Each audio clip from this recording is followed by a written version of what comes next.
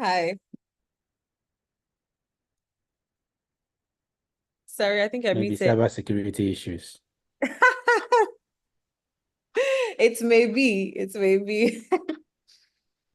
So where was I?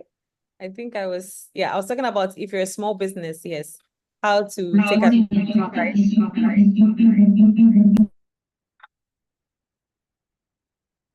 Hello? I think you are muted.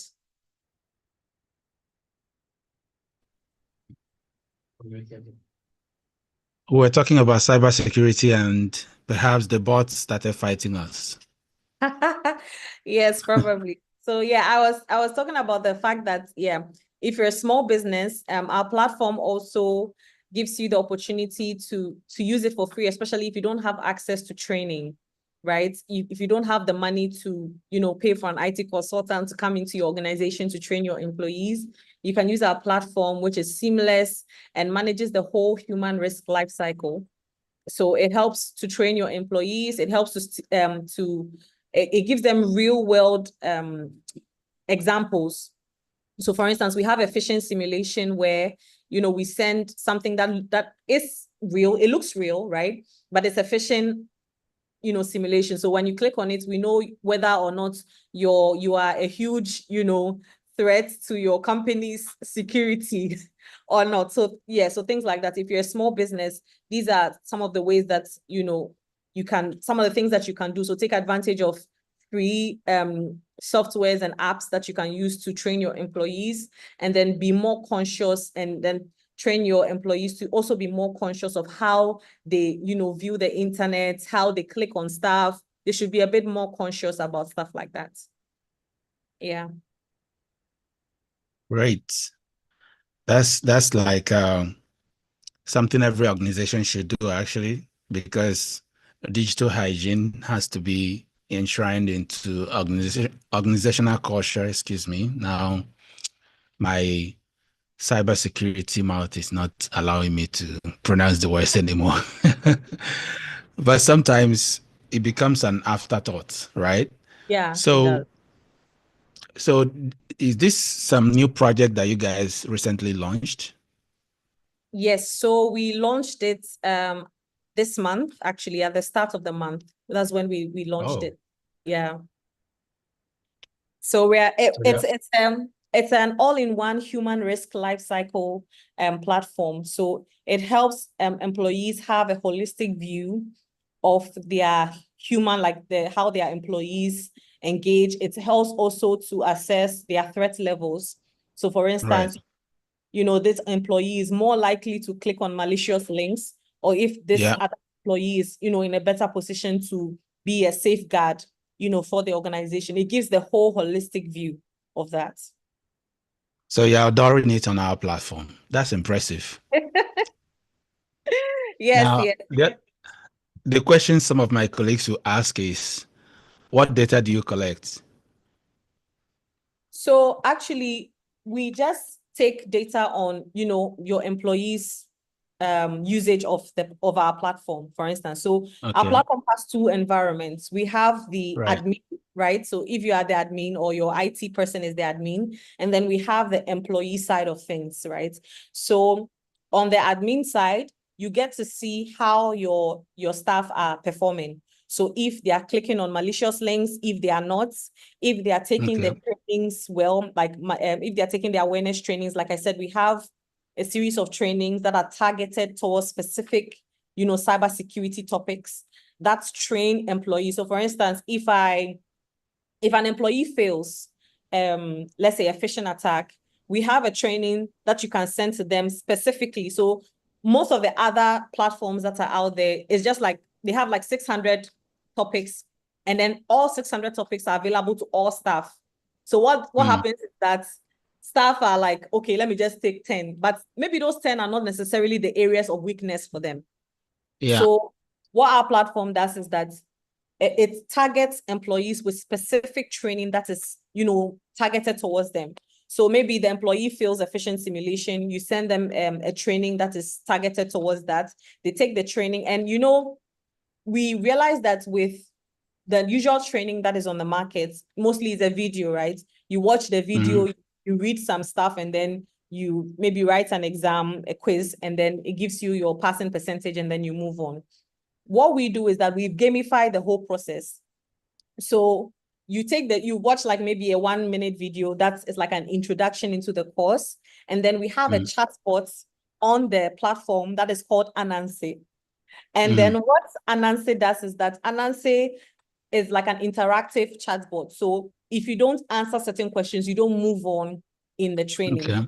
So it engages you at different points to make sure that you are listening or you are reading what is, there for you to learn. And then from there, you can fill in the quiz and then you can pass the course. So that's how different our training module is from what is actually on the market. We are not just focused on, okay, we want you to take this course for taking sake, but we are more concerned with how well are the staff assimilating or taking in the training. Are they really learning? Is the training going to really impact your organization? I think that is our main concern. Yeah, with the platform. Yeah, the marketing side sounds interesting. The other side is before you would determine that, say, Kweku is vulnerable for, maybe account takeover.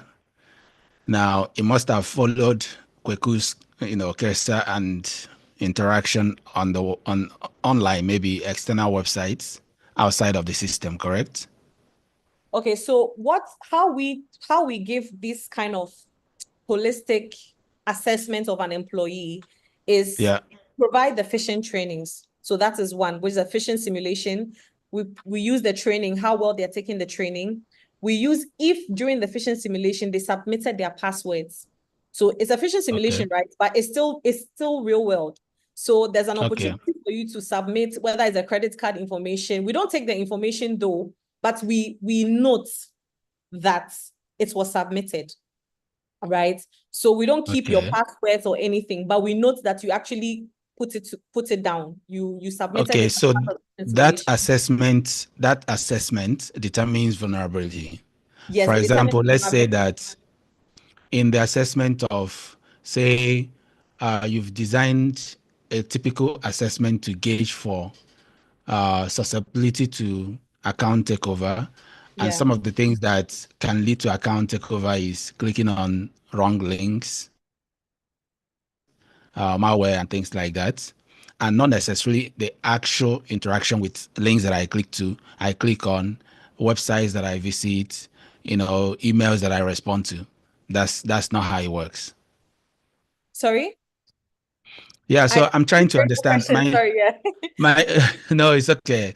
My initial comprehension is that I install the software on my system or the application on my system, and then it follows me on every interaction I make on my system. And with that, it creates a profile for me. I got that wrong, correct? Yeah, so it does that, but it's not intrusive, right? So it doesn't necessarily follow open your company documents or your company. No, it doesn't do that. So what the platform does. Obviously, there's an identifier that is created to monitor all the documents and interactions that I make and determine risk profile. And then with that, it will categorize all the aggregates and define whether or not there is any kind of alert. So Correct? let me show you let me give you like an example of what the platform does, right? It's not so intrusive. What it does is that, for instance, you're an employee with, let's say, Netflix, right? And then you're on our platform. So we send out, first of all, your company provides your email address and everything. So we enroll you in a phishing simulation. That's the first part of it. And then we note, you can note whether or not an employee has a 2-factor authentication activated, right? So we can determine that. So if, first of all, you don't have a 2-factor authentication done, right? You fail a phishing simulation, you provide your password. And then we also have, even though we don't keep the passwords, but our system can determine if your password is weak or strong. You understand? If your password is a weak password or a strong password. So if so, like whoever your name is, you failed a phishing simulation, you provided your data, meaning that the hacker or whoever it is has your password, right? Aside from having your password, you don't have your two-factor authentication activated. What this means is that even if maybe your password is compromised, if a hacker wants to have access to your email and you have a 2FA activated, it will still come to another device to confirm if it's really you before giving access to a third party. But if you don't have that activated, it means that once the hacker has your password, that is it for you. You have just handed access to your organization's, like internal team. You just handed it over on a silver platter to a hacker. So these are some of the things that we look out for. And then we also have the data breach and monitoring aspect of our platform, which is like a separate module. And what that does is that it monitors on the dark web, on the general internet, if there is a breach. So aside from our phishing simulations, There's a crawler assigned. Sorry, yes. So we kind of track, has your company's data been leaked somewhere? Has somebody's password been leaked somewhere? Are we seeing somebody's email? So maybe at Joyce, at my organization, is it leaked somewhere? Has the password gone out somewhere? Do I see sensitive data somewhere? And then we alert whoever is the admin or the IT to deal with the information. So that's also another side of things that we do. Joyce, you're a marketer. From your presentation, it sounds great.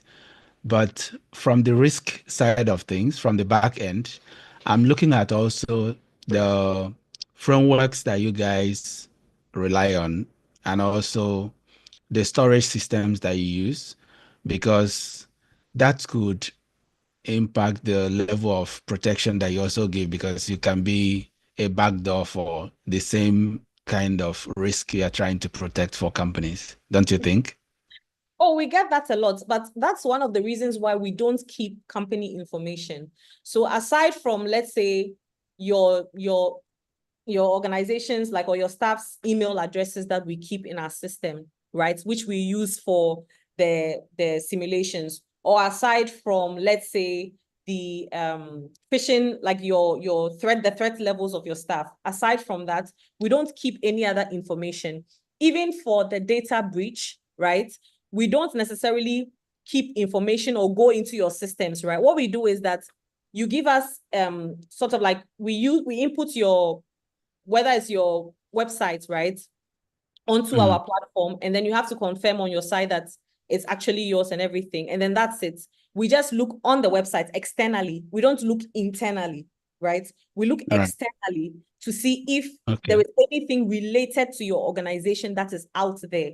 And so our software just says that, okay, because of this website, we are tracking. Is there anything related to this organization that is out there? So we don't track internally. We just look externally for breaches.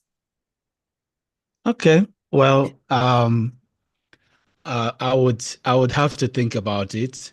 But as I said, you're a good marketer. So Yes, from and then where you sit, it whilst we are sounds all flourishing and flamboyant.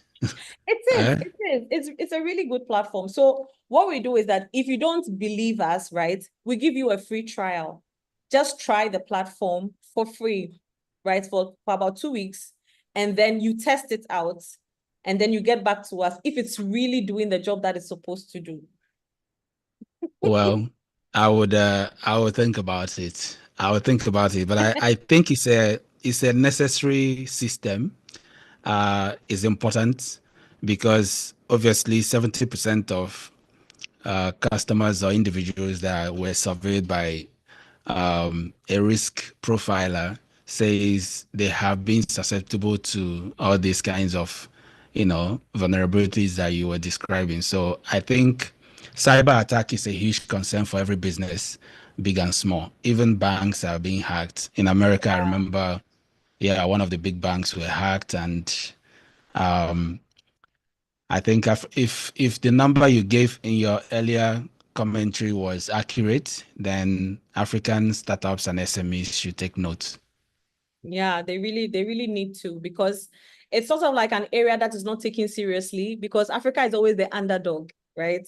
So Well, always behind in technological advancements. We are always behind in, economic advancement. So we do not believe that we are attractive to hackers, or people would even be concerned well, with well, that. I think also maybe or maybe not, because some of these technology were built by African brains or with African Yeah. brains.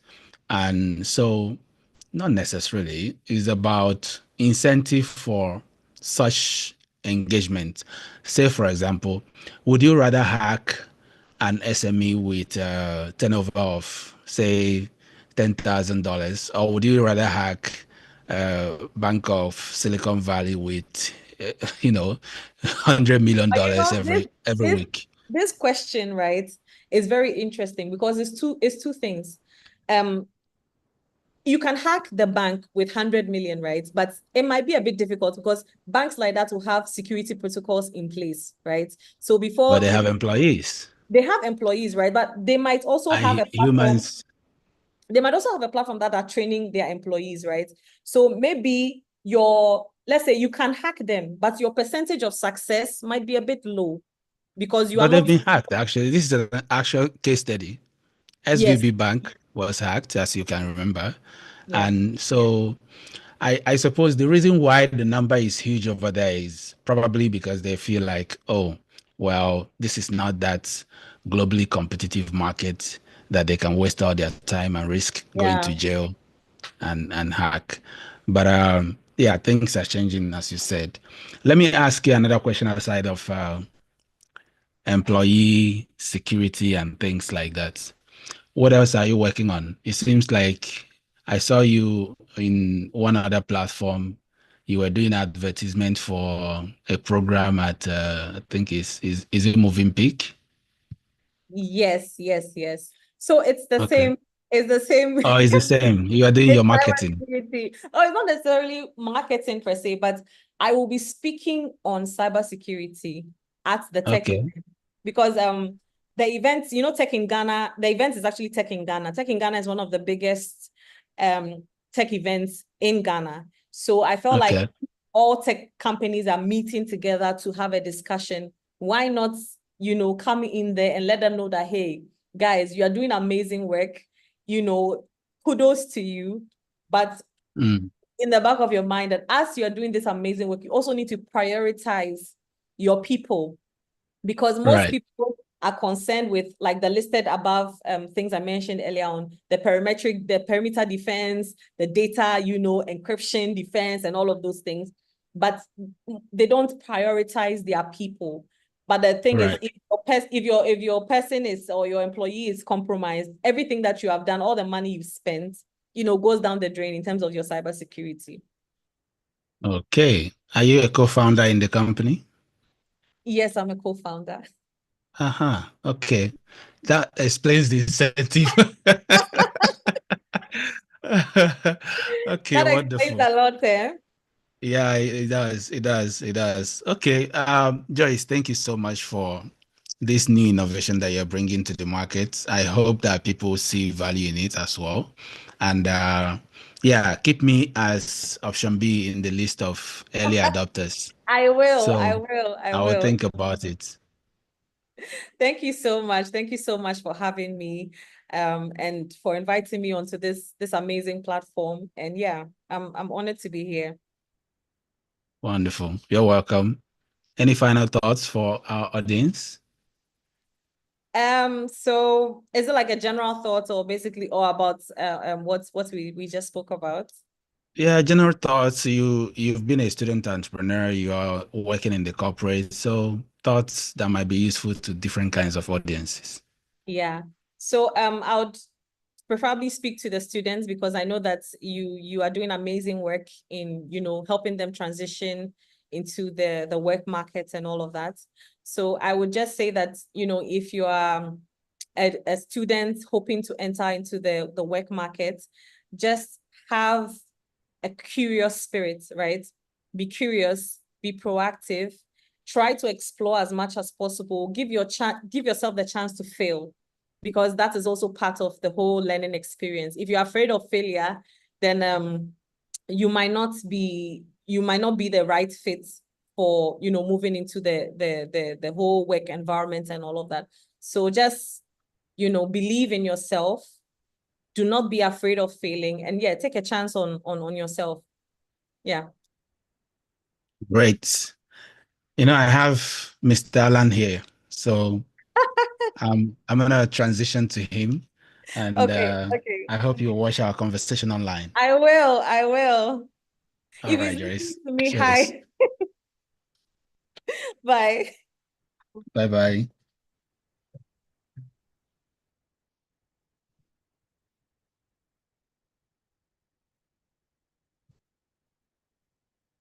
Wonderful. Very, very good. Thank you.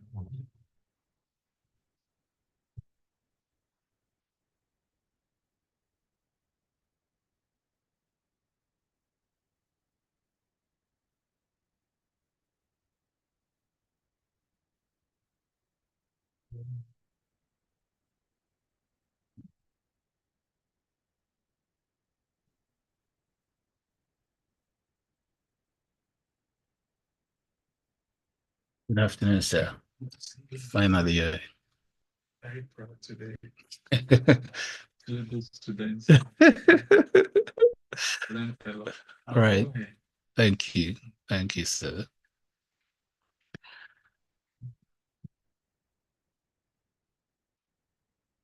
TV is off. Tosin,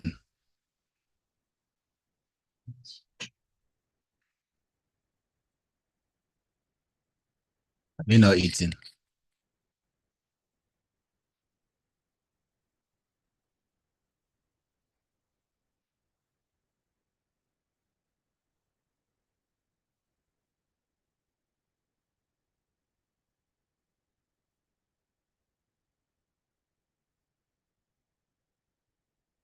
My life.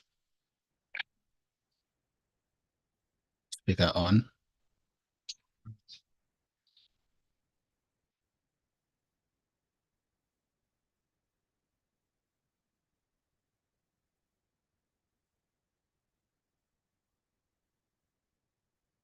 All right. Ladies and gentlemen, good afternoon again, and welcome back to our flow. Today, I'm with, right now, I'm with my former academic counselor, Mr. Alan Jumo Sapong. I used to lecture at Radford still. Yeah. Okay, great. Business. Right. The lecturer, business administration. Is it HOD? How do I introduce you? No, no. Please introduce yourself to our audience. Okay, so today I'm here to talk about environment. So we have an NGO called Friends of River, Right. water bodies. So we talk about protection of environment, specifically water bodies. So Right. I'm the Greater Accra coordinator. Okay. Yeah, so we have offices across the country. Right. We have friends, so everybody joins Right. across the world. Today we'll have a very long form conversation. We'll talk about environmental protection for sustainable living subsequently, but I have lots of questions I want to ask you as intro. But let's begin with your student entrepreneurism. Let's begin with your academics. When was the first time it occurred to you that you want to be a lecturer? So I got into it by, let's say, by accident. With a young guy following my late cousin, who is the main founder of Breathwork, my senior brother. Right. So going around, they were doing business, so I'll be doing the documentation and pushing around. So one day we came back from one of our meetings at the ministry, and then they decided that we have to go into school. We have to set up a university. So we started the process, and I was part of it, all the documentation and everything, but I never thought I was going to be part of it. I thought we were just going to set it up. All of us would stay at home and then we just employ people to work for us. But when we launched it, and I mean, things were initially not going the way, so all of us decided to get involved. And I didn't want to get into administration, so I decided that then I opted to lecture part-time. And then as time went on, I mean, I practically go there in the morning and you're there. Yeah. You don't even leave. So Right. then I transitioned into the lecturing, full-time lecturing, Right. and I enjoyed it. Right. So I don't know whether you have further questions. Yeah, I have lots of questions actually. You know, you started your academics here in Ghana or in the UK? No, I started in Ghana. I finished Bishop Edmund College. Okay. Before I went to the UK. Right. So if I was a classmate of yours when you were 12, 13, how would I perceive you? Very calm, collected, and very reserved. Right. Academician, always in the books. Yes, always with a book. And I was a senior prefect when I was in primary school. So Right. you can imagine. Always leading us. Sorry. Also a leader. Yeah, I was a leader from there. Right. And I also love sports. I used to play football. Football. Which wing did you play? I was a striker. I was there, so I didn't want to get that clear. Right. So, Did you score a lot of goals? yeah, I used to score. So Right. for sure. It's hard for people to believe that Right. I used to play football when I was younger. Right. But I even played for we used to have, I think, under 12 tournament. Right. I used to play in a team. We used Right. to play a whole league. Right. Yes. Impressive. So, assuming that you were not in the profession you are today, would you have opted for football?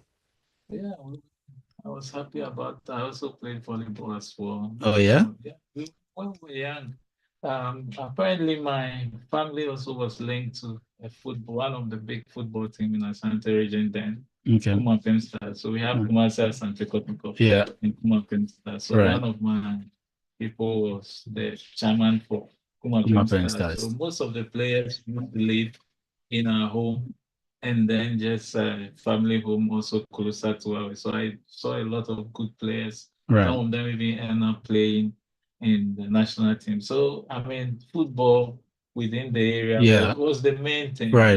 He aspired to be like this player, Bedipele, Yeah. this one. Yes. So That's I impressive. could have been a football. How did it change? So I moved from Ashanti region, then I came to Greater Accra. So the Right. dynamics Changed. Yeah, so I was detached from football. We're mostly indoors. Right. Even if you play within The compound. compound. Right. We hardly go out. Then university time came. Yes, so we went to secondary school, university time came, and then my cousins were three, and then one decided to go to K University. Right. Then one opted for Canada. And Right. then I also went to the UK. Okay. How did the decision for UK come about? In fact, when I was in secondary school and we were about writing the WASI, or I don't know whether I call it WASI now, the SSE. Right. I just felt that I within school in Ghana or tertiary in Ghana. I just felt so. When the results came, instead of looking for school in Ghana, I started attending classes to write SAT. So it's either the UK or the US. Okay. So I started doing. Then I do LCCI, which is also London of Chambers of Commerce. It's also an entry just tertiary in the UK. Yeah. So then the LCCI came. It was a very good result. Right. How was how was your experience of UK, your first impressions when you arrived UK? It was very cool. Cool. But I'll tell you a story. Yeah. So I was supposed to go and live with my auntie. Right. So when I got everything and then I took off from here, I got to the airport I think there was miscommunication about the timing, Right. and there was nobody there to pick me. So, and I was young at that time, but something told me you have to go. I didn't know where my auntie lived in London, Wow. but I had to go home. Yeah. So I joined the train. I asked. Then I got out of the train station at Tutimbe, took a bus. Then apparently she said, "Okay, we live about 3 stops away from the main train, the Tutimbe train station." So instead of starting from where I took the bus, I started from where I took the bus. So I alighted a bus stop earlier. So what? So, okay, so opposite that there's this trees and there's a house inside the tree. I didn't see that because I got up quite early. Yeah. So I said, okay, so let me try. So I walked. So it's quite cold. I walked to the next bus stop. Then I saw the trees. Right. So I had a coin and then I put it in that was the first time I used coin paper, coin, whatever I was able to use it. Then I called my auntie's son picked. And I said, I'm at the bus stop opposite the house, if that's right. It's okay, then I'll come out, I'll raise my hands. If you see me, then you cross and come. So he came out, he ran. Then I knew that you're at the I right was place. safe. And Right. then, so my auntie came and said, hey, even people who have come here 10 times, every day we have to pick them. Wow. So she used to call me a wonder boy. Right. Right. So Monday, that was, I think, a weekend. So Monday, then we had to go to school. Right. So we joined the bus early in the morning. We went to City of London College. It's in the city center. Right. And I went through all the processes. Apparently, when I got to the reception, they said, "Oh, you're here. We have been waiting for you." They know you were coming. I was coming, yeah. But I didn't arrange to be picked. No. Right. So they were wondering how I was going to come. So I told them I came to stay with my aunt. Okay. So we went through all the processes, and then the next week I was in school. That's impressive. The determination to live where you were, even with incomplete address. Where did that come from? So when I was growing up, I told you when I relocated to Accra, we were indoor, but my family was also into business. Right. We're pushing. Right. So I used to go to the office to manage the office on weekends. Right. Because weekends, the main workers are at home, so we have to sell. Right. So Right. sometimes even when sales are bad during the week, it's weekends that you make up for it. Yeah, we make up. And I will be there. I'll count the money. I'll write the invoices. Yeah. So then we go to construction site. So Right. as it were, already aware of. push up, and then so we're ready to face right situations as it comes. And I didn't panic. And then I was just maybe I was naive, but I just ignorance is bliss. So later got to know how big and large the place is. That it was a big gamble, but I didn't see it like that. Right. That's impressive. Now you start your academics and life in London starts. Yes, life started. So I moved from my auntie. Yeah, she was living a bit far, so I went to live in Zone 2 with my cousin. Okay. The roller coaster journey. Right. Tell us about it.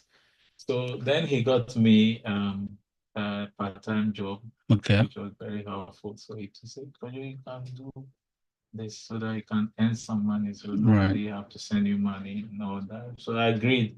And then he took me to the city center. So it was quite close to my workplace. Then he got me a security receptionist job that was staff. Yeah. So wake up. So I used to work at night. Right. So after school, then I will, as it were, go to work, stay at night. So during my break time, 1 hour break, then I'll go and do my homework. Right. Or if I had any assignment or what I do, then I'll do it. Then I'll come back to my post. When I close in the morning, sometimes if classes are early, then I'll take my shower at the workplace and go back. So sometimes a whole week or two, I've never seen my bed at home. Right. So it's just homework, and sometimes it becomes very, very tiring. But the money too was good. So Yeah. and my boss too was very, very good. She realized I was a student, and I was a bit flexible too. Sometimes I have to do extra work when people fall sick. I can travel even to as far as maybe outside London and go and help. So I was somebody that she really liked. She always used to say that you're very honest. When you tell me something, I will find it. Yeah. So that really, really helped. Right. So did that also translate to your performance in school? I mean, that's a school I was determined to, as it were, to make it. So Yeah. I didn't let anything come in between. Right. So I used to learn. So when I go back to school after the first class, I'll go to the library. Right. And I had a very good friend who is nice, very senior police officer. We used to go to City Library, one of the biggest library in the world. So the resources were there. Right. Yeah, for us to learn, and we didn't compromise that at all. You know, Fifi, he was here yesterday. He had his interview yesterday. And back then in school, he told us a story of how he graduated first class, you know, with his unique reading comprehension formula. Did you have something like that? So what I used to do, and I even tell students today, is that my strategy was that when you are taught and you go back home, go back and read those things that you've learned for the day. At least take some 30 minutes to go through. It sinks. Yeah. And it lasts longer than when you leave it and then you leave it to revision. So that was my strategy. Right. And then I also love to read and read articles around whatever I've been taught. And sometimes I even go ahead with the slides that one of my best strategies too that these days students don't do. When I'm giving the material, I'll go ahead. So when the teacher or the lecturer comes in and they're explaining, I get better understanding. Then I can also ask questions to clarify the things that, unlike you go and leave it there, or they come, they teach you, you go and read back, they are moving to another topic. Right. You can't go back asking questions about what has been discussing. So that was then, but I was also determined. Right.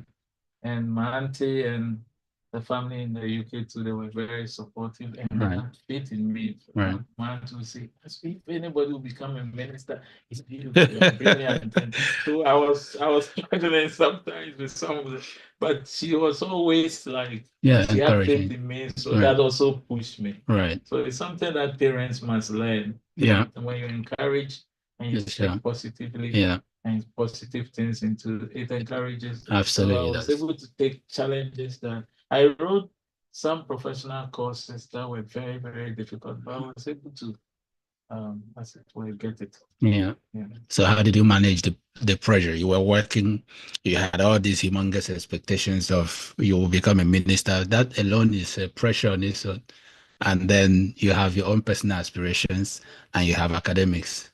Yeah. So I mean, yes, it was pressure, but I saw the pressure as a positive one. Right. And I was also looking back and thinking that, look, I mean, you came from Ghana and everybody knows you came to speak up behind. Right. So I was able to just maneuver. And I'm somebody that, well, one of the criticisms that I have always have from people who are closer to me is that I'm able to take pain.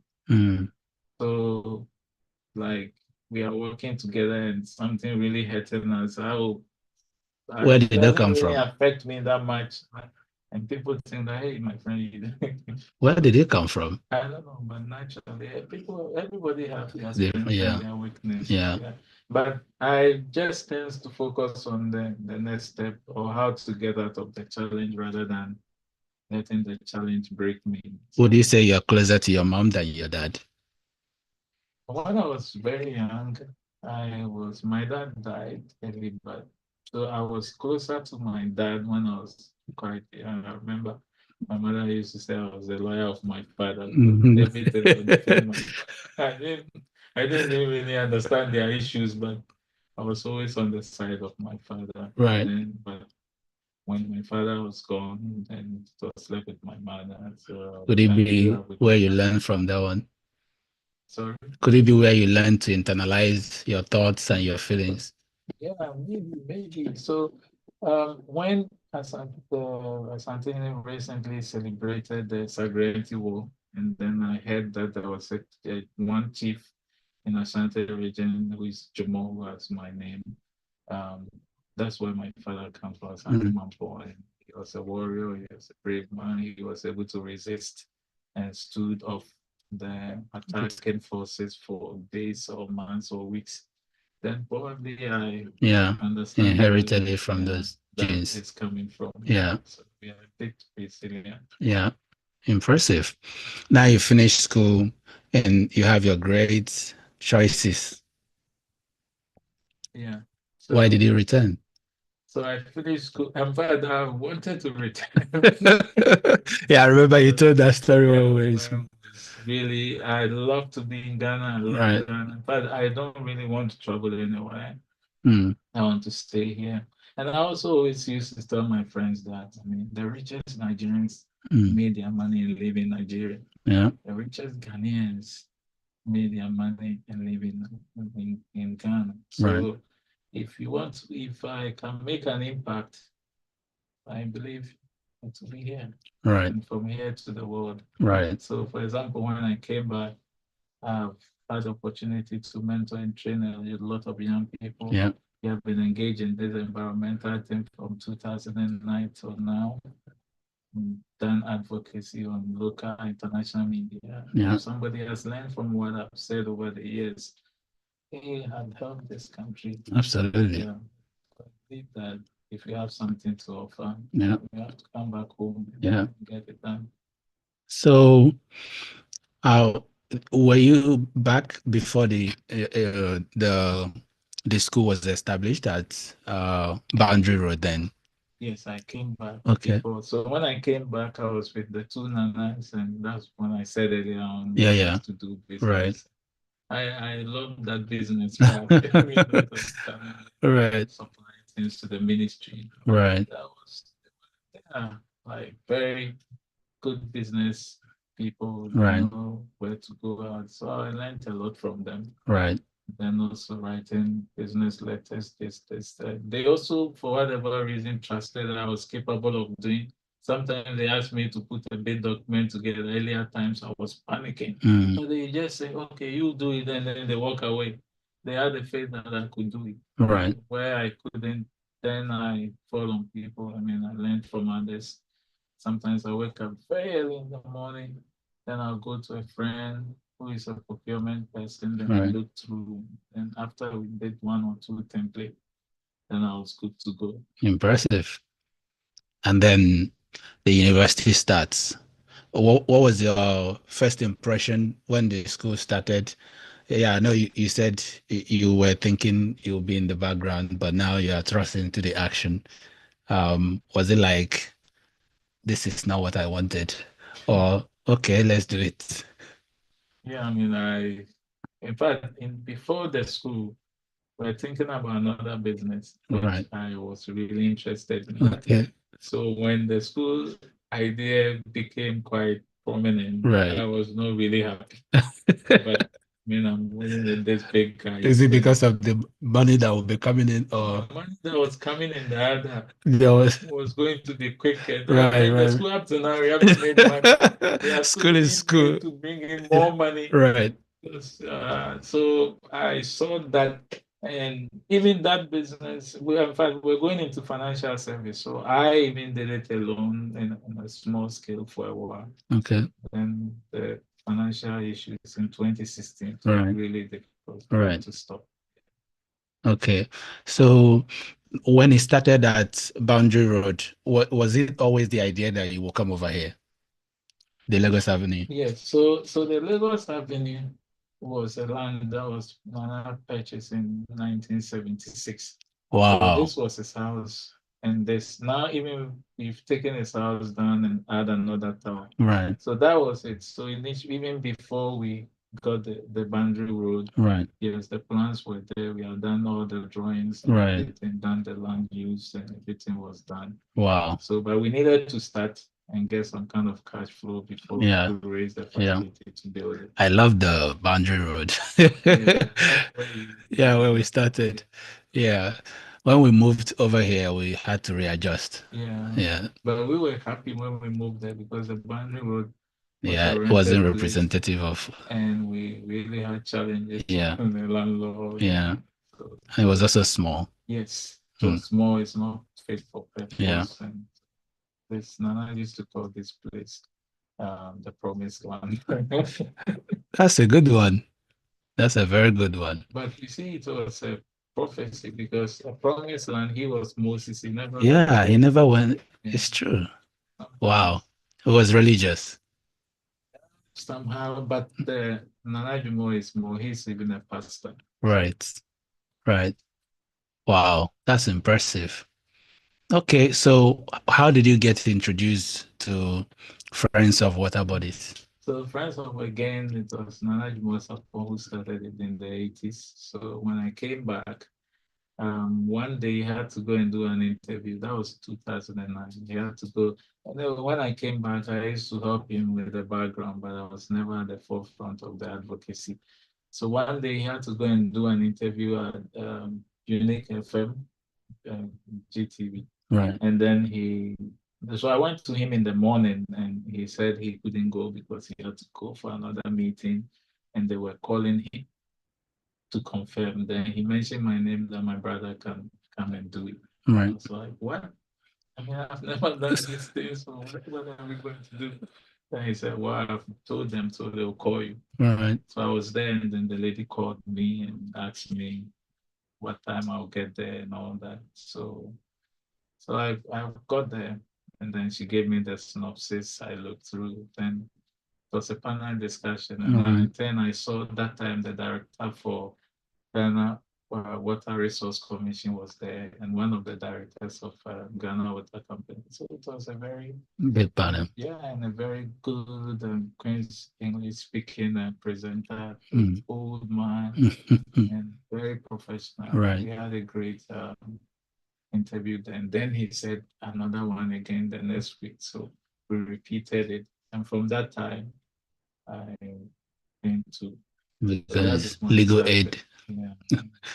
Go to the site to see distractions and see what we can do, planting trees and all that. Impressive. So now the school is growing and the building is now established. What next? Yeah, so the school, so we did the new building was done. And then the students were there. Yeah. Transition. Were moved there. Yeah. And then they got adjusted and then the school kept going. But we had to do, the design was double towers, but we did one tower. Then we had to, even the first tower, so it was from the basement to the 5th floor, but it had to be up to 7th floor. So we had to do the 6th and the 7th. Then after that, we raised another money to do the second tower, which had our car park, 2 floors, our car park, which was the requirement from the AMA and then accreditation then. So we are on till COVID came, it affected everything. Right. So the numbers went down, but we are working hard to bring it back. So every day, so as I'm talking to you yesterday, I was like, okay, I mean, it never stops. Every day. When I was sitting there, the new president was calling me. He said, Cape Coast, we're trying to do new programs so that we can attract new students. More students. So it's very tough. How is the competition in higher education now? Because the COVID affected everybody. I see that also at HSC, their numbers reduced as well.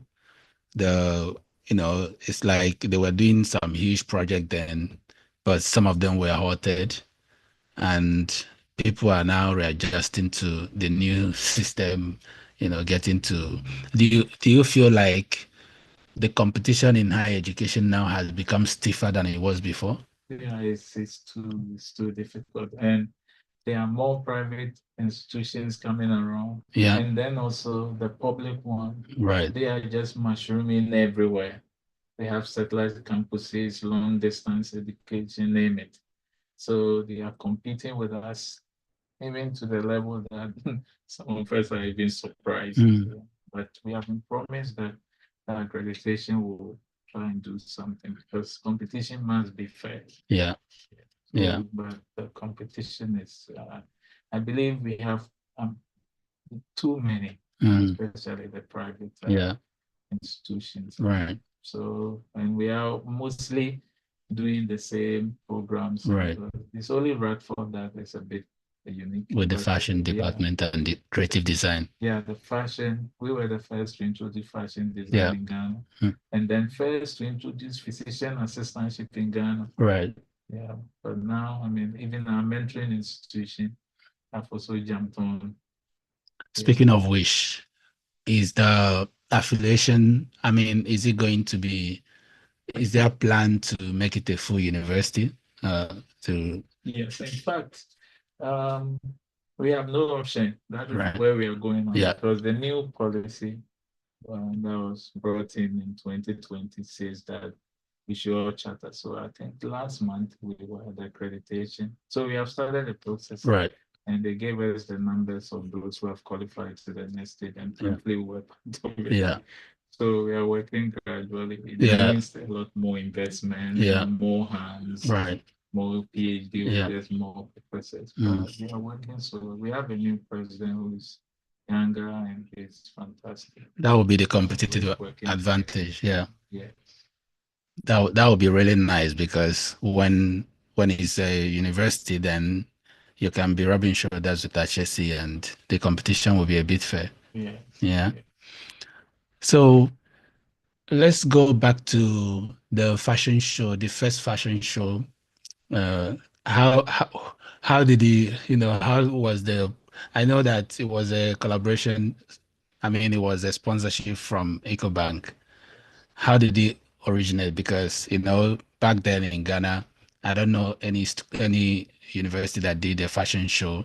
Fashion show was always done by Glaze magazine. Yeah. But then Radford introduced the fashion show and it became like something superlative for everybody. Yeah. Okay. It was so when we introduced the degree in fashion.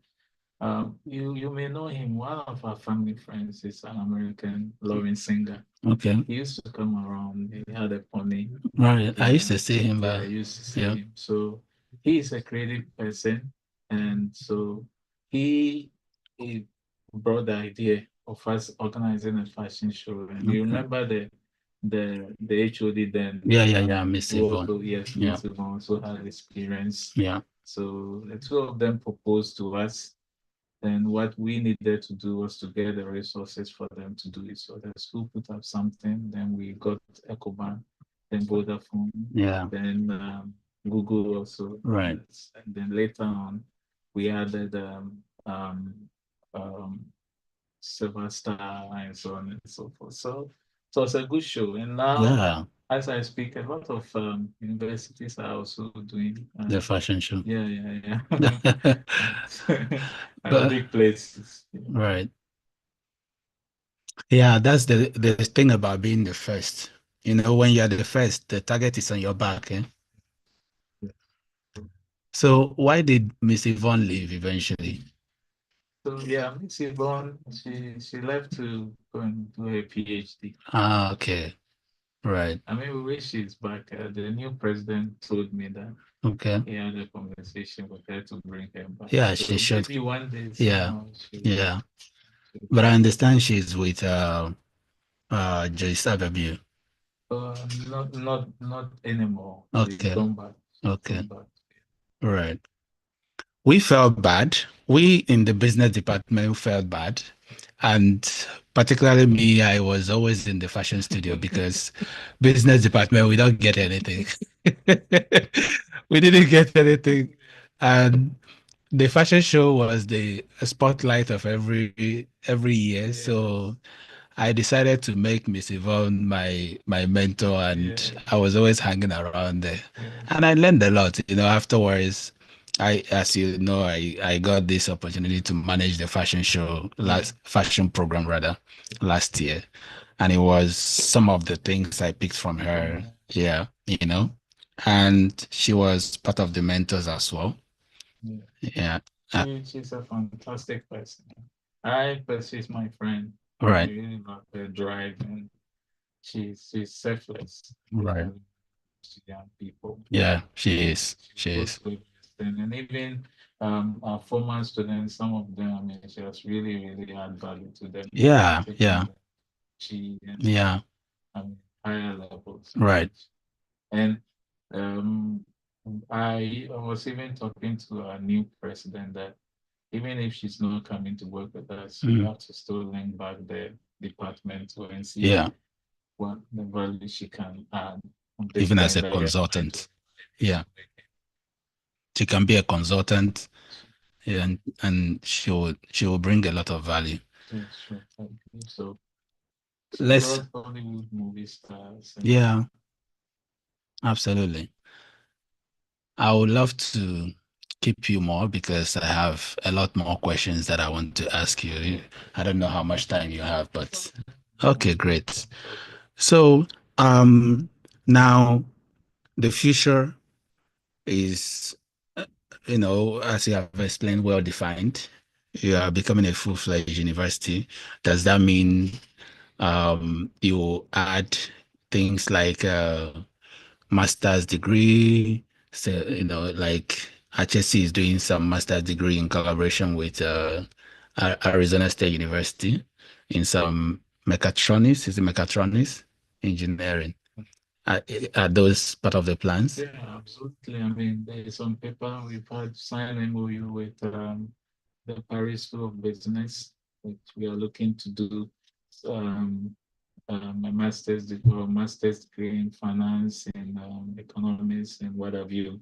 And it's 2 years, so 1 year at Bradford and 1 year in Paris. Transition. And we have also signed agreement with some Bulgarian universities. They're also looking, I mean, they are also an EU country. Yeah.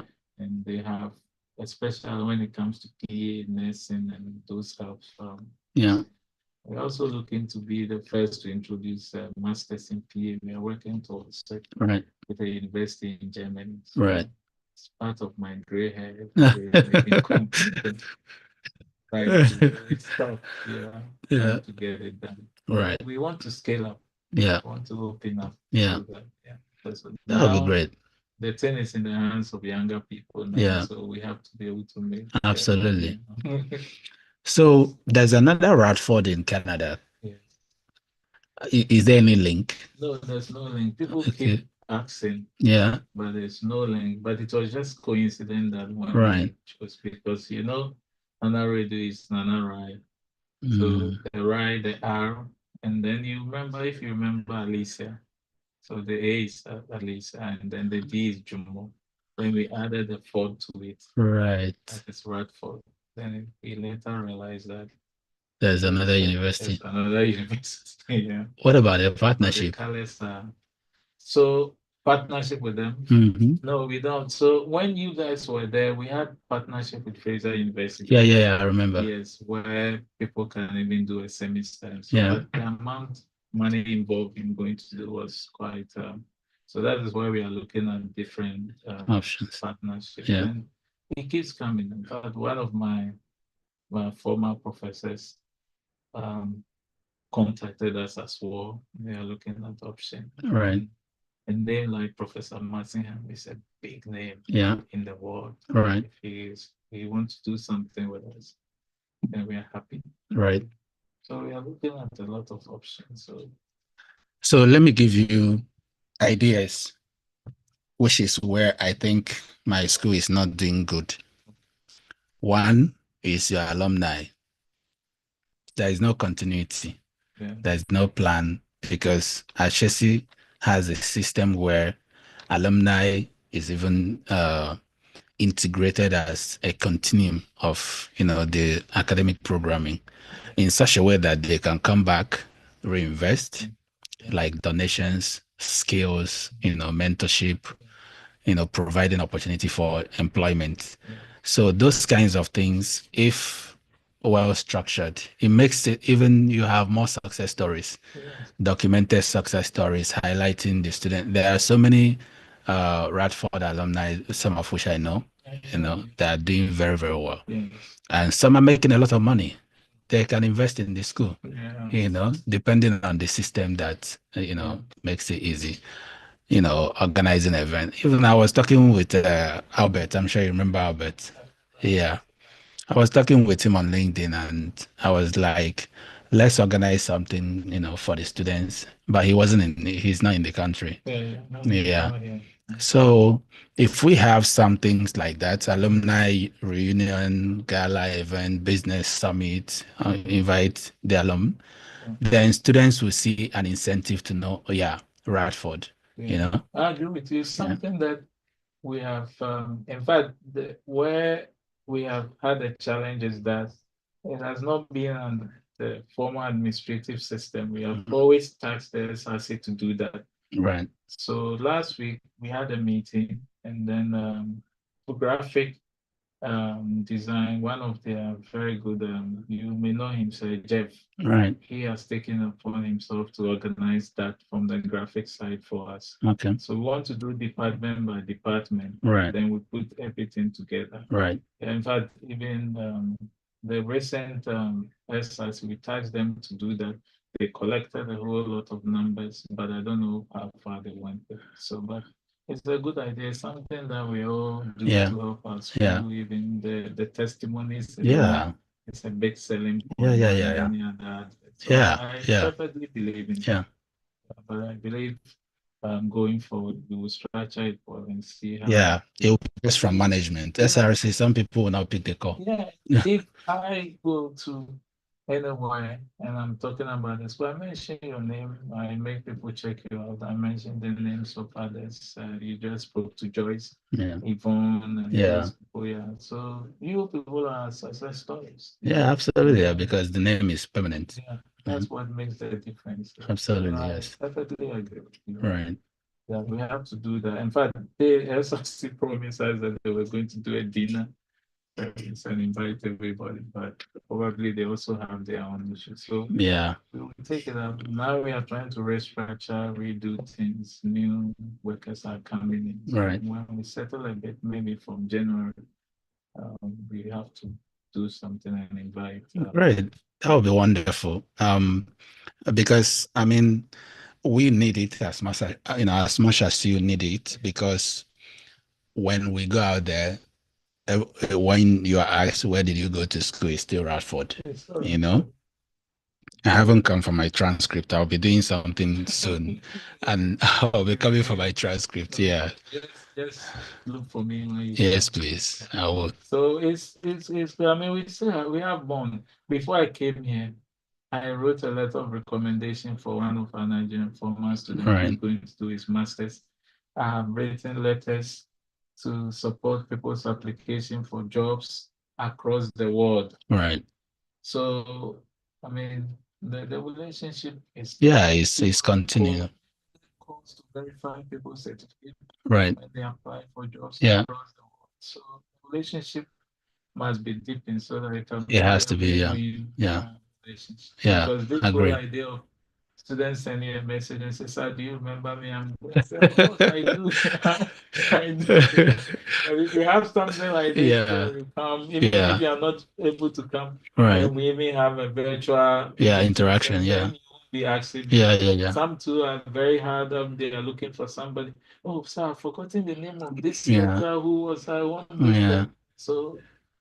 So it's good. Well, it's a good proposal. Right. Yes, please. Wow. It's been a wonderful conversation. We have 15 minutes more. So let's transition to a subject that you may or may not like, politics. Are you into politics? No.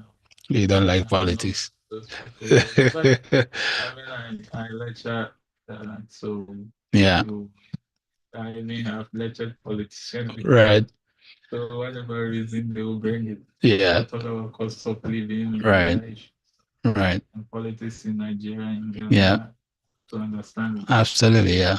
So looking at the upcoming election, what do you think? Yeah, so I mean, what I believe is that we should all seek peace first. Because in the end, the two political parties, they have all been in power before. Yeah. And as it were, it's what it is. Yeah. So what we should not jeopardize is our peace. Let's go peacefully, choose whoever you want. If you believe they can make the country better, vote for them. If you think his face look nice, people have diverse reason for voting. But for me, I don't really get excited about this whole politics thing. Yeah. But there's no change in it. They keep coming and going, keep coming and going. And we just go back, come forward, and we have not really had a big impact. So that is why politics doesn't really excite me at all. Is it because you're rich? Whatever happens, you can still make your living? No. Yeah, because if but the issue is this.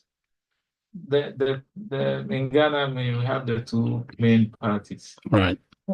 They have come and gone, come and gone, come and gone. And the GDPs are the same, the inflation is the same, all the indicators. It doesn't seem to change. And the allegations of corruption, malfeasance, this, that, it's the same, repeated again, again, again, again. And so if I wish it to be better. We should be talking about maybe a quantum leap. You did a program like that. Quantum leap. Yeah, but I don't seem to see that. And everybody believes. So for me, when I see even people jumping and getting excited about political parties and I ask them, so do you think they can change anything or change your life?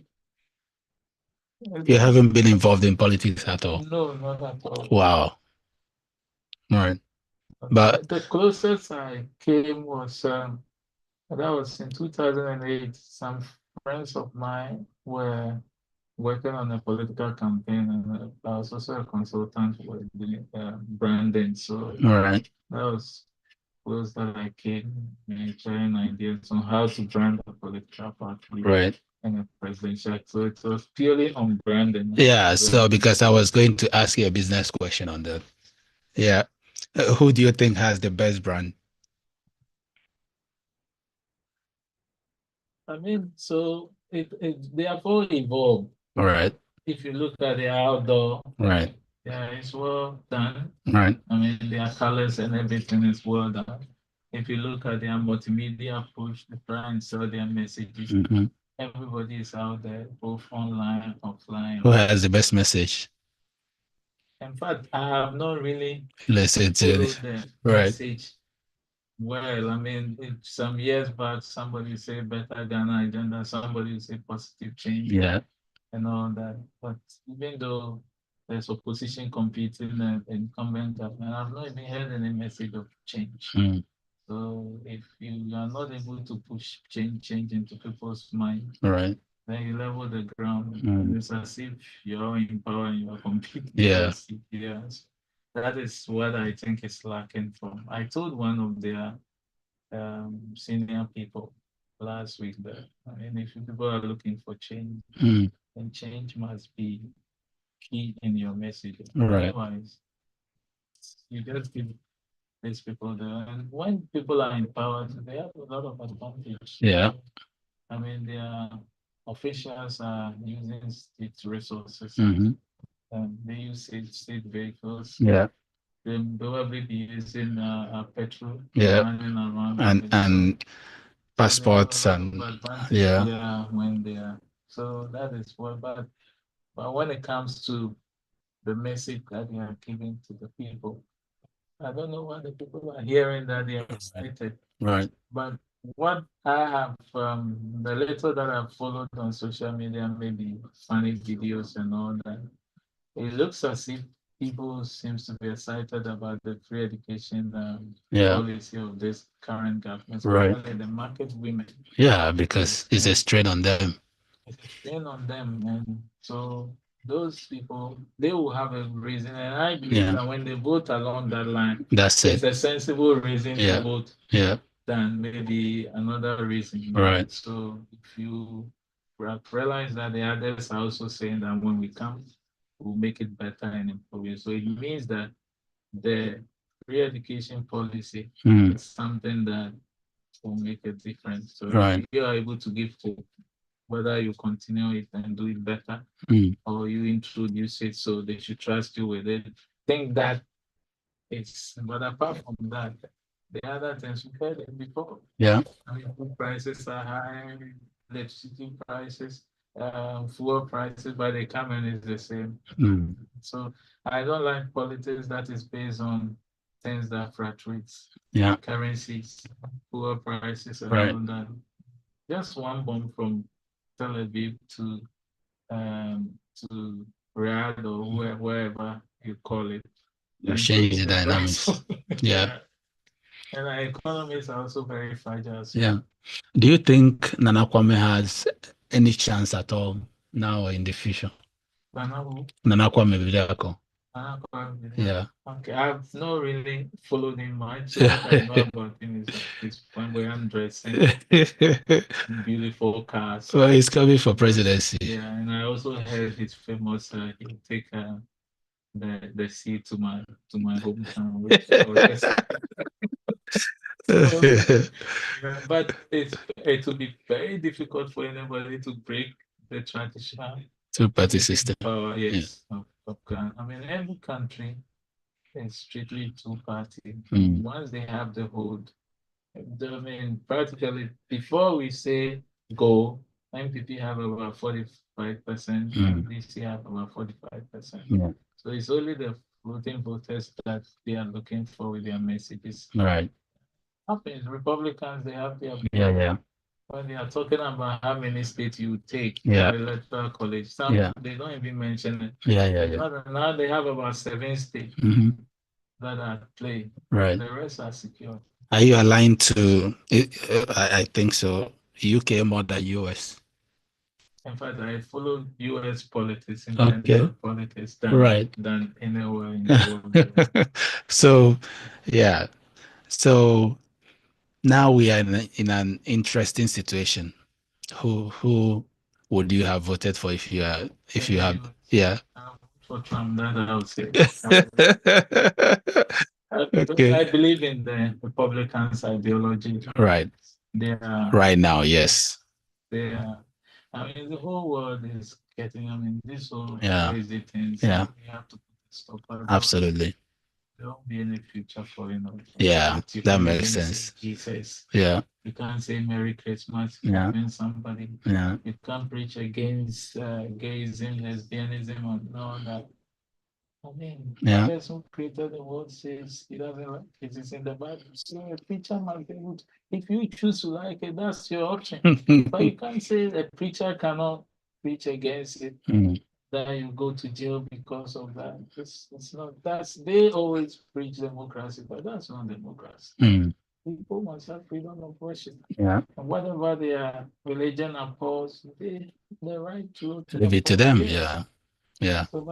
So and that's why I like, and I also believe that the whole world is becoming too chaotic. Yeah. We need a very strong leadership from the US to be able to, and I believe Donald Trump can. Yeah. That's what it is to do. Right. People have problem with him, but for me, I look at people's positives. Yeah. The policy angle, the agenda is clear. Yes. Yeah. Yeah. Yes, I am an environmentalist. We are talking about climate change and all that. Yeah. But sometimes it's blown out of proportion. Right. Care is not taken. It can be used as a vehicle to cripple a lot of countries and so that others will rise and Yeah. So we have to keep a balance. Right. His argument was that when he didn't accept the Green New Deal, he had the best environment and cleaner air. Yeah. If somebody have contrary view, bring it. Yeah. Let's debate it and Right. let's look at the figures. The figures are there. Right. So we have to stand for what we believe in. Absolutely. Absolutely. Yeah. Wow. It's been an honor, having you go through these topics. Now we are coming to the close of our conversation, and let's talk about, youth issues and how young people can actually play a role. In your opinion, do you think the youth have, let's start from the education system. There has been a, as you would have also been part of that conversation, a lot of blame on the education system, rightfully so to some point, that the youth come out from universities without the requisite skills, either to start a business or to find jobs. Let's start with that premise. Do you think is in the right order that education systems are seemingly uh, failing the graduates that they churn out? Yeah, it's a conversation that, when we meet as lecturers, academicians, we judge on it. And so we ask ourselves that. So the question that I always ask is, yes, educational system may not be as good or to the level that we want it to be, but if you take Ghana, for example, it is this same education system that has produced the doctors, the nurses, the engineers, and what have you. And the curriculum that we use here to teach is the same as curriculum that is used. In fact, most of our books in our libraries and universities are foreign books. Mm. The slides that we use, everything, if you are putting up today, I was putting up a course outline. I was checking universities across the world to be able to put something together. I believe that it is not about what we are learning in school, but it is about who we are and our attitude towards things. Students, young people's attitude towards work, towards learning, and all that. One of our lecturers, Mr. Watson, also schooled in the UK. He was telling the students that they used to be given a lot of assignment, but woe betides you if you fail. But Ghanaian students will be coming with excuses. Mm. So if we don't change our attitude towards things, attitude towards learning, then it doesn't matter. We can develop the best curriculum.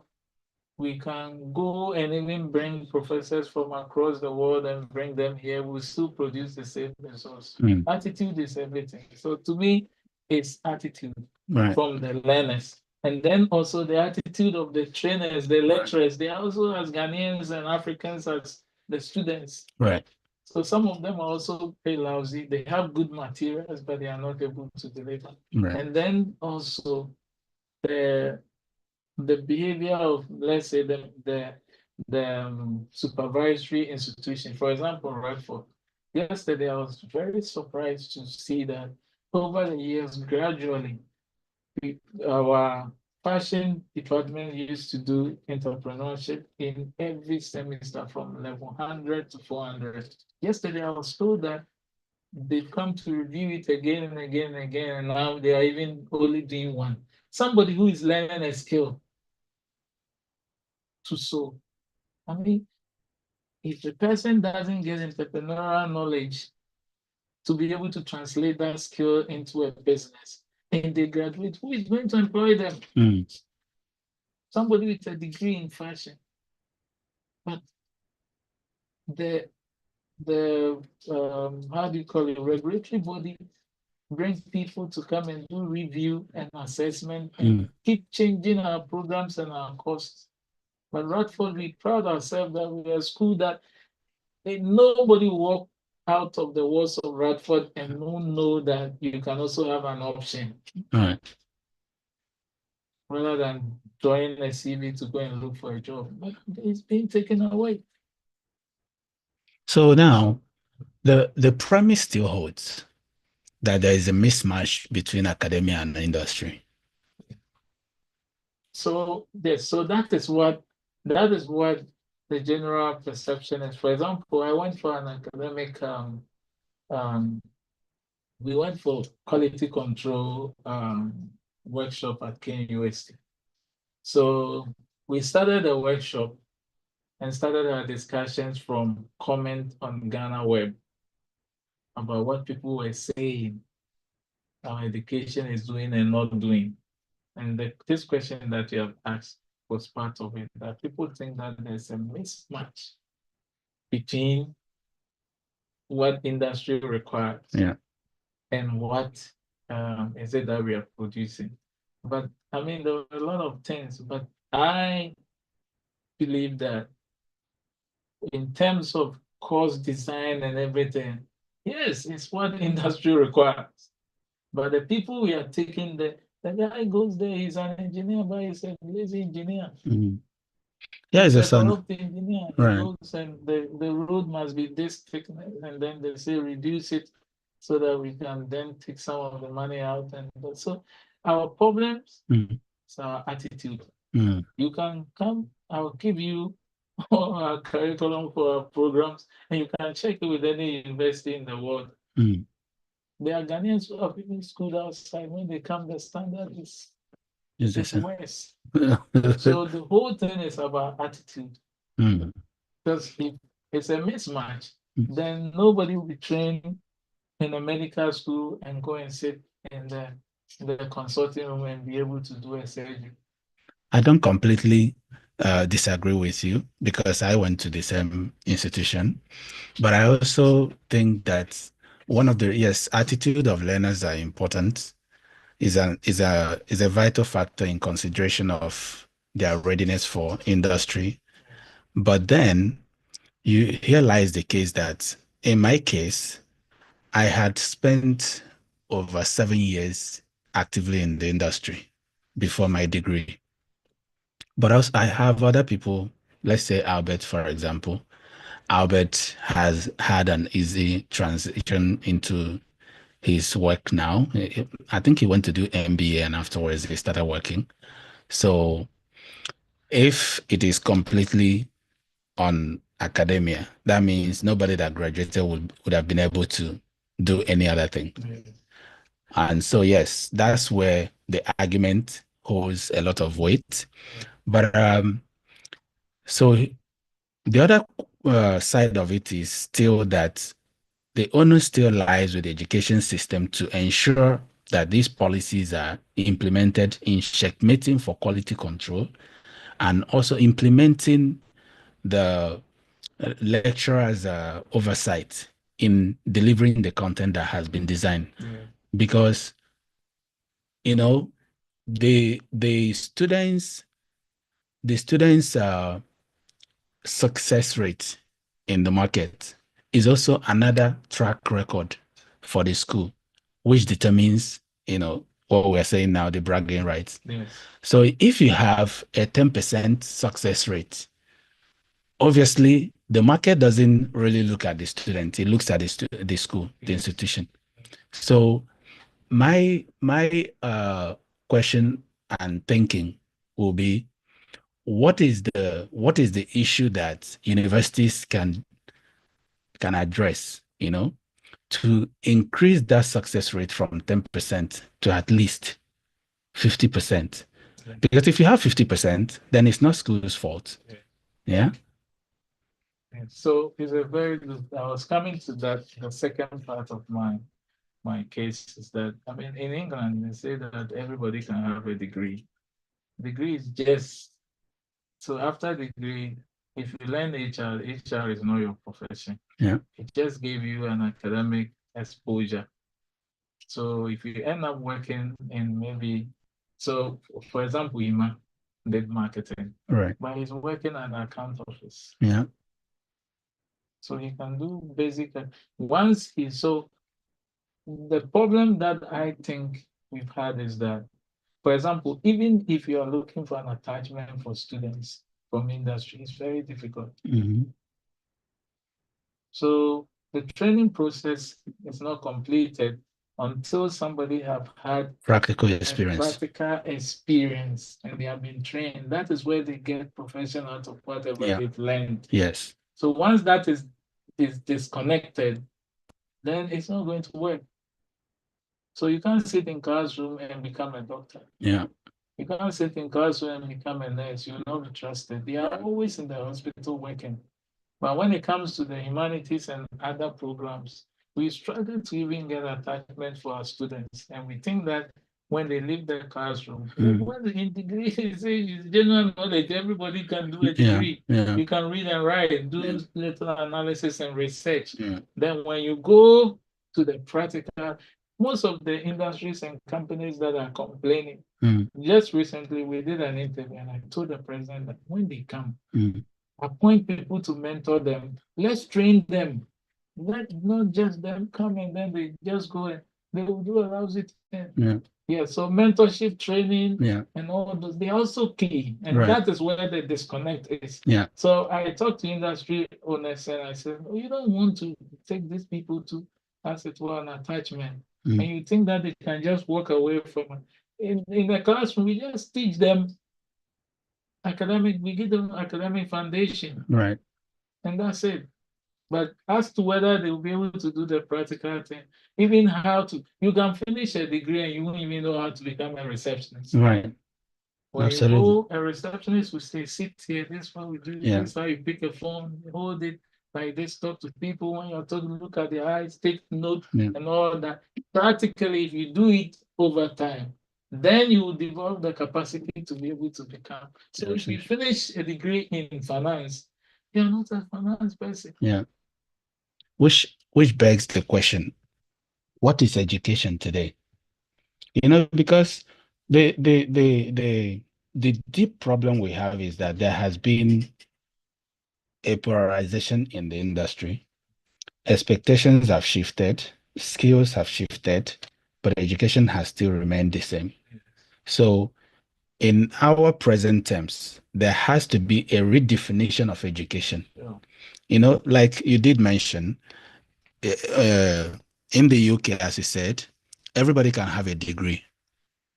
But then purpose is communicated, right? This is the starting point for your integration into the world of work, meaning your real integration is the practical element that complements the knowledge acquisition. And so the fundamental aspects of education becomes, stimulating the mind to be able to receive thoughts, process that thought, and use it, for whatever capacity that the person occupies. So if you did a marketing and you find yourself in accounting, because your mind has been stimulated to think, process information, and document it properly, now you can use those competencies to do those activities. So yeah, I will still bring it to your table, sir, because you are the fundamental bedrock of all these other processes. In every entrepreneurship ecosystem, if there is no education, there is no talent. If there is no talent, there is no business. And industry, let me give you another, because I represent now industry. So, and I read data and I see reports. HSC do not struggle for internship for the most part, at least for 60% of their why? Branding. Everybody knows that HSC, higher HSC students. Why? Branding and fundamentals, right? And of course, it took a lot of time and money to institute those principles and put the checkmates and control measures and ensure that the quality control is maintained. But then it's worked in this environment by private establishments. Yes, they don't have as much success story as the brand story, right? But then the ones we see shows that it's working. So meaning that it can be replicated. right? Sure. So I feel like yeah, as much as industries sometimes do not actually know what the talent they need is for today because it's shifting every day, still it the brand story can be reconstructed in such a way that it makes it easy for industry to, see value in onboarding this thing because they would still need workers. I believe in Yeah. what you're saying, yeah. So, and even taking it to the next level, we live in an AI world today. Absolutely. So I think that is where I think our educational system is a bit, is how we found on even like online learning, AI and Yeah. all that. Yeah. So e-library and Right. all that, like e-library, like maybe you've committed a sin, you have to go to a physical library. Right. So that liberation is what Yeah. we need. Right. Because I mean, we have to move faster than we are doing. And people with knowledge in AI and the rest, they are the owners of the future. Absolutely. So Yeah. we have to be able to inculcate that into our educational system. I think we'll be good to compete. Yeah. Yes. But Wonderful.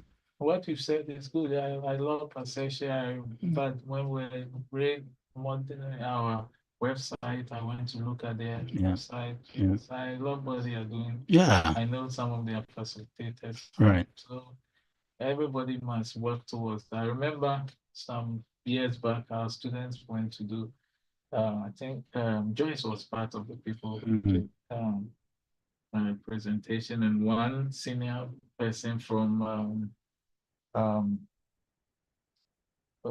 I've forgotten the name, Unilever, Right. came on campus. Right. So met me with a student. Right. He was saying, look, if you people are able to push yourself up there, then we can add you people to the list of maybe universities that we, when we are employing, we place them at the top. Yes. So what you're saying is it's good. So we have to push ourselves up. Yeah. Yeah. And industry must, as you rightly mentioned, they have a certain expectation. Yeah. Then they must also try and bridge a certain gap with with education, so that we can have a sort of a balance that can help. But where we are lacking, that have the human element. It's the attitude. Right. So the person is corrupted. Doesn't matter how brilliant Yeah, the person is. Compromise. Right. So that is where the problem is. When it comes to entrepreneurial skills and development, I think the drive is on now. Right. But tertiary education institutions must do more. Yeah. As it were. Yeah. But this whole idea of just introducing people to what entrepreneurship is in level 100, and that's the end of it. It doesn't make any sense. Yeah. It doesn't. Wow. Thank you so much for this conversation. I've been wanting to have these thoughts and discussion with you, and I'm glad we finally had time to put it out there. Yeah. It's a pleasure. It's a Are we pleasure. done? Yes. Okay. Are we still online? Yes, we are. We are actually. Do you have any thoughts for young people who listen to you? Yeah, so I mean, you're a mentor, and I've followed you all these years. You are mentoring young people. So I believe that young people should look up to people like you, as young as them. Thank you. Maybe when they come to us, maybe they won't believe our story. They won't believe your story. You have a great story. Thank you. So it's always good for young people to look up to the next person and follow. It's easier than they say you have to do this, you have to be a supervisor, you have to be this, you have to have a vision. They don't get it. Yeah. But if you see somebody like Tom Chris and you follow into full step, you ask him a question at a time. That is how you become great. Thank you. Thank you. Mentorship. Look for one. Don't follow the wrong and the bad example. Yeah. He has taken up to do a challenge. Yeah. And it's good for Africa because we are going to win. Yes, I believe. We'll be sitting on top of the world. I believe. The longest. Yeah. So congratulations. Thank you so much. I'm very happy to be here. I just wanted to be here. I've promised to be here all the time. Yeah. So I'm happy to see you. Thank And you. after I'll come and Yes, we'll celebrate it. Yeah. Thank you so much. Thank you.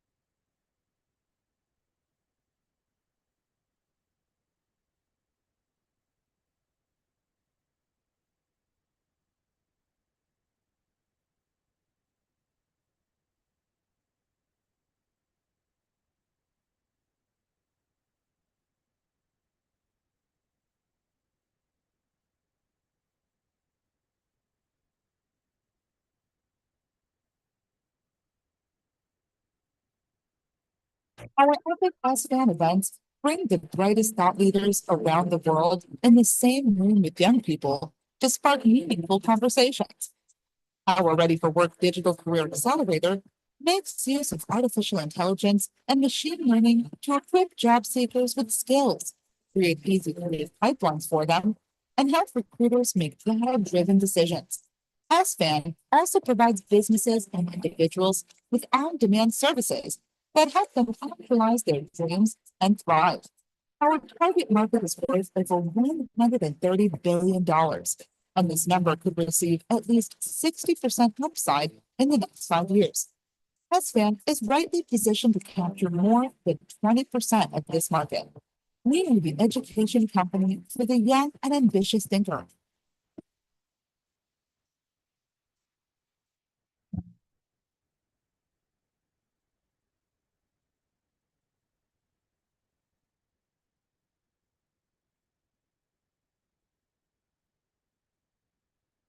Invigorating.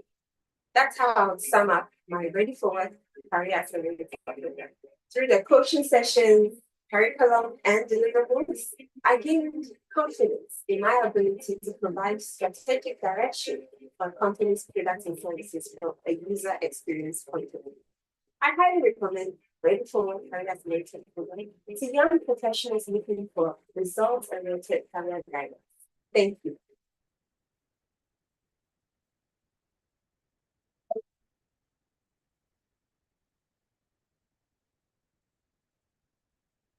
I would describe my Ready for Work experience as impactful. As a recent graduate who's still trying to navigate the job space, I've received the confidence boost I need from the Ready for Work Career Accelerator. I highly recommend Ready for Work Career Accelerator to individuals who are still trying to find their feet in the job space.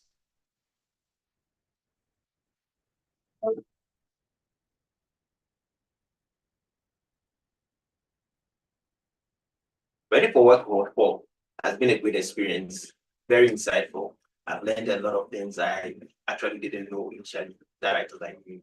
And then I recommend this course, this program, for anyone out there who seeks to pursue.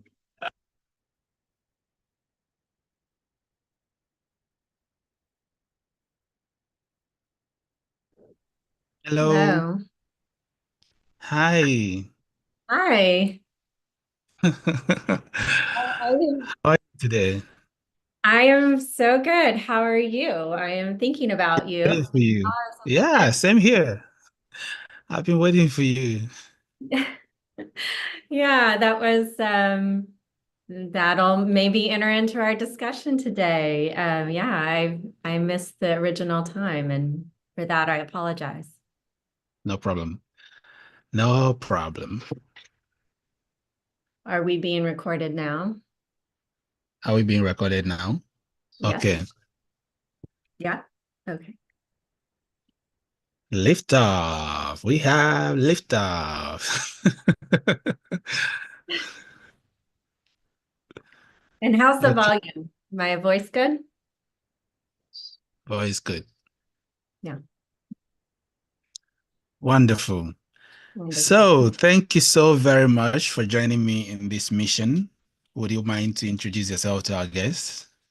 Yeah, thank you for having me. I am honored to be here. I'm so excited for this event. My name is Amy McAbeer. I am from Austin, Texas. So a Texan, and yes, I do own some cowboy boots. I have, oh goodness. It's always such an open question. Introduce yourself. I have 25 years in health and wellness, but really even before that, I started with an internship that led me to, it's for physical therapy, and I wanted to be a physical therapist. I thought I would be helping people in that way. And in many hours of volunteering, I was driving to the hospital one day and realized, wow, this isn't what I want to be doing.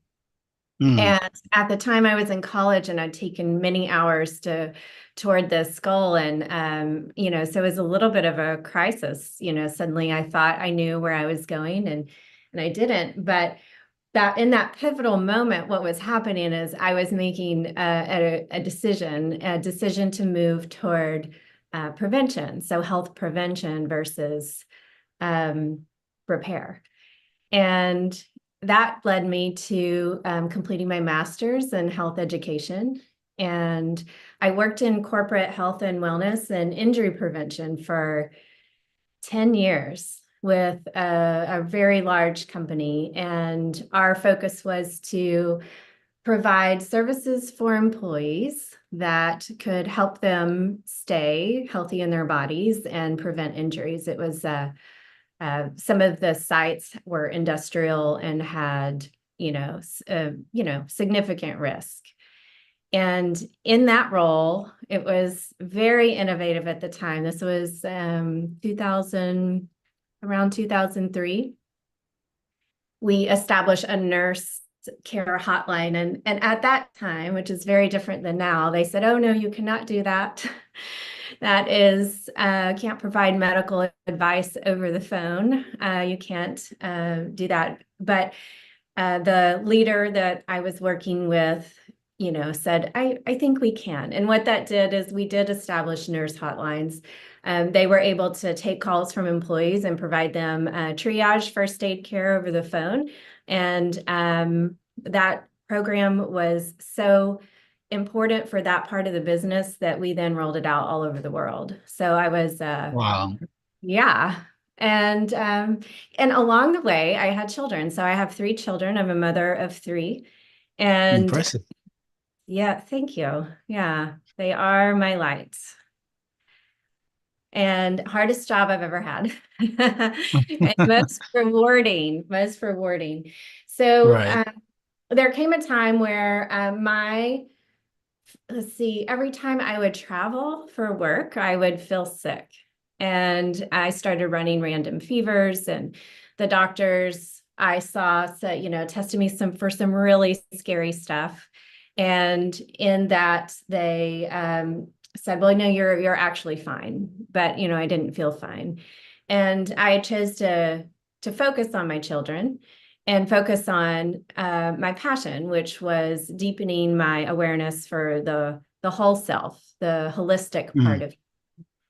Studied nutrition, studied energy work called Reiki, longtime yogi, 25 years, and which is a deepening of the breath and connection to the body. Then I had the opportunity to have my own experience of post-traumatic stress disorder and kind of know what life was like before and after. And in that time, I just kept thinking, like, I don't want this to get stuck in my body. I want to keep moving. I want it to flow through. But it was very disruptive, as anyone who would have had that experience knows. And I started working with a neurosurgeon. So we were moving from a traditional practice, which here in the United States, a traditional practice in neurosurgery, you might have like a 15-minute appointment with a neurosurgeon. They're going to review your scans, your MRI, et cetera, and then decide whether or not you need surgery on your spine. The neurosurgeon I worked with wanted to do things differently and look at diet and lifestyle. And since I'd been, you know, involved in the study of those aspects for years, I helped her to establish a holistic approach to neurosurgery. And in that, I was sitting in patient appointments and I kept hearing their stories. And yes, it was diet. Yes, it was lifestyle. Yes, the MRI might have shown that surgery was indicated. And there was also an aspect of trauma, of something really hard that happened at some point in their lives. And I just kept, you know, feeling like I want to find a way to help with this aspect too. Like their pain condition, is it possible that their pain is also related to this experience in life? That's when I found an approach called biodecoding, and I've gained certification and training in that and have been working with people for the last 3 years and addressing the emotional root cause of illness. And, you know, in general terms, it's the combination of everything that I've studied and experienced thus far that has led to me to really believe that the body contains wisdom, and it is up to us to listen. The body does not speak in words, would you say? Does the body speak in words? No. No, it speaks in symptoms, sensations, Yep. feelings. And so when we can speak the body language, we can both unlock, well, what we can do is find the original program. The original program isn't what happened yesterday. The original program is often something that happens very early on that sets a belief, a pattern, and then it's in our subconscious and we're running this pattern, right? And then we have an event that triggers the original belief. You know, let's say the original belief is I am alone. Then something happens that triggers that, and then the body might produce a symptom related to that. And that is a triggering event. So when we can form a repair at the level of when it started, which is the original, that can take it to an entirely different place, can support the body. And what I've seen for people is it unlocks patterns in their lives, and they begin creating newly from a new set point, if you will. And those blocks are no longer there. Yeah. Wow, that's amazing. It was a long answer to your question. I know the story is so impressive. By the way, for those who might not have checked the agenda, we're talking about body wisdom, breakthrough subconscious blocks for a vibrant life. So where do we start from all of this? Well, goodness, where do we start? Where I always want to start is with a connection to ourselves, to our bodies, to the divine. What would you? So that's something that is a golden thread in my experience is that, and I think for a lot of people, it's not just the mind. It's not just the body. And there is a spiritual component. That is my belief system. May I ask you like where you land with that? I'm not asking. I'm a fly on the wall. So a fly on the wall. Okay. So I'll talk about in relationship. I've worked with a lot of people now, and there's many different belief systems, but there is an idea that in general that most people feel is that there's something bigger than us. Absolutely, right? yeah. We are here having an experience. We have these many different experiences in life, and we can see magic in the world, we can see trauma in the world, and there is something that connects all of us and a feeling of oneness. So usually where I start with when I'm working with people and when I'm in working with myself is a connection to all there is. I'm happy to lead an exercise. I don't know if that's welcome. And if you would like me to. I'd love to see it.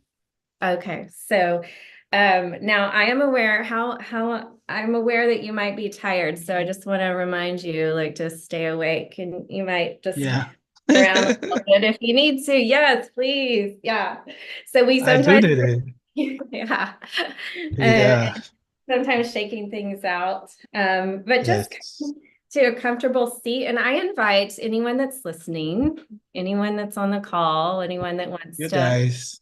Yeah, the team, whether you're standing or sitting. I'm going to talk as if we're sitting because do you go by Tom Chris or Tom? Tom Chris. Tom Chris. Tom Chris and I are sitting. So that's how I'll guide it. But if you're standing, you can still join in. So just with that, just take a deep inhale. And as you exhale, if it feels okay, you can allow your eyes to close and draw your awareness to your feet. They are connected to the earth in this moment. And as you draw your awareness to your feet, just recognize how many places your feet have carried you. And take a deep inhale and exhale and feel fully supported by the chair. And in this support, with your feet connected to the earth and your body supported by the chair, you can allow your shoulders to soften and allow your spine to grow long. And draw the awareness to the crown of your head. It's the very top. You can allow a sense of openness, a sense of receptivity.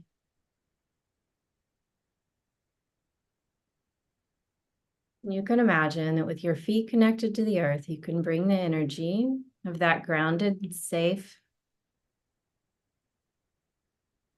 knowing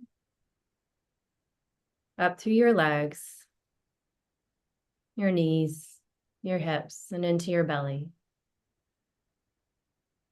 And then imagine that you can invite all that is unknown, guidance, knowing through the crown of your head, and let that filter down through your neck and your shoulders, through your heart. And there it meets the energy of the earth in your belly.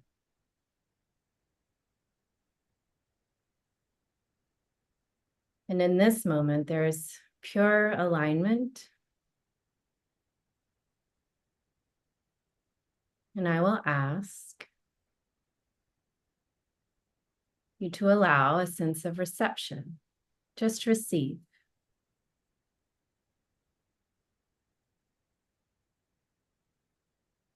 You can ask the question, what would you have me know? And then listen.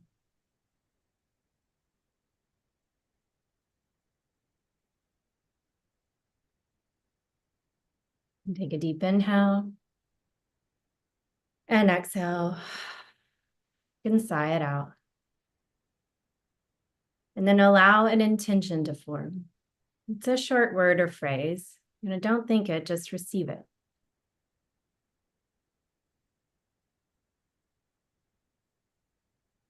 This is guidance. This is knowing. Just receive. And then take another deep inhale. And this time exhale slowly. And just feel yourself sitting in the chair. Feel your feet connected to the earth. And when you're ready, you can open your eyes to a soft gaze.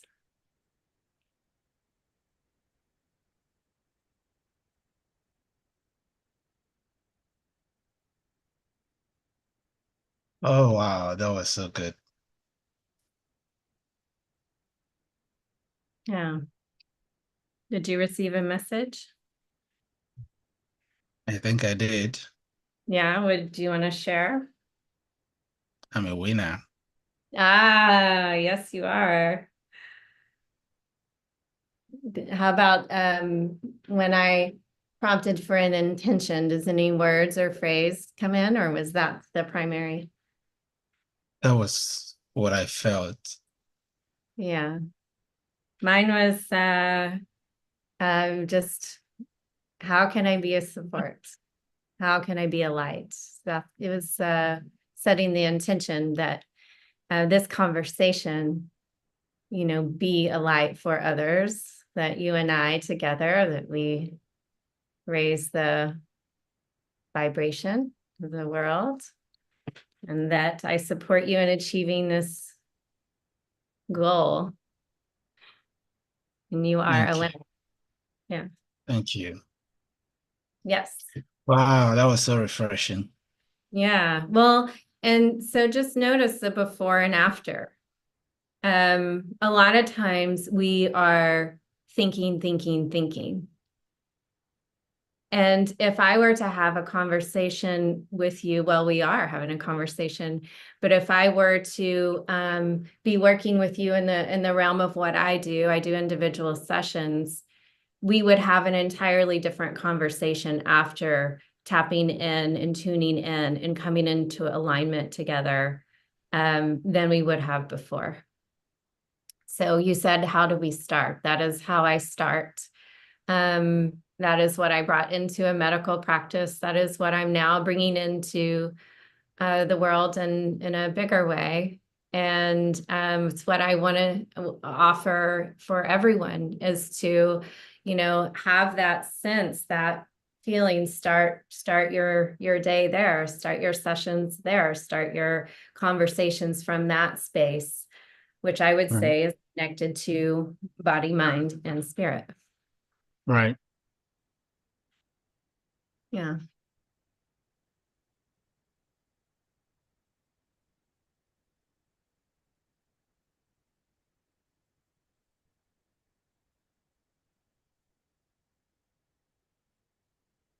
So, wow, I feel so relieved. I noticed that before this exercise, I had, some pressure on my shoulder, but right now I feel relieved. I was almost dozing off. I was afraid Yeah. of that. I was hoping that it wouldn't be too relaxing, but yeah, it feels different, right? I love Yeah, it that does. noticing a difference in your body, a lightness in your shoulders. Yeah, absolutely. So you do this for companies and individuals? I do, yeah. That is right now where my focus is individual sessions and small groups. And what I am trained in and what I know to be true for me is that, again, back to the idea that our body doesn't speak in words, it speaks in symptoms. And so I've worked with a lot of people that are experiencing in the medical clinic context, I was working with a lot of people who are experiencing pain and in their bodies, pain in their spine, their hips, wrists. I've worked with quite a lot. And since I've transitioned to practicing in a bigger way, I've worked with people that pain may be part of the component, but there may be something else going in their life and they're experiencing a major life transition. So when I say major life transition, that's talking about divorce, it's talking about death, maybe moving, maybe having a baby, starting a business, setting a Guinness World Record. Like there's transitions and they can be good or they can be challenging. But that's often when our body starts to speak to us. So have you ever had a big event or done something challenging and then gotten sick? Oh, yeah. Yeah. Yeah, the next day. Yeah. So you get through it, right? Our body's carries through, and then something comes in the form of often an illness. Most of us have had that experience. But what if the other things that happen in our lives, our body is expressing a symptom as a result? So let's take pain, for example. I worked with someone who had pain in her wrist, and it was interfering with her job. Now, most often, and I would say people need to be working with a doctor, and they need to be receiving a diagnosis. There's a physical component.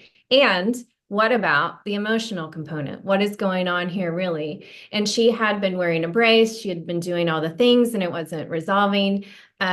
We did a few sessions. We tapped in. We formed resets that were beliefs that were formed early on, and beliefs that she needed to work hard.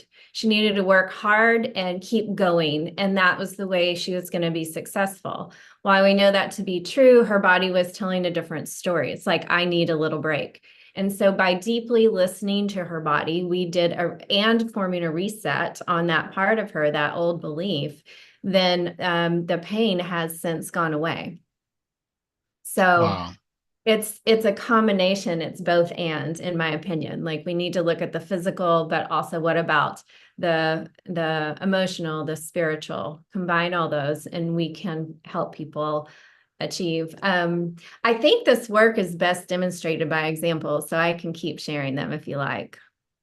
Yes, please. Yeah. So in honoring the body's wisdom, I also worked with a woman. She had really dedicated her life to a company. So for 20 years, she worked with this company. She helped form it. It was a small company when she started and grown. The people that worked there, she had become like the office mom. She had nurtured them. She had guided them. She had really supported them. And one day she was let go. She lost her job.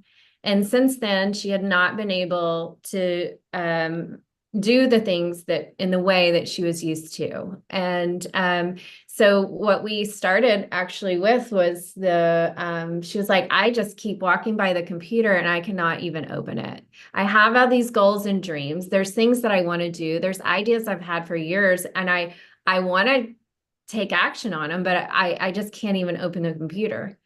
So we worked with that.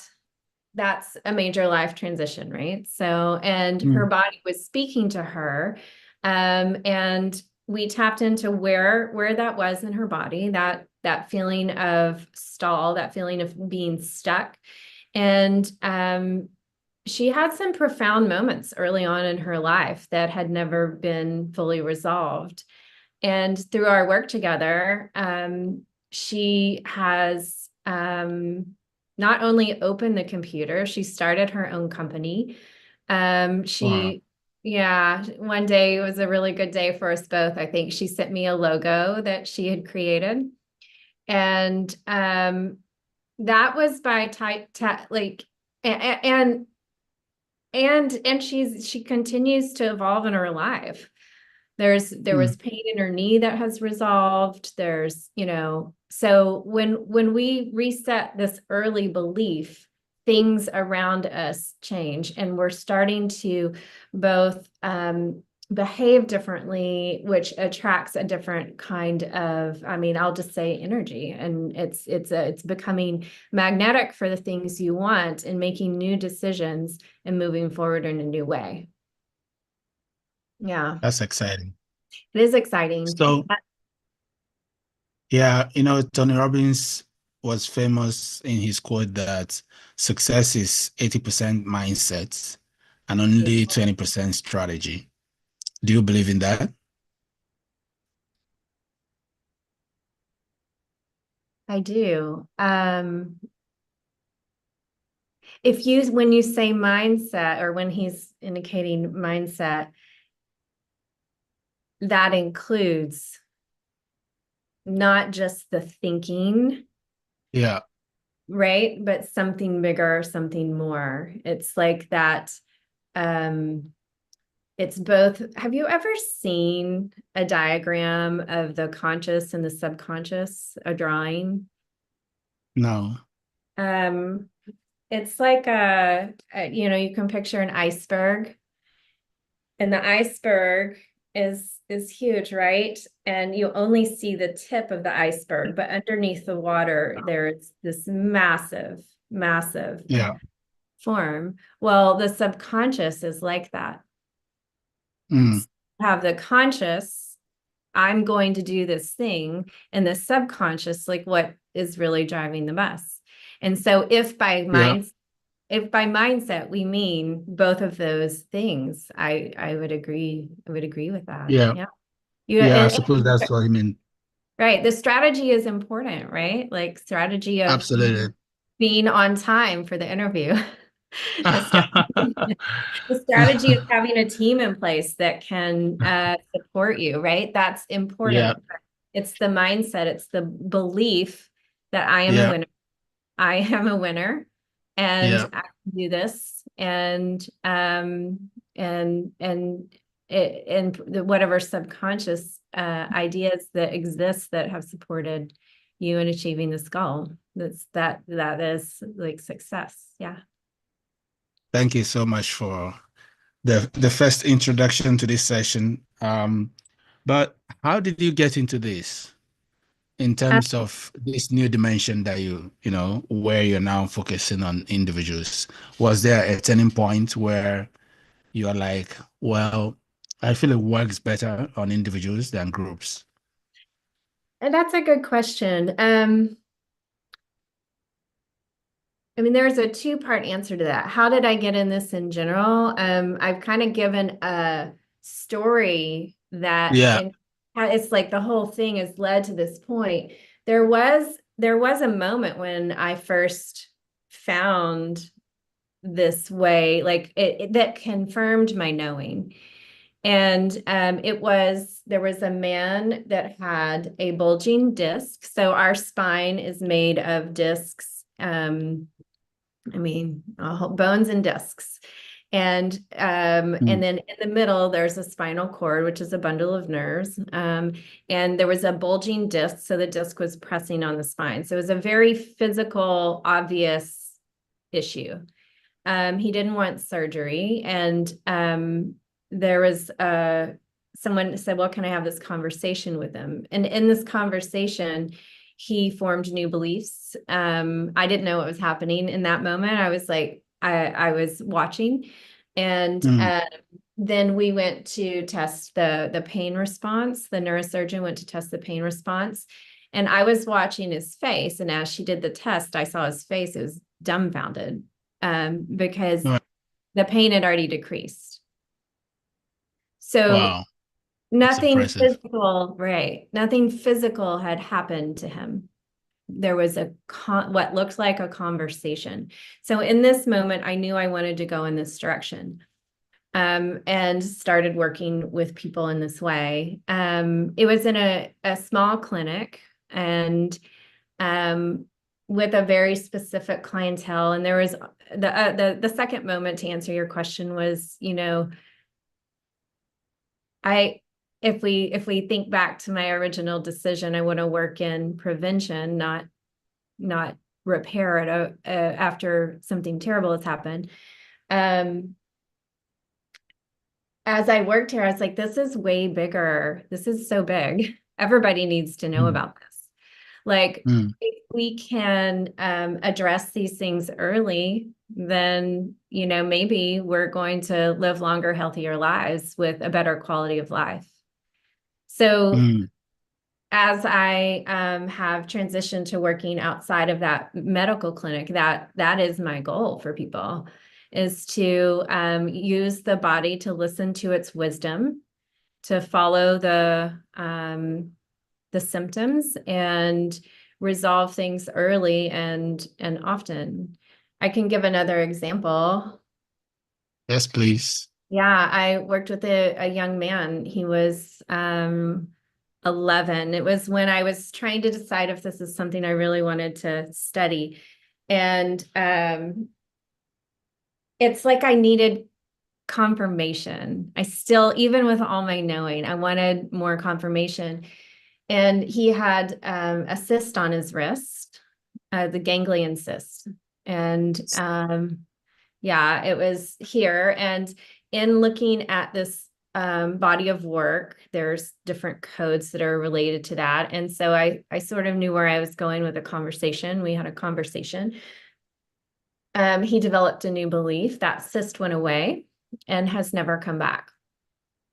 And Wow. I think, yeah, I think what are the possibilities? Like, if this becomes a more common practice, right? There are more and more therapies that are coming out every day. It's called somatic healing, or you know, there's Germanic new medicine, there's other forms of this. But as we grow as a society and continue like to look at this as an innovation, then what are the possibilities for people? Like, he'll never have to carry that until he's 50, right? Right. That would have been a reset then, and likely his life will be directed in a different way. And I've already seen that happen for him in some ways. So, Exciting. yeah. So what do you usually get surprised by, you know, when you meet your clients? Gosh.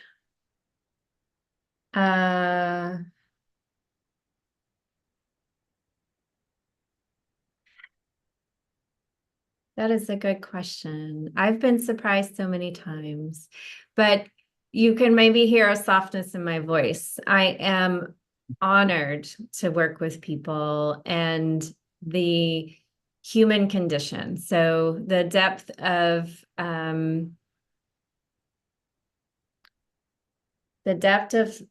will say the depth of soul a lot of people have, and the beauty that is in each human has kept me in awe and wonder.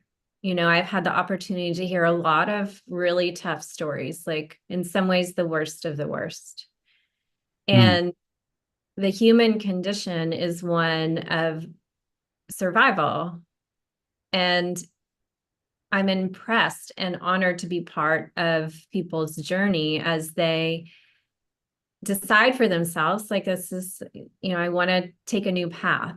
I'm going to I'm going to do the brave thing and follow my dream. I'm going to do the brave thing and recognize that there are some things in my past that have not yet been healed. And I am raising my hand and signing up to heal those so that I can move forward in a way that is in alignment with my soul.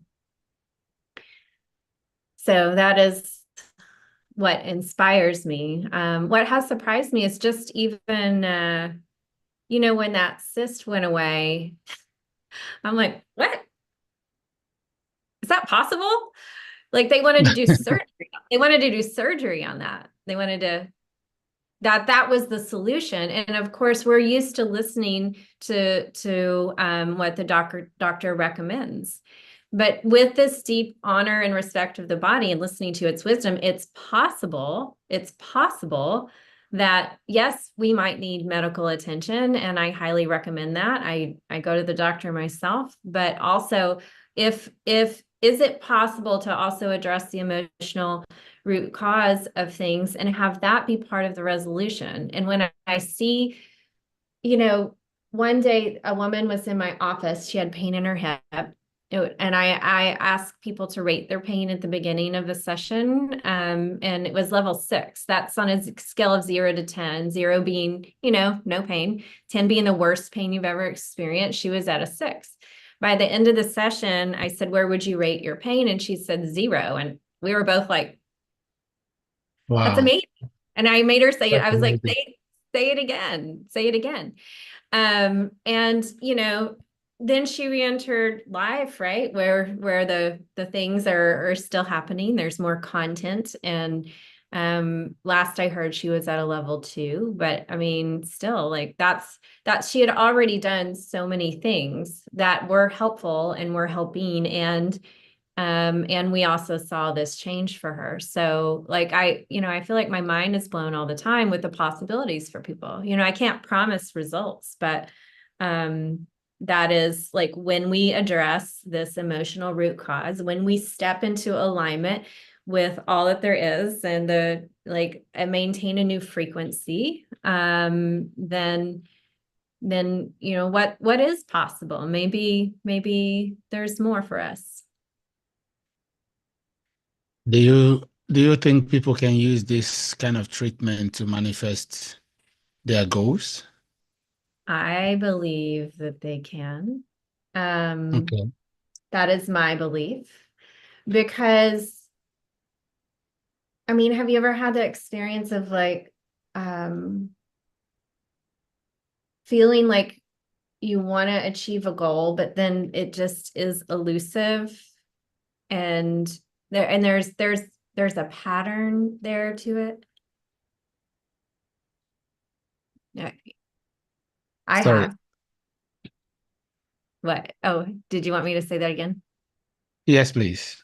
Yeah. Well, let me give a visual actually. I have this coffee cup and you can see, like, is it clear or cloudy? It's kind of cloudy. A little cloudy. Yeah. Yeah. It's because there's residue. Right. Okay. There's residue there. Now, would you want to drink? Would you want to be like, I mean, of course we could do this, but would you want to pour water there and drink that? Or would you rather have a clean glass? Clean. Yeah, right.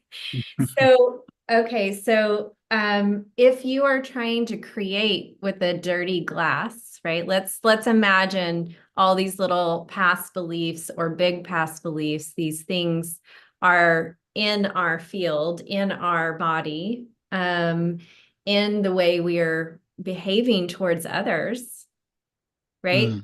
That is all there, and it is the residue. When we can form some resets and drop these blocks and move forward newly, it's, like moving with a clean glass, like drinking from a clean glass. So yeah, I believe that for sure. Just like, I mean, that's what I've seen for clients. And they don't always relate it exactly back to this, because it's still, our brains want to know logically why. And there's research that's coming out that supports some of this, with meditation. There's lots of research with meditation. Like if you meditate daily for twice a day, you can reduce inflammation in your body. You can become a higher performer. It's known. It's been proven, right? There's research coming out, but people still don't fully understand, or not understand. I don't want to use that word. They don't necessarily attribute these changes to changes in lives. But I've seen people's life transform, like things that they weren't doing, even though they wanted to, after they've done some work in connection with their body and connection with their breath, to release the past. I have seen that creates space, and then they take more forward, strong action on their goals. Right. Impressive. Okay, so for someone who is just getting introduced to this line of thinking, how do you guide a person to maximize the benefit of it? Number one. Number two is, how does breathing help to release any kind of toxin in someone's body? Okay, the first question was how, if someone was getting started, how they would, where they would start. I would say it's with a practice of, I want to say meditation, but connection to the body, like that little, the little exercise that we did earlier. Yeah. I wasn't watching the time, but I can't imagine that took more than 5 minutes. Right. So I would say they could watch that and actually do it. Mm-hmm. And that would bring both a connection to their body and start the conversation. I don't know that y'all are listing websites, but on my website, there is a way to get access to a meditation. It's 7 minutes, and it's breathing through the koshas. So this is a yogic practice, and there's koshas, or layers in this wisdom. There's layers to the body, to the energetic body, and the practice that's on my website is breathing through those. It takes a little longer, so I didn't want to lull you into sleep, Tom Chris. And because so, right now I'm having to fight them off. Great. So now, yeah, because your body's tired. So I would say find some more things that you can do. Stand up, sit down. Wiggle. Yeah. Yes. There we go. Maybe everybody can stand up with Tom Chris and cheer him on. Woo! Yeah, so take some movements, do some movements, because we all have a body. We all came into this planet with a body. Yeah. So we have to listen to it. So I would say some of the things I'm going to say are kind of common sense, but movement. The little meditation that we did today, or another one that you can find, that is connection and moving into this different vibration, which is also a more connection with your body. And then it's listening. It's like following that. What movement does it want right now? I mean, does it want a big stretch? I mean, that's starting the conversation, right? Yes. Drinking water. I can't remember the percentage. My mind doesn't remember numbers, but as well as it does all the other stuff I'm talking about. But we're mostly water. We are mostly water. And water has a flow, and water has an energy. It wants to move. And so the movement, drinking water, getting good sleep, not today, Tom Chris, but on another day. On another day, this all is priming our physical form, and it's setting the intention, like, I want to hear from you. Like, it's starting the conversation with the body in that meditation. That is starting a conversation. Just noticing your feet. When I said something about notice where are all of your feet taking you? Did you remember that? Yeah. Well, even to if my you think house, to the office, bringing me to the room. Right. And that is a gift, that our bodies can work in that way. I've had the privilege of working with people who have had spinal cord injury. It's it is a privilege for us to be able to do that, to take that movement, to get up and stand up, to wrap our arms around someone that we love, to, you know, all of that. So it's like this recognition and honoring of our body in this way will start the conversation. Yeah, and it's when we get quiet and listen that we can kind of tune in and hear. And those meditation practices, that leads us to be able to do that. Yeah. Okay, there was a second. Did I miss a sound? Is that double sound? One to make sound, not double sound. Okay. Just It seems like I'm hearing feedback. Yeah, please go on. Okay, I was trying to remember what the second part of the question was. Breathing. Oh, breathing. Breath is everything. Breath is life. Breath is life. And it's the gas exchange in our body, you know, ridding ourselves of carbon dioxide, right? That's all the logical things. In the yogic view, prana is life. I have heard breath, you know, when you talk about the Holy Spirit, I have heard that akin to breath. I mean, I'm sharing different ways of looking at the same thing, which is what we all know, it keeps us alive, but it's also movement. It's also, you know, it's the exchange of things. It's so much. And have you ever experienced breath work? Have you heard that term? I did watch I think it was a video on Instagram. The gentleman was talking to Tony Robbins, and they were talking about it. It was quite impressive. It was my first experience. It's incredible. Okay. So that I've led some of that. I include that in some of my sessions. And it transforms, it creates an opportunity for to shift into a different space. And it's all through the breath. I mean, there's no psychedelics needed, right?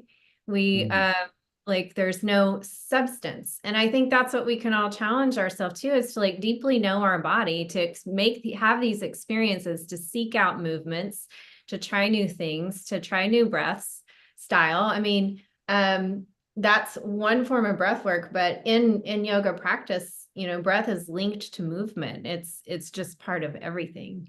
And so paying attention to our breath is tuning into our body, becoming attuned, and then doing some of those specific practices can access a whole new field, a whole new vibration, a whole new way of experiencing the world. Yeah, I love it. Awesome.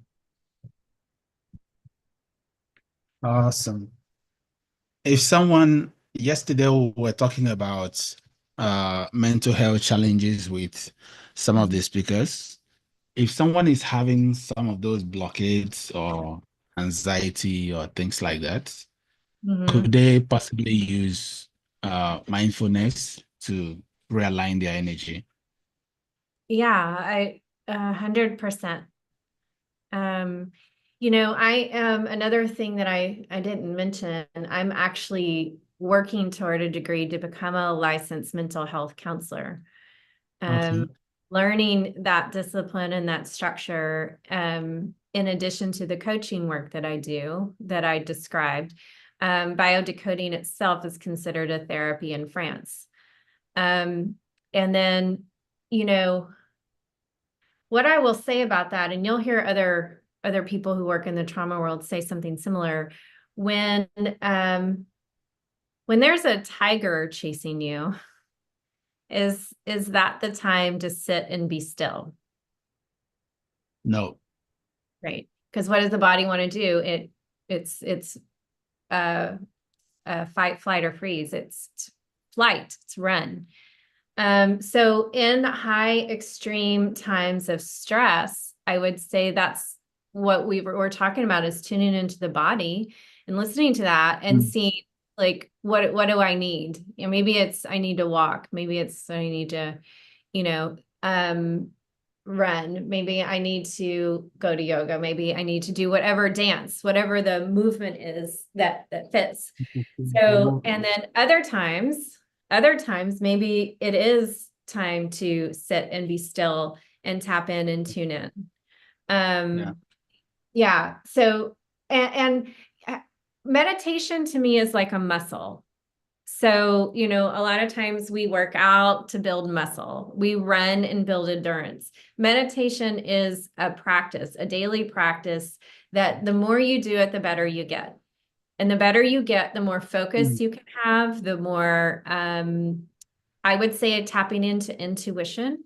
That is something that I have worked on for many years. It's that knowing, that inner knowing, and applying that to both like decisions in life and people that we encounter, and, you know, looking into that. So meditation is a foundation for all that we want to achieve. And that is the mindset, that is the mindfulness. And so when we have anxiety, sometimes the right thing to do is move. And sometimes, and I would say also develop a practice. And I have worked with people with anxiety. And one of the highest compliments, I work with a young man, and he told his mom, he said, she's like, how's it going with the anxiety? And he's like, you know, it's never felt this good for this long. So I would say, you know, seek a therapist or someone who's trained in somatic therapy, someone who's trained in like I am, you know, that it can be really supportive for that to be part of the solution. Yeah. Got it. And depression too, right? Depression is, you know, not a good place to be. And sometimes when we're really depressed, it's hard to get to another state. So sometimes, yeah, medication can be helpful, and we need to move. We need to breathe. We need to seek out support. It's a combination of these things. Right. Yeah. So wellness, like my business name is Violet Crown Wellness. So Austin is known, Austin, Texas, is known as the city of the Violet Crown in some ways. Not everyone knows that, but I've been here 30 years. And there's this twilight phenomenon where it's actually similar to the photos in the background, actually, but the city will be at sunset will be surrounded by this violet crown, meaning just violet purple hue to the sky. It's really beautiful. And then wellness, wellness means many things.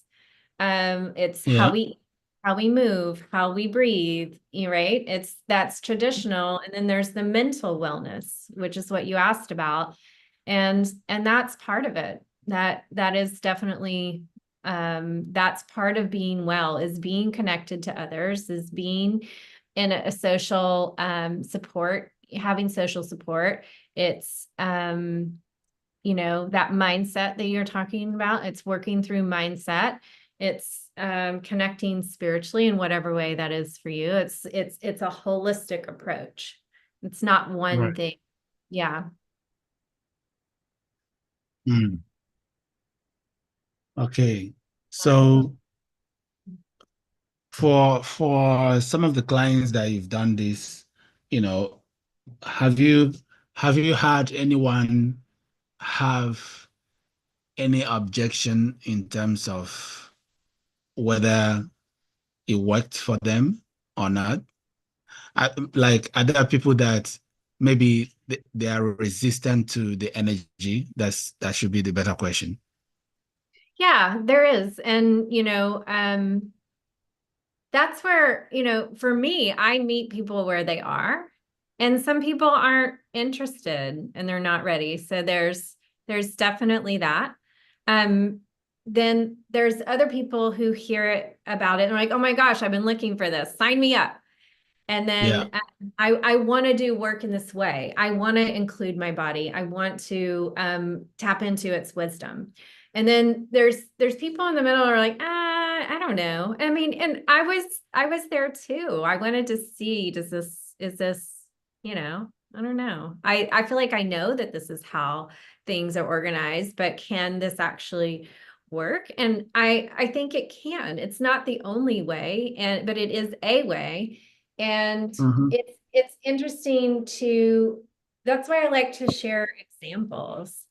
But there's plenty of people that, especially with more complex things, it's not a one and done situation, like, with gastrointestinal system. I mean, that's a whole system, right? So there's not always an immediate resolution if that's what you're asking. But I do believe that most people I've worked with, there's been some positive forward motion. Like one of my clients has headaches and migraines, and she said, I don't feel like I'm getting them as often or as frequent. So that, it's still happening. It's not complete resolution, but it has shifted and changed. Yeah. So there's both resistance to the idea, and those people choose not, they choose not to pursue that. But I think a lot of people are kind of coming to this conclusion as a collective that, in America, we're very over medicated. Our food system, in some circles is highly questionable. There's stuff, there's a lot of action right now on that to bring awareness to the chemicals that are in our foods that aren't included in foods, Europe and stuff. So, I think we're all evolving, and this is becoming more, I bet in 10 years, it's not new or different or strange or like, I think it's just going to be a firm part of the conversation. I've seen change in the last 4 years. I was the only one, I felt like I was the only one saying but there's this part too. And now I see a lot of people including that in their practice. I've talked to many doctors that are really open. They're like, yeah, there's got to be a better way. I can't just be prescribing. Like there's some more here. What more can I do? And they're looking at the mental health component, which is, related to this, the mental health component, in addition to what can I do to support them medically. So it's the wave of the future. Yeah, I believe you. I've heard there's a lady called Gina Close. She works also with Tony Robbins, and she was the first person that introduced me to this line, this experience, and she's really good, just like what you did. Oh, and what does she practice? She, breathing and mindfulness, introduction to meditation. I'm not sure if it's real meditation, but because of the setting that is. Right. Yeah. Yeah. And then she does this other thing. I don't know if you've seen that experience where Tony Robbins, he brings this board and you write your limiting belief on it, something that you're struggling with, and then everybody's psyched up, and you have somebody hold the board and you break it with your bare hands, and the adrenaline is amazing. Wow. Have you done that or watched it or both? Yeah, I did it when we were at a program in 2016. It Wow. was actually the starting of my journey, my entrepreneurial journey in this phase. I was in one interesting position then. I was having lots of limiting beliefs, and that experience was so transformational. I wanted to do it again, but the people messed up the wood. It was so big, people couldn't, break it with their head. Oh, It was so God. heavy. Yeah. Did you do the firewalk too? Come again? And the firewalk, was that part of the program? I've heard that I've talked to people that have done the walk on the coals. That part of No, I didn't get to do the walk on coal. Yeah. It That's was the breaking of impressive the though. rule. Breaking Yeah, it what? was so intense. It was so intense. And some people struggled. What he did was brought two shares together, put Uh-huh. it there.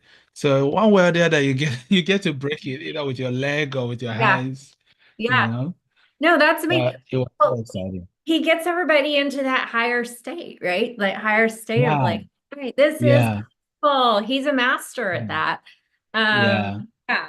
And yeah, so well, that's another component of what it is that I do. I like the whole thing I think we can kind of think about is like, what do I need to release in the past? And I Right. just think, but I would also say feel into, right? So there can be a knowing like, gosh, let's see what I want to feel worthy, right?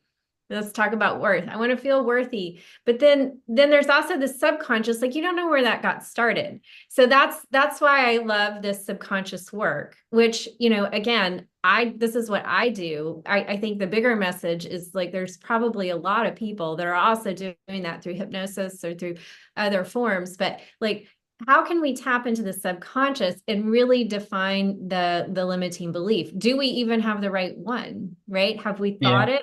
Have we felt it? And then when we Mm. clear that out, it creates space. And then we get to ask, what do we want to fill that up with? And then you go Yeah. to Tony Robbins, you're like all fired up, you've crushed the Yeah. board. It's like, I Yeah. am filling this up with, I am gonna like create something. I'm breaking that world record, Absolutely. and and there's different ways that speak to different people, and that's one. But it's Yeah. again, it's cleaning out the cup, right? It's cleaning Right. out the glass. And then Okay. once that is clean, do that part too, right? Don't just try to Mm. create on top of all the things Mm. that have existed that have gotten you to where you are now, which you may or may not be happy with.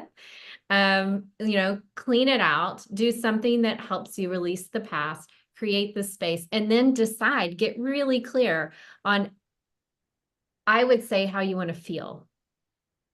I want to feel a sense of freedom, and then you bring it into your body.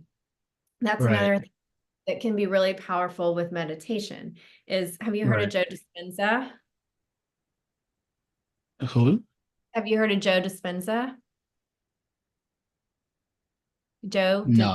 Joe Dispenza. Okay, well, this is, if you like, this might be No. something you want to look up, a person you want to look up. Yeah. He is doing really amazing work.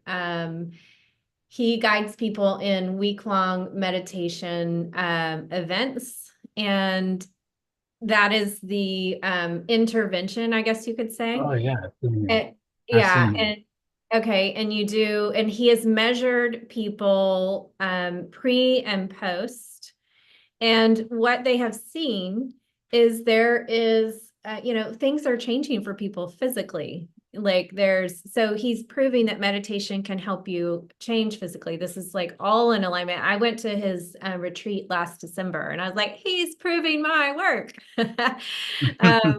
And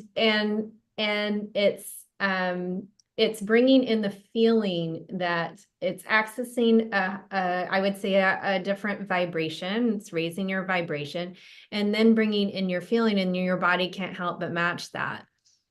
So he sees changes in microbiome, in changes, reductions in PTSD, reductions in anxiety. And then there's a Wow. lot of other things that they've seen at those events that are mind-blowing. So what is happening there, like he can explain it way better than I, but what is happening there is people are adopting a new vibration, a new way of being. They're no longer the same person. And so that's what I mean, like when space is created, like you do the work to let the past go, space is created. What do you want to bring in? I want to bring in freedom. I want to bring in a sense of freedom. I want to feel abundant. I want to feel magical, like magnetic, like I'm attracting the things I want. I want to, so you're deciding about what you want to feel, and then you do the work, you do the strategy, right? You said how much was strategic?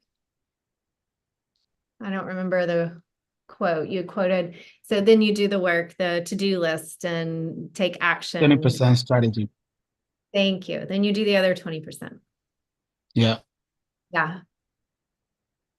Mm. It's exciting. I'm fighting off sleep. Don't fall asleep. I won't. I don't want to. I have to stay awake. Yeah. I have Is to stay there, awake. let's see. Yeah. Stand up. Can you jump a little? Yeah. What brings energy in? For me, it's dancing. Yeah. Like stretching up really high. Yeah, there you go. Mhm. Jump it. And let's see, what would Tony Robbins do since you like him? He'd be like yelling, "You got this." I don't know. Yes. I'm like the opposite of Tony. I am 5 foot tall. I'm like, "You So got they would this." say, 1, 2, 3, yes. Yeah. Well, but I think he brings breath in too, doesn't he? Yeah, Like, he does. like, but it's more power. So does Dispenza. Do you another way is like to bring energy up through the spine. Have you ever played with Right. that? No, I haven't tried it. Okay. Well, I mean, I guess you could try standing up. I guess you can. Yeah. It's like, think about like, because what you need right now is energy, right? Right. Absolutely. Yeah. Sorry, So I'm destroying your sets. what? I'm destroying your sets. You're what? I'm disrupting your sets. No, I don't. I'm not. Okay. This is for you. This is for you and your goal. And then, Thank you. we're Thank you so raising much. money for scholarships too. Am I right? Yes, absolutely. Yeah. Okay. We are.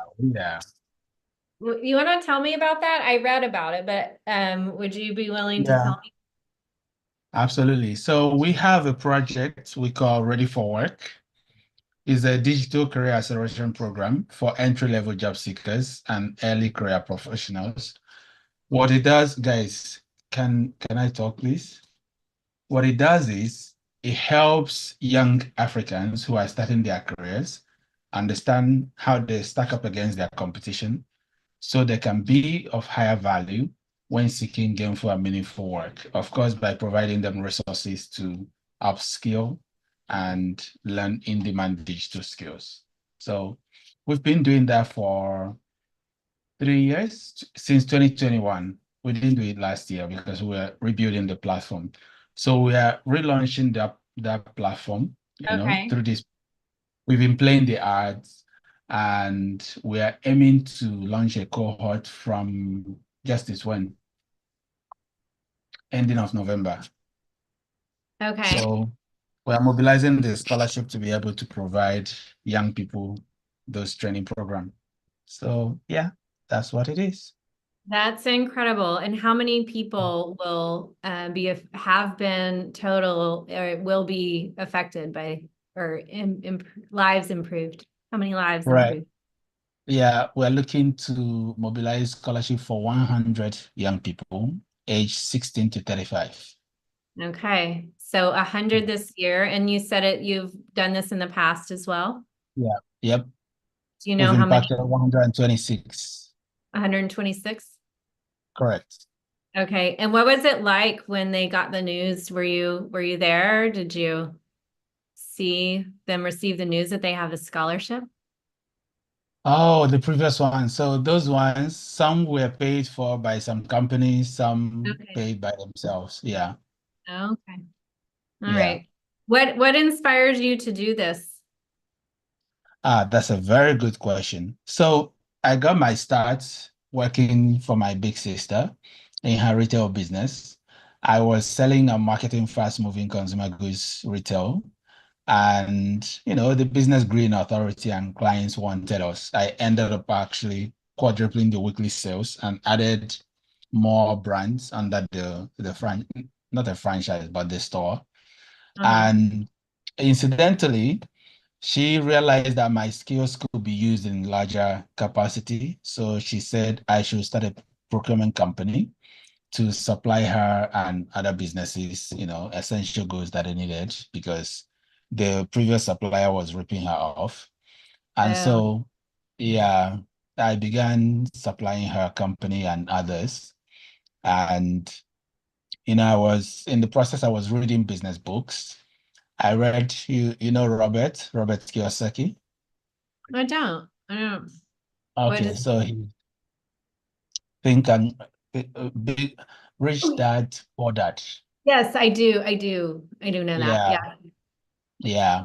So Yeah. I read a book he wrote with Donald Trump, and it's called Why We Want You to Be Rich. And the book says there are 5 things that will not be taxed or tasked out from society. Okay. Education, without which we might as well go back to the caves. Clothing, everybody needs to wear something. Food, Right. we need to eat. Shelter, he says oil, but I think energy, and then money. So I figured my role belonged in education and helping young people learn the skills we all need to, thrive in our modern society. And then I thought, okay, I should also understand how money works. So I decided to go back to college, did accounting. And in the process of that accounting degree, I realized that youth unemployment is a huge issue. If you joined earlier, the gentleman I was talking to, he was my lecturer in school, and he's yeah, he's I saw a little bit of that, but I was getting ready. Yeah, his uncle owned the school where I went to. So Okay. it was in that campus that I read the report. Only 3% of 66,000 young people that graduate in Ghana find jobs within 1 year, which is abysmal. So I started organizing events, careers fair, breakfast meeting, and incidentally, this student entrepreneurship week. But that wasn't really what the big goal. The big goal was to understand where the disconnects are and use the event to bring people together.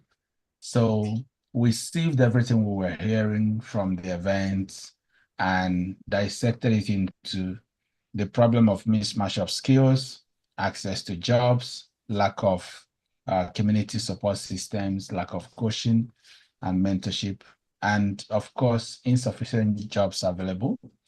And then Ready for Work became the answer to all of this.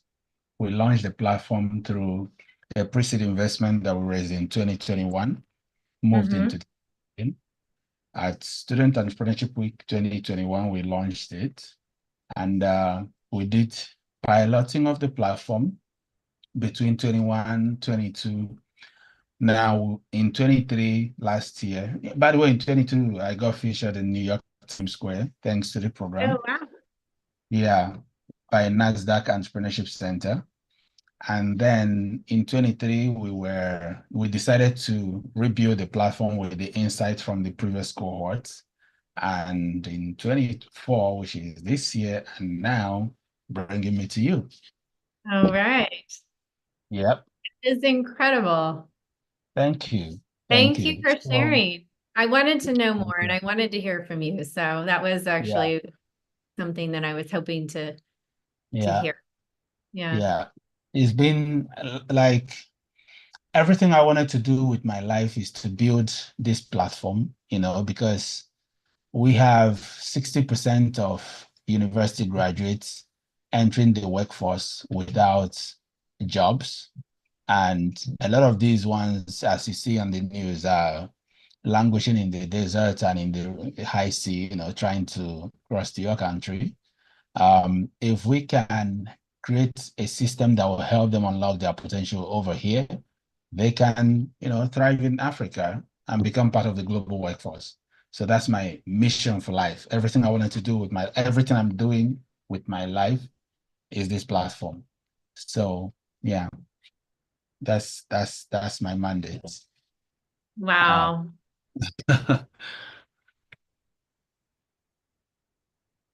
Well, let me ask you this. Like when you talk about that, how does that feel in your body?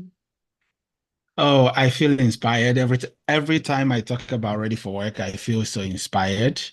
In the future, I want to scale it to become a digital university so that these young people do not have to spend 4 years in a degree course, spend thousands and thousands of dollars, Right. and, you know, and still be carrying CVs from office to office like robots for jobs that do not exist. They should Right. come to Ready to Work. We should set them up for life in 2 years. We should help them unlock their potential. We should help them to, get connected to the industry in ways that make sense. And that's what my goal is. Okay. Can we do one thing? Right. Okay. So I want you to like really feel that. I want you, if you need to stand up, that's good. But I want you to like see that I can tell that you can already see it happening. But I want you to feel into it for a minute and just imagine those, that group of people age 16 to 35. Imagine that those 100 individuals that are ready to go and they're receiving the support that they need to get ready for work. They're receiving the skills, the community, the jobs, the training that they need. And it's all coming through you, through this vision to create a global community, a global workforce. And then feel that in your body. And I'm going to ask you, where is that in your body? That feeling of feeling inspired? Is it in your heart? Is it where is it? Well, I feel a vibration in my chest and my leg. Yes. Okay. So I want you to make that really big right now. Amplify, amplify, amplify. It's that vibration. Yeah. And if that had a color, what would it be? First thing that comes. Blue. Blue. Yeah. Feel into it. What was the first color that came when I asked that? Was it blue? Well, not blue first. It was like electricity color. Electricity? Yep. Yeah. Is that like yellow or sparkly, or how would you describe that? Like goldish. What? Gold, like gold. Yes, gold. Can we use that color? I've checked with your body. Okay, so it's that gold. It's that gold electricity. It's sparkly. There's a vibration in your heart. And I want you to amplify that and allow that color to infuse from your heart into every single cell in your body, into your shoulders, into your arms, your elbows, your wrists, all the way to your fingertips. Yes, through your neck, through your jaw, through your ears, to the top of your head. And down into your belly, to your hips, to your knees, your ankles, all your toes. That gold color is infused. It's in every single cell, this electricity, this vibration, this knowing. I am a winner. I am a winner. I'm seeing this come to fruition. I'm seeing this come to fruition. And I allow it to be true. Beautiful. Yeah, so you just naturally took a deep breath and inhaled that. So take another deep breath when you're ready. Feel the feet on the earth. When you're ready, you can open your eyes to a soft gaze.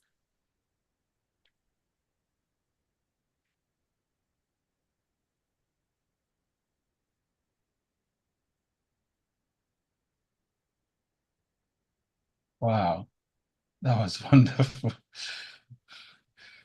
Wow. That was amazing. It's incredible. I want your team to get some gold all in there, okay? So when you're tired, I want you to bring that in again, okay?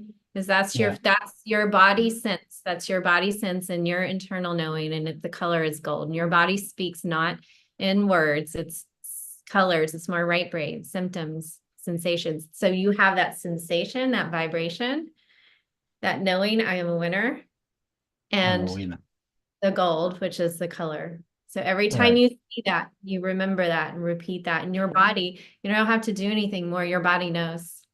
Your body knows. Yeah. Yeah. Yeah. Wow. Thank you so very much. Thank You're you. welcome. You're welcome. It's an Wow, honor. wow, wow, wow, wow. This is amazing. You know, Woo. I feel like we've already achieved our aim.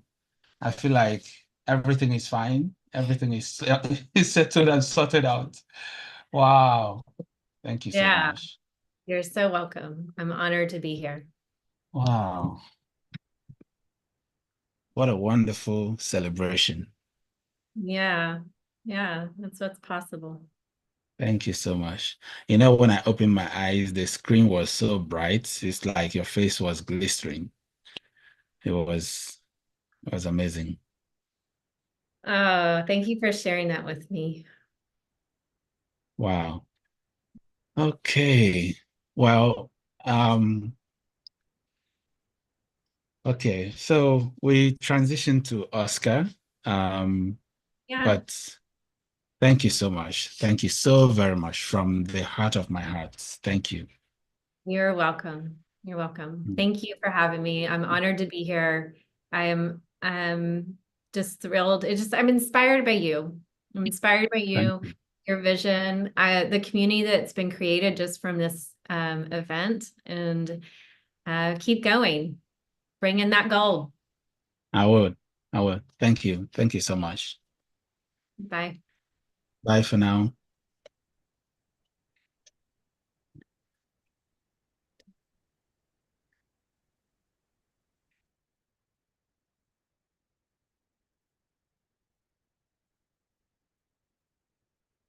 Oscar Fifi. Are you ready? Yeah, hello. Yeah. Oh, that was great Mr. feeling. Tompkins. Hi, Oscar. So, good evening. Good evening. How's it going? Uh, I'm tense. I think the traffic here is terrible. Yes, so I'm actually in the car, so yeah. Except I think I'm doing very well, thank you. Okay, so are you driving to our place? Holding up as well. Are you Sorry. driving to our place? Yeah, I am actually. I'm about 7 minutes away. Oh, if I know you were still on the road, I would have. Okay. All right. Yeah. So how do we do it now? Do you want to keep talking to me until you get here? Don't mind, honestly. I think that would be great. All But how right. been up? I know you've already been up for about, I think I'm seeing 32 hours. Yes, Yeah. absolutely. 32 hours and counting. Have we been celebrating though? Sorry? No, not you. Have we Okay. posted the 24-hour one? Wonderful. Wow. So, which side are you coming from? Oh, I'm coming from I think Bachona. Okay. Yeah, coming from Bachona. I think the All traffic right. the traffic is intense. It's quite.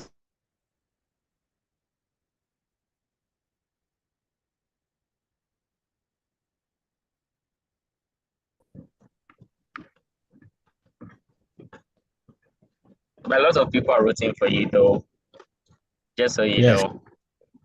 Yes, I know.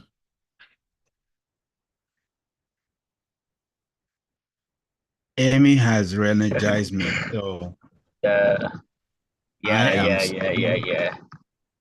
Sorry? I am. Amy has re-energized me. So I am strong and Oh, okay. very, I'm, very inspired.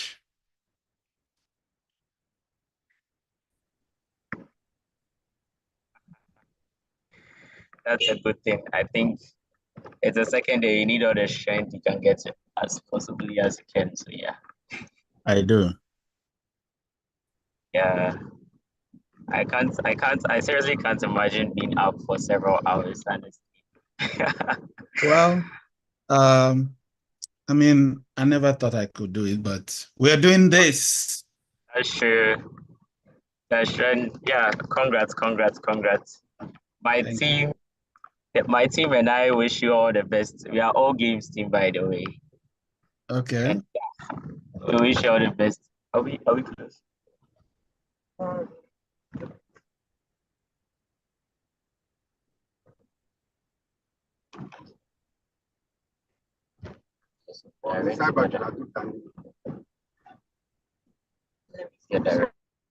Which one are we? To the junction and take it down. Petrol Junction, na for left.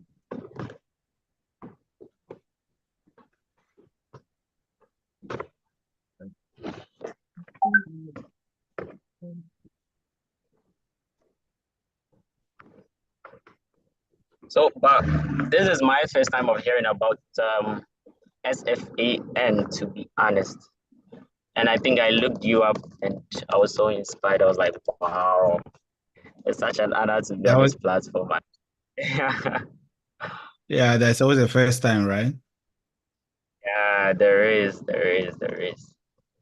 Because a few of us are let's call ourselves. I mentioned it last time, beginner entrepreneurs, and I think it's a nice opportunity to be given a platform to at least express yourself or ask questions or give you some sort of publicity, I guess. So yeah, it's really nice experience as well. Yeah. I'm so excited because this edition, it has a very good mix of speakers. We have the young ones and we have the veterans. Yeah. The veterans, I heard the veterans speak and I was really inspired. I was like, wow. So I think Did you watch some of them? A few people who, yeah, so last night, honestly, I don't remember names. I'm going to be honest. I cannot tell a lie. Yeah, but last night I got the privilege of listening to about 2 people. I think I actually left it on the site and slept afterwards. So yes. Yes. So I think I left it on. Yeah, basically I think you ran through the night before you took a break about I think either 4 or 5 a.m. Right. Yeah, I think some 9 years. So I listened quite a bit. Yeah. Quite a bit. That's nice. So you're a game developer, right? Yeah, I am. Okay. Yes, I am. You own a studio or? Yeah, so we actually a team. Yeah. So we're actually a team of about 5 co-founders, but a total team of let's say roughly 20. Yeah, we are into edutech, not necessarily tech, but games that inspire the young ones to learn something, do something. So yeah, we're a game company. That's good to know. Okay, Esther just texted me.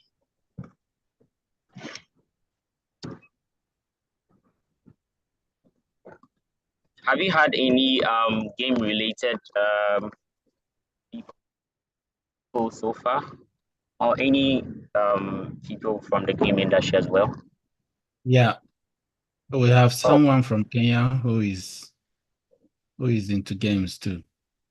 Oh, okay, that's nice. Yeah, and his topic is building a game studio, right? Building a game studio in Ghana. I think the topic is building a game studio in Ghana. Yeah.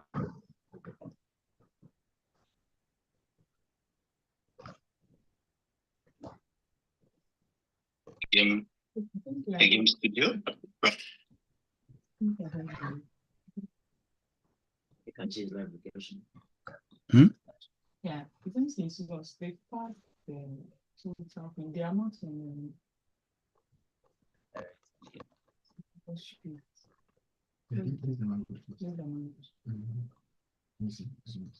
Yeah, I'm so sorry about this. Honestly, I tried my possible best. I've spent about 2 hours on the road, so yeah.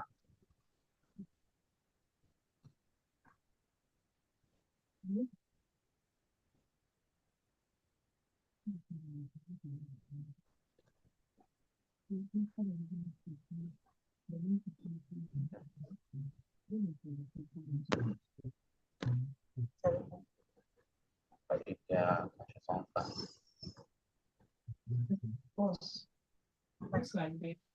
Relationship. Relationship. Yeah, so this I think I can see it, that's right. Yeah, so this very one. Yeah, Funny left. so maybe I kind of free. So don't you know why you have highway? Okay, so Yeah, yeah. let's go off. Let's go off, okay, so that All right. others will, yeah. That's fine. That's fine. Thank you very much. So you are still coming, correct? Oh yes, yes. I'm about 5 minutes away. Okay. Yes, please. Listen, let's take the break earlier, then we'll continue with the rest. Okay. Yeah, going for the break now. Yeah, the 15 minutes.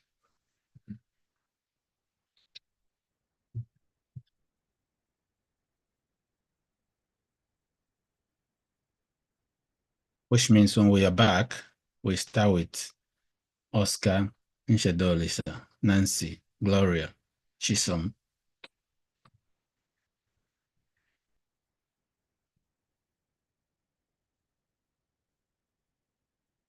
All the YouTube videos.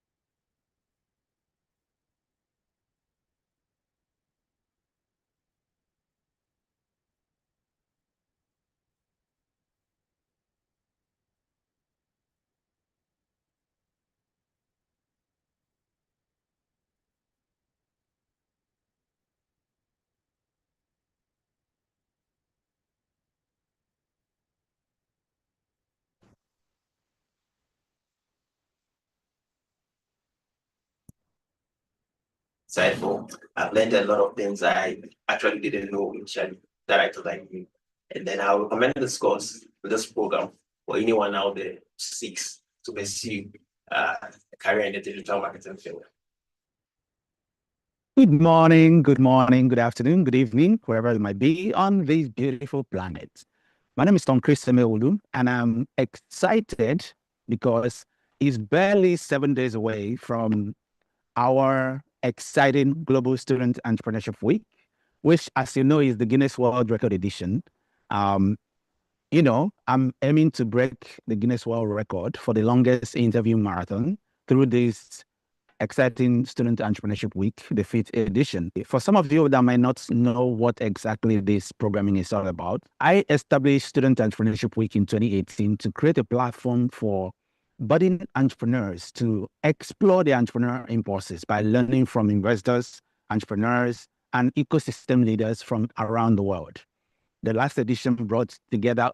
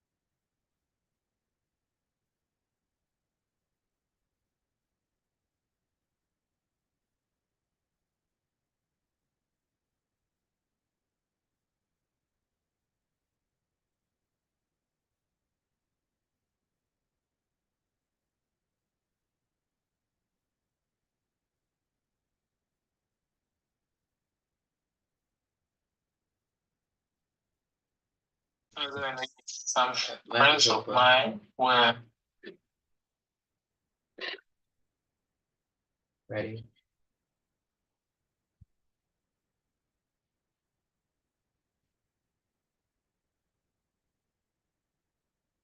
Hello, Oscar.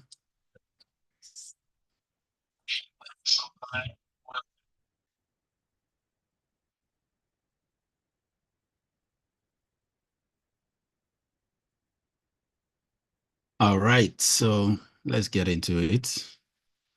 We are talking about the role of gamification in revolutionizing education for young learners. Okay, would you want to introduce yourself? My name is Oscar Blessing.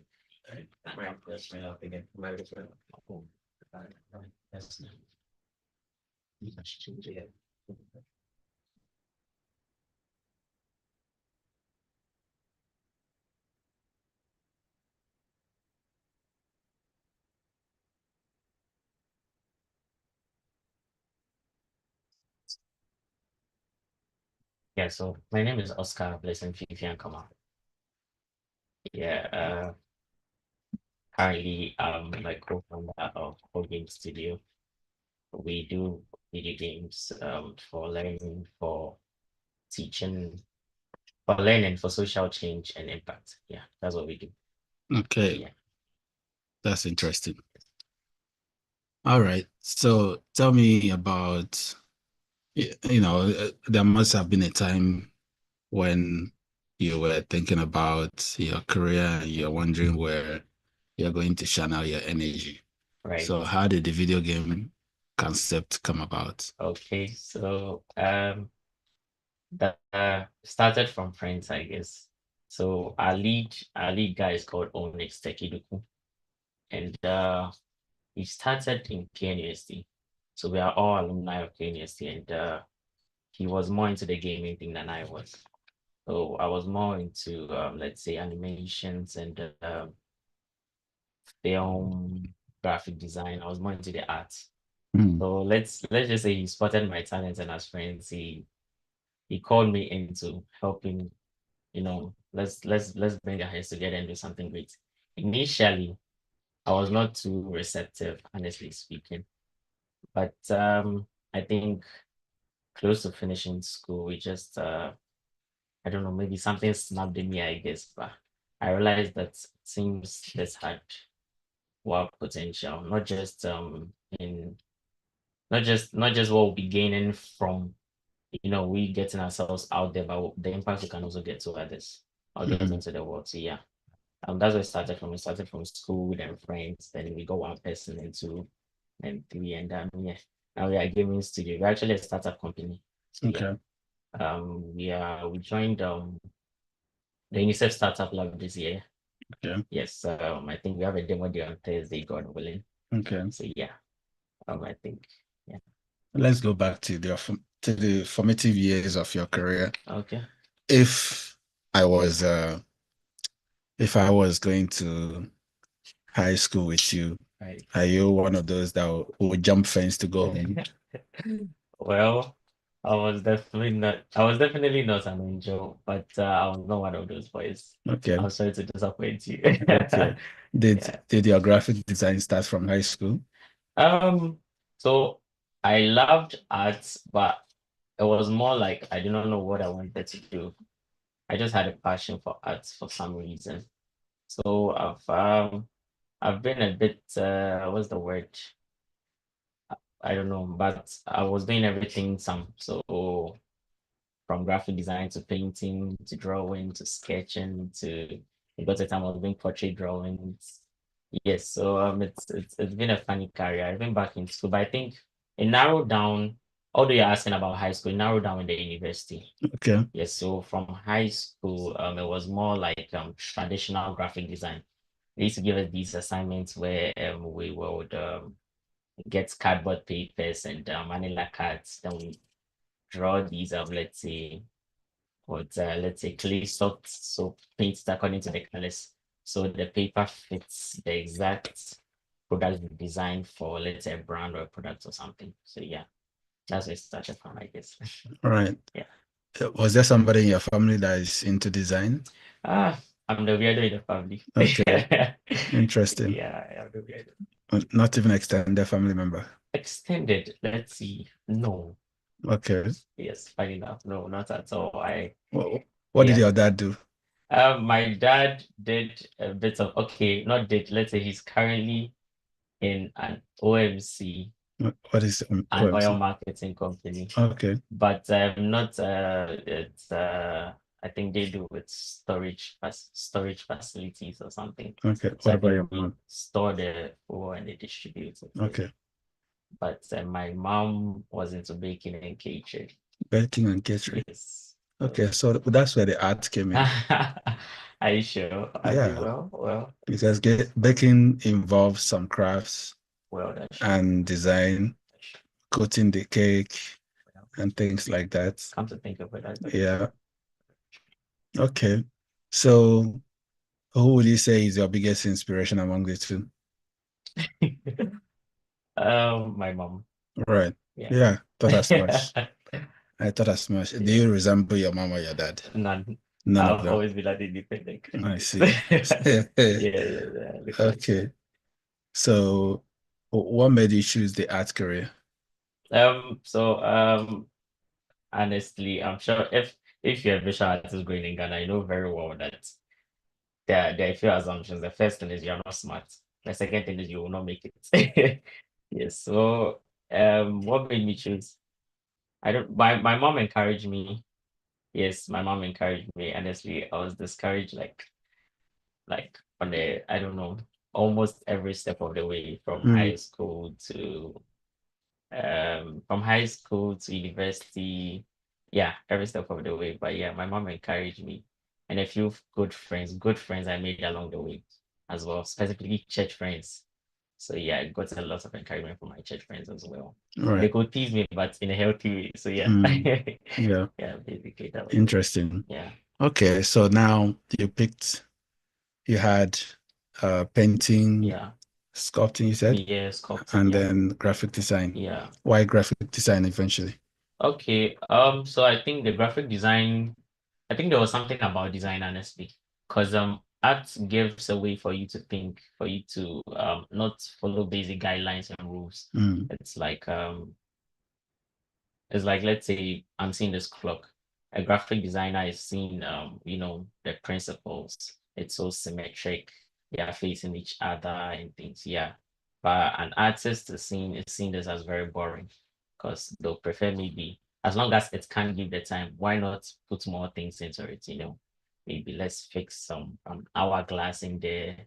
Let's fix something. So art gave me, but for some reason it seems the design caught me. I don't know how to explain it, but I still do, by the way, but I could sit behind a laptop for several hours just designing, and I forget I'm hungry anyway. So yeah, I think eventually I realized, and it was not necessarily about design, just so I state that I think it was more about digital technology.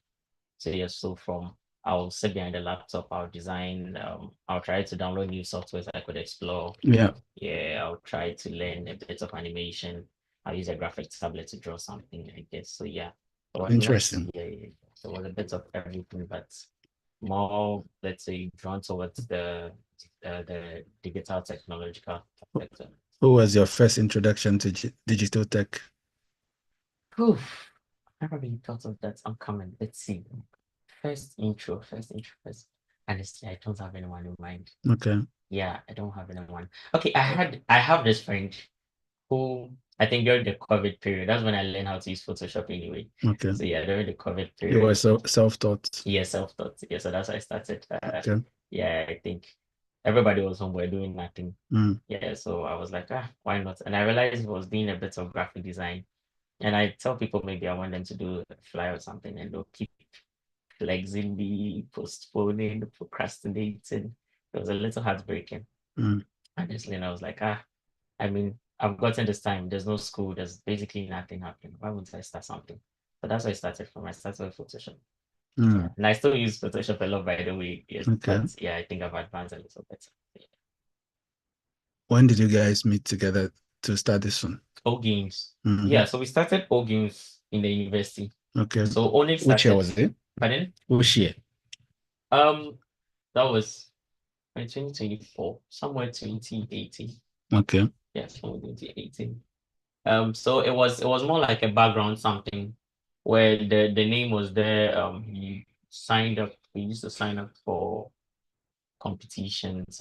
We do a bit of animation. I was also trying to raise up let's say young students who were interested in animation things, and most were not taking it serious, but Onyx is a very serious guy. Yeah, so he started alone, and along the way we joined, a few friends and I joined. But let's say things got a little bit serious roughly a year ago.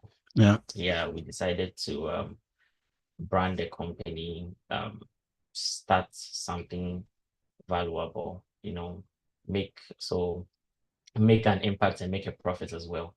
So yeah, I think things got serious, let's say about a year ago. But yeah, so that's how it's. Okay. Yes. So now you've seen your place. You like designing games and you like working with digital technology. Yeah. Now you are getting into the industry. What is it about technology that fascinates you more than any other thing? The fact that I get the freedom to do basically anything I want. Right. Yes, as I said, I was a weirdo of the family.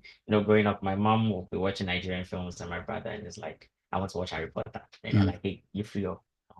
So I think, and the digital world grants you a certain, digital domain to literally do anything you want. When we are creating games, in our games, we can do characters, we can model environments and worlds that people can never imagine. So I'm sure we all know Avatar.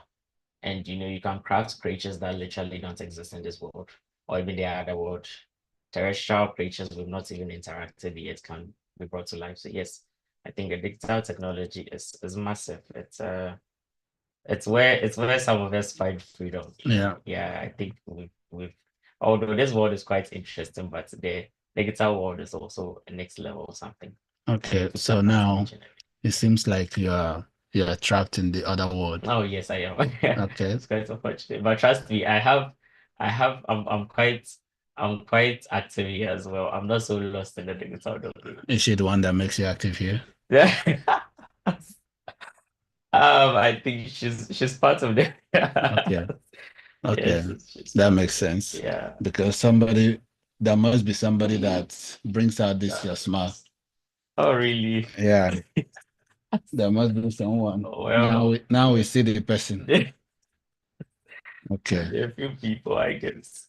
It's good that you have some signboard. Yeah. And you don't get trapped in the other world. Of course, I've learned too much from films to get lost in the digital world. Okay. Yes. So what's the plan? What's the big plan? Right. So the big plan, in what aspects though, as a studio? Well, for you, let's talk about you. Okay, so right now I think but I finally found my passion, I guess. Yeah, and I've realized that gradually we are actually making an impact.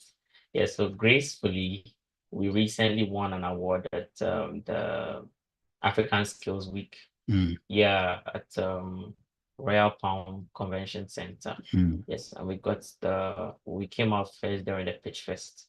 So yeah, and I think except that a few friends have, it's like they've seen what we are doing and they're like, oh, this is actually working, Well, let me also get in there and see what happens, because I think chasing the dream is I'm so young, but I think it's more difficult than it seems. How old are you?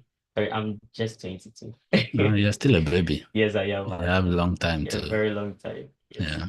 So, so what's the pressure? Sorry? What's the pressure about?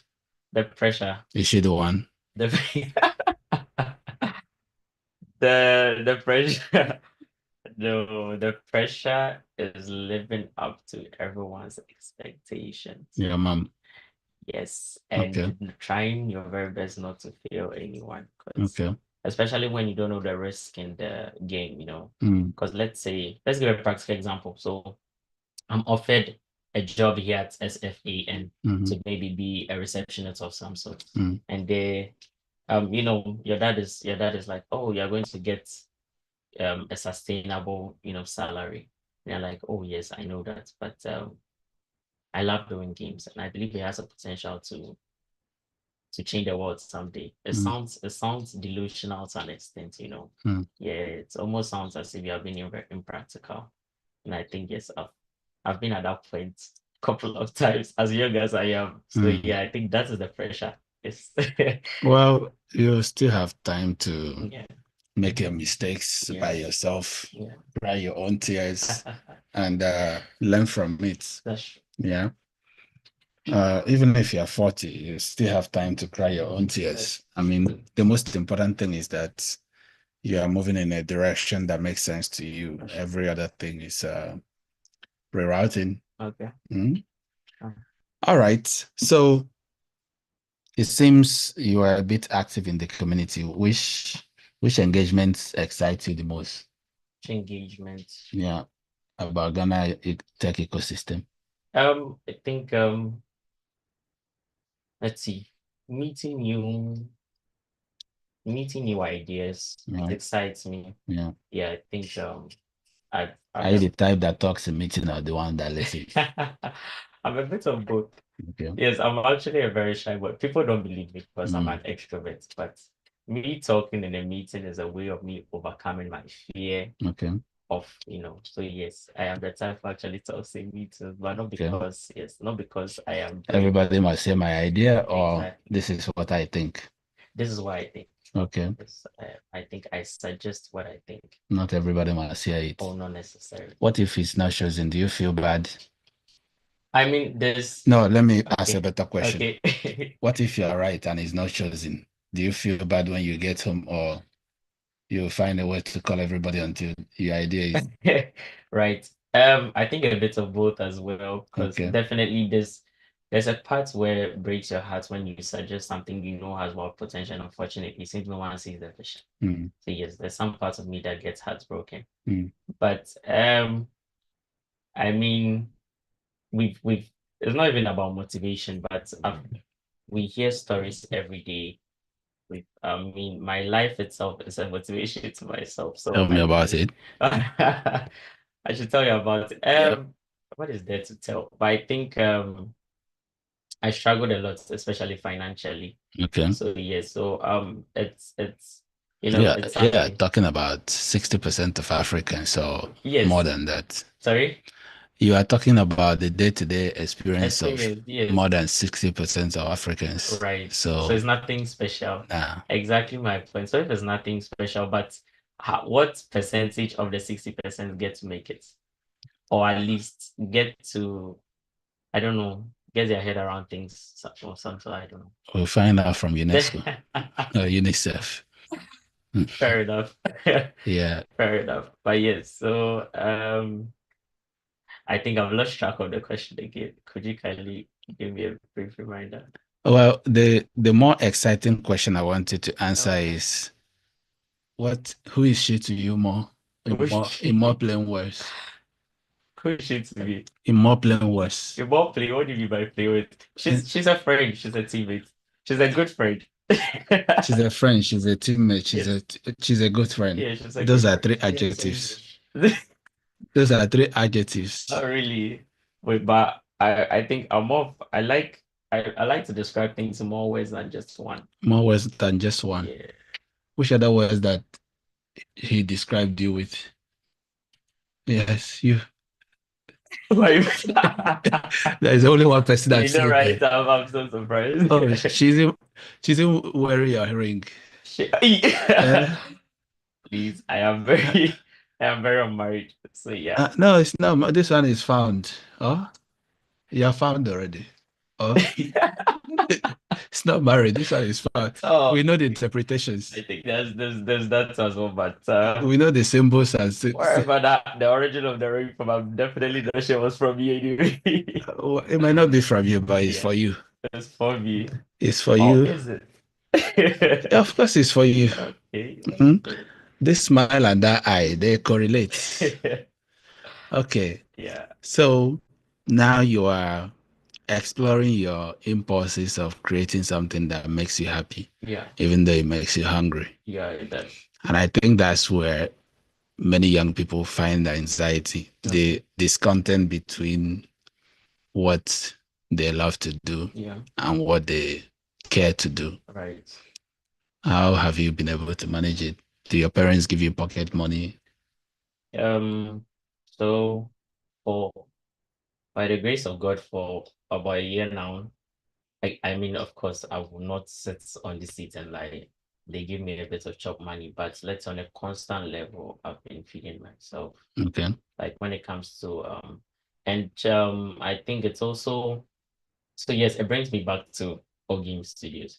Yeah, so gracefully we've been able to work out some partnerships and certain opportunities that we're able to feed ourselves with without necessarily asking our parents for something. Okay. Yes, exactly. Do you feel ashamed to ask your parents for money? Not at all. Okay. I feel ashamed when I'm misunderstood. Okay. Yes. Feel ashamed explain that for me. I should explain that. Yeah. So if I ask for money, generally I don't have, not because I don't have a potential of getting money to feed myself. It's just like someone who, let's say, it's a businessman who goes broke for a while. Not because you don't have the potential to get the money, just because you don't have it now. Yeah. And I think that's where a lot of young people find it difficult to explain. Okay. How do you explain it? How do I explain it? To them. To them. Yeah. Right. So it's been a struggle, honestly, especially my dad. Okay. Yeah. How do you make him to listen? Yeah. So let's see. In recent times it's been, I think, so I came to understand a good friend called Joanna Bunny. She told me once that it's just tough love. That naturally our parents just want what's best for us, although sometimes they show it in their own way. So it's not, I came to finally understand that it's not because they hate us, but they wouldn't like you to take a risk that might send you down an unproductive road. Exactly. So it's let's say based on this, and he's older than me, so definitely he's had more experience. So as a child or as a young person trying to build something, I think you just need to show them the potential of what you are doing. Be plain, be transparent. So you are doing something, it has this potential. Explain. Seems like you're preaching to yourself. I am. Right, but even okay. Do you get angry? Of course, everyone gets angry. No, but do you have anger? No, I don't. Issue, no. No. Do you have anger? Do I have anger? Not anger issue. Okay. Do you have anger? I have a bit, yeah, I guess. You have to. Okay. You have to. Okay. You smile a lot, but there is something there. Oh, of course, everyone. I believe it's a generalized something, just like you spoke about the 60% of students. So it runs everywhere. Yeah. And I think you're a very nice guy. Okay. I think you have a good heart. Okay. It's just that there is something that you want that hasn't happened for you, but don't let it worry you so much. Okay. Because what happens is, for people who want everyone to be happy, what happens is that in their privates, that's when they deal with their emotions, demons. Okay. So take life in stages, life, they say babies grow, right? Yeah, they do. Meaning everything alive grows. Yeah. But you can't see the baby growing right now. Of course. So if you keep doing the right thing, you'll always get to where you're going, but probably not how you intended the journey to be. So yeah, I asked a gentleman, a karate guy, I asked him a question. Did you see that video? No, I didn't. Okay. I'm sorry. I'll go check it out though. No worries. I asked him, I said, do you think men are getting softer? Okay. Like weak? Okay. Because men... Physically? Well, not necessarily, even though physically also involved, because let's say that, God forbid, we end up becoming Israel and Palestine. You are supposed to defend your family. You are supposed to defend the ladies around you. So as a man, you have to also be tough physically. Okay. But the most important thing is the toughness on the inside. Right. He said, well, that he doesn't really believe that men are getting softened or softer. Of course, there is an extreme side of it, the work culture kind of thing. But he said something I like. He said, men, are normalizing showing their emotions sometimes, not anger, the extreme anger side of things, but acknowledging how they feel, So I say that because, for us young people, sometimes we run away from our emotions. Making peace with what we feel is okay. It's truly okay. But the question I wanted to ask you is, for the young people who are looking up to you now, it seems you are getting the glisters. What do you tell them about career? Those that care to listen to you, what do you tell them? All right. So I think I'm too young to give advice. Like I've lived 50 years. So yeah, but everybody has an audience. oh yes, definitely. Yeah. So honestly, I think first of find what you want to do. Right. Yeah, because the having an unsettled mind is one of the worst demons that can affect you. Yeah. You can literally do a million things and you don't know your way forward. Yeah. And you hate other people for your mistakes. Right. Yeah. And I think I've hated myself on several nights for not knowing what I want. Yeah. Yes. So that's my first problem. And as you said, just like we spoke about the digital domain, find something that holds you down. I believe in God. I'm a Christian. Yes, I'm a son of the WWF, I'm a Lighthouse member. So, but I go to church and I do things because I really believe in it and I know how much it has brought me far. So if you're not a Christian, it's quite unfortunate. But if you are finding something that holds you down, find your faith. When, let's see, when things get tough, you know where to go. So as a Christian, when things get tough, you know where to go. You can kneel down and pray. Yeah. You cry, you wake up, you realize, oh, you're fine. Holy Spirit got you. Absolutely. Yeah. So I think that's the second thing. And the third thing, have good friends and family. Yeah. Like the one smiling for you there. Oh, he's so good. good. He's so wise. Oh my goodness. A lot of so many people, so many people have helped me like right. Like I'm one of these people. If I want to list, I'm sure 10 people call me after listening. Hey, you didn't mention my name. That's I know what I'm talking. And right. I think I appreciate every single. That's why I said I'm so young. I know, but right. even after 22 years, it's taking several people along every step of the way. Yeah. And sometimes even just a random stranger holding your hand and saying, "Oh, it's fine." Yeah. It's help because who knows how that day could have ended if I was left to my mind something. Yes. For creative people, the one thing that annoys creative people is to be so good and to have to explain it. Really? Yeah. Okay. For people who are smart, to be so smart and have to explain it is always it's a problem. Yeah, it's a problem. So yeah, that's an exciting information that you shared. Yeah. I have 10 more minutes with you. Okay. I wish we have more time. I think you have a good spirit, but probably next time we'll have another session. So in terms of the role of gamification in revolutionizing education for young learners, what are your thoughts on the practicalities of that? Right. So let's say we have a game called Similar that we are hoping to release a demo version in about a month. And this game we've simulated a virtual laboratory for science practical tests. And I realized that growing up we've been finding X's and Y's and we never understood anything. Yeah. So you ask a kid what photosynthesis is, and it's like they just know a textbook explanation without giving practicality. So that's what we are trying to do. So when it comes to we are trying to educate these kids through our games because we realize the gaming industry is also growing massively. Recently they released the game, I think Wukong, and it's already made billions.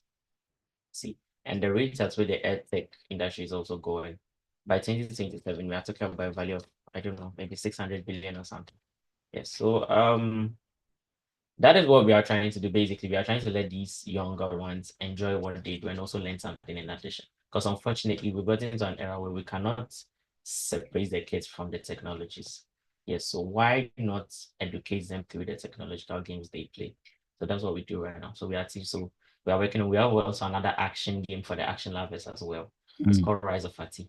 We have a trailer on our Instagram page, by the way. Who knows? Maybe I'll leave a link with Esther so she checks it out. Okay. Yes, we're hoping to drop down by next year. Right. And it takes inspiration from these cultural folklores and traditional tales. So we merge about 5 African narratives into one. And this girl is like fighting, you know, like a tree god, like a Kenyan monster, you know. So it's like, yes. I think it's time for we Africans also have our own tales and our own. There's nothing new, I know, but how many gaming industries do we have that are actively running and producing these games? You realize that we're going to an era where we are all trying to catch up in that race. So yeah, I think we're also one of those competitors as well. Yeah. Well, yeah, preaching to the choir because I'm an tech pioneer myself. So yeah, that's an impressive thought. Was this original principle from you guys or no, adapted from? Not adapted, but more like inspired. Inspired so we by take wild inspiration from Let's Arts. Okay. As if Mr. Seram is watching this video, hi say Mr. Seram is one of our wild motivations and inspirations. Right. I think he's currently somewhere in the UK. Yeah, he was supposed to be in the roster, but he couldn't pick it. You know, he got filled before he could pick. Quite unfortunate. Yeah. But I'd love to hear from. Yeah. So exactly, we've actually spoken to him like physically. Right. He's advised this, he's groomed this. So he's not our founder or anything, but he's like a major inspiration to us. So yeah, Right. we are following those footsteps, also trying to create a landmark of our own. Yeah. Okay. So what else do you have up your sleeves for the future? Yeah, so we are working on other things. So currently in the UNICEF Startup Lab, we are trying to collaborate with AI companies. We are trying to collaborate with, hopefully we get to collaborate with MasterCard one day. Yeah, we've already had beneficiaries from West Africa as well. We are right now, it's more like collaborations and connections because we believe there's potential with every industry and every sector. Okay. So yes, we might. There are these guys called All AI where they merge about 6 actually. That's AI platforms in Ghana here, where it merges all those answers and generates an answer for you, the user. So you get to, let's say, read through all 6 simultaneously. Exactly. So yes, it's about collaborations right now. Who knows? Hopefully we'll have an AI feedback system where you open one of our games and it gets to hear live feedback and things, you know. Hopefully, yeah, we'll be on Fortnite doing something more than something extensive. That's interesting. Well, stay in touch. We are building, you are targeting younger learners. Yeah. But we are looking at those who are entering the workforce. But of course, who knows? At some point, there might be linkages of how we might be able to do something together. Okay. Right. I'll really be glad. Yeah, that would be wonderful. Okay, so talk to, young people who like yourself, finding their feet in the industry, okay, exploring their talents, and looking to the future with aspirations. Right. What do you want to tell them? Make use of the technology you are using. I think don't just play games. Know the game you are playing. Know the negative or positive effects it brings back to you. If you are using AI, learn something from the AI. But I think Musk recently released some technologies. We might get to a stage where they might deploy so many workers because AI will now be doing those things. So we shouldn't necessarily sleep on the machines, but let's use them and learn from them. And I think so. What I mean is you can Google and right now you can type something and it will give you everything about how you are thinking. So maybe, oh, these are my interests. What do you think, or what professional careers can I get from being drawn towards these things? And you'll get so many response. You can Google again, find someone, let's say, oh, you see, oh, Tom Chris is into entrepreneurship. Okay, you speak to him, he gives you an advice, you learn from it, you go. And I think don't be afraid to ask as well. Mm. I am so not afraid to ask. And when I'm insulted, I feel it's fine. I learn from it as well. So yes, don't be afraid to ask. That's all. Wonderful. Thank you very much. No problem at all. Well, you still have 4 minutes. Okay. Who do you want to shout out to? What do I want to shout out to? The All Games team. Onyx is in China, by the way. Okay. The lead guy who started with everything. Right. Yes, I think he said you watch this video. I think he's a day ahead of us. Right. Yeah, so if he's watching this video. Hi, Onyx Tekiduku. Or Techiduku. Yes. And there's Lorena. Yeah. That's Onyx, Yeah, Lorena, Lorena. by the way. Okay. Yes. Hi, Lorena. And yeah, I think, but thank you very much. Honestly, once again, we are All Game Studios. If you want to look us up, you can contact us. You can contact me. We have a website, allgamestudio.com. You can check it out, and we are hoping to do collaborations and anything of this. Sure. Thank you very much. Thank you. And keep the spirit, huh? Oscar. God bless you. Cheers. Yes. Have a good evening. And you as well. All right. Thank you. All right. We are going online and we're going straight to Nigeria.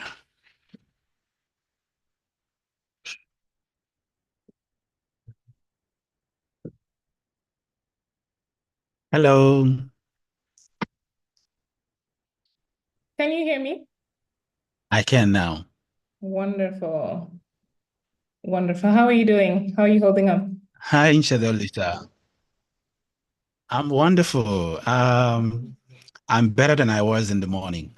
I can imagine. I can imagine. Yeah. You look very composed, so I'm happy to see that. Thank you so much. Thank you. And thank you so much for joining this mission. I've been looking at the data you put out on your account, and I love data, so I'm going to ask you lots of questions about data. Okay. Let's see how I hold up. Yeah, great. So let's just roll into it. I think it's just about time. Would you want to introduce yourself? Sure, yes. So my name is Nchedo. I know it's a difficult name, so people most times I allow people to call me Inchi. That's fine by me. I'm from Nigeria. I'm from Lagos. And so I spend a lot of time doing a lot of work around investments when it comes to Africa. Spending most of my time, I work at a company called Stairs, and the mission and our ambition is to be able to make data more readily available for investors that want to know where to park their capital in Africa, verified investments, and just also data on private capital. Africa doesn't have a very well-developed public capital market like the US, where you can talk about things like, the NASDAQ, then, New York Stock Exchange. We are not that liquid and robust. So the private capital tends to be less mature. So that's where we focus our efforts on, just showing companies that there's a lot of activity, tracking transactions. So yeah, that's how I spend my time, and yeah. That's wonderful. Okay, so let's go to the pre-career stages. Have you always been a data nerd? Let's see. So absolutely not. Backstory with me, I convinced myself that I should be a medical doctor.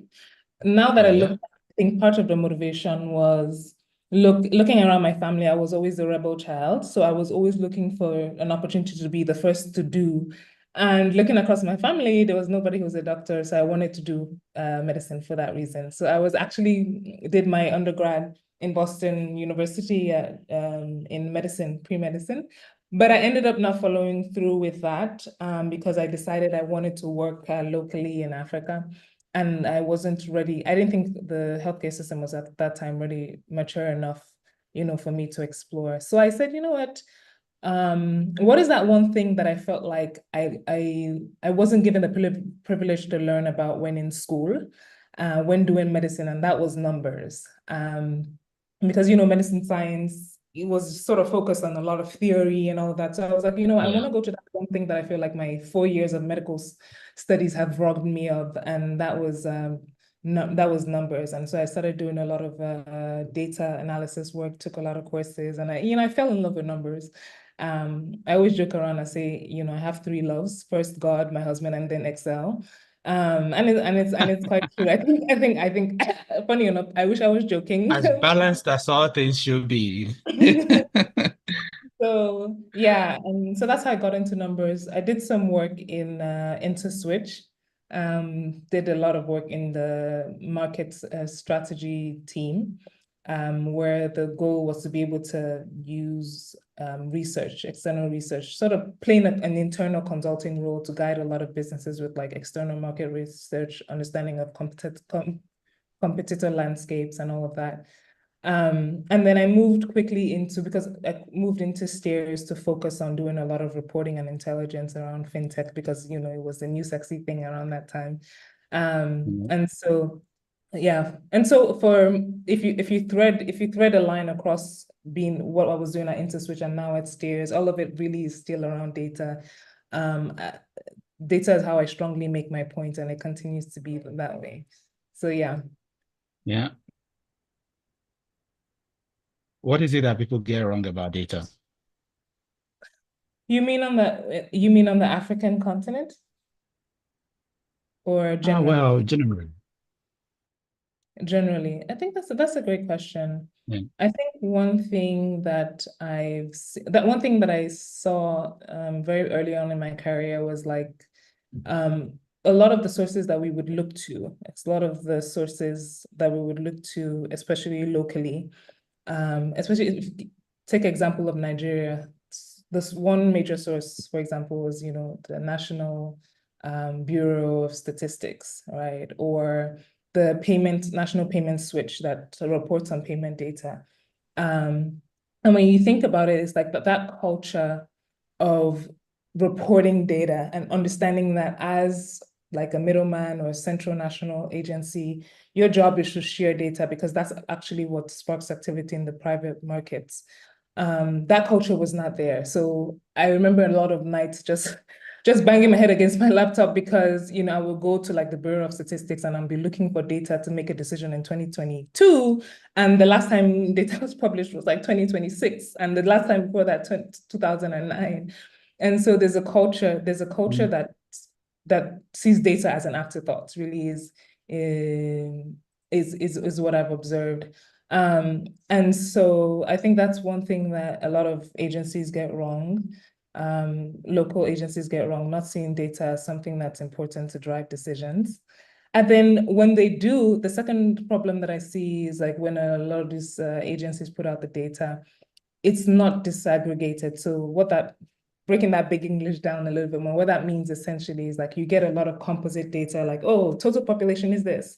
But you don't get things around like what are the females, or what is the behavior amongst females versus what is the behavior amongst males, or what is the behavior amongst people above 80 versus what is the behavior amongst people around 16. So there's an understanding that data should just be composite and one view, one snapshot. And there's not an appreciation of knowing that you need to really, data is like, how to say, like a piece of meat. You really need to slice and dice it to get it ready. So I think those are the two things in my line of work that I've seen has been wrong with how we in Nigeria have treated data. Yeah. Have you read the book, Lying with Statistics? No, I haven't.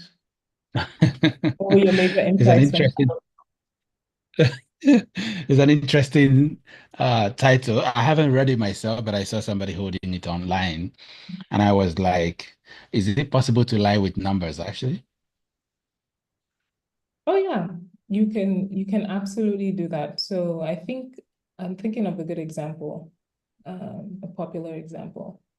Okay, so good. A popular example is like, I don't know if you've ever been to the store and you're sort of shopping. I don't know if you're a sweet tooth like me, but I'm a repenting sweet tooth. But like you go to the store, you go to the aisle that has like the biscuits and stuff like that, and then you pass by the brand that says, oh, 10% reduced.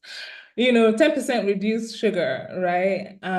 But it doesn't tell you that the recommended amount of sugar is still above. You can be 10% reduced, but still be above the required limit. Yeah. And so, when you take data out of context, you can definitely lie with data. And I think the food industry have been the experts to have sort of run away with this. Right. Right. I definitely think you can do that. And I think another thing is when you think about Africa, a lot of times when people talk about the continent, like you sometimes hear in the media, they're like, oh, 1.4 billion people, right? And everybody gets so excited. Yay, let's come and park our cash, right? And that certainly drove a lot of Westerners in 2 decades ago, when it was the whole African rising rhetoric, right? But 1 billion people does not equals to 1 billion, 1.4 billion people does not equal to 1.4 billion customers. And now that we've started to see the exodus of major retail brands like, ShopRite exiting Nigeria, and some other very, very important high profile brands, you can see that, data can lie when you only present the headline numbers and you don't go into nitty-gritty. And I think a third example is like, I don't know if you were aware of Nigeria's Bureau of Statistics. There was a whole uproar, was it last year, this year, when it was like Nigerian unemployment was down. Unemployment rate was like 4%, something like in the low single digits. And really, Yeah. when you went under the hood, you just quickly realize, oh, they just changed the methodology, right? So to answer your question, you can absolutely lie with numbers. That's an amazing revelation, because each time I see experts say, research says, especially with the COVID, informational during the pandemic, I was like, yeah, I think this is what the title of the book is saying. Yeah. So were you born in Nigeria or in the US?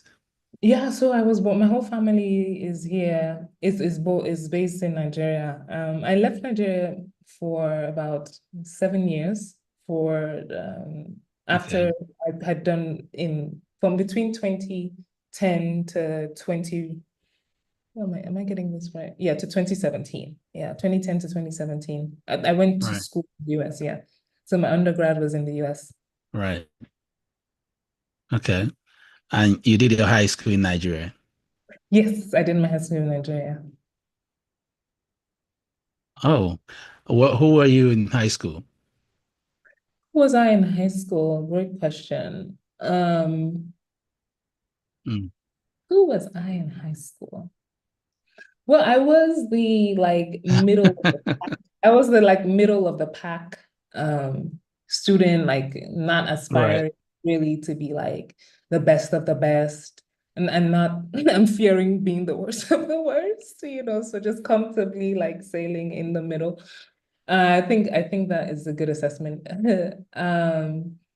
Yeah. I think, yeah. And I was a bit of an adventurer because all my siblings went to school in Lagos. And my dad gave me the option, where do you want to go to school? And I said, I want to go to another town.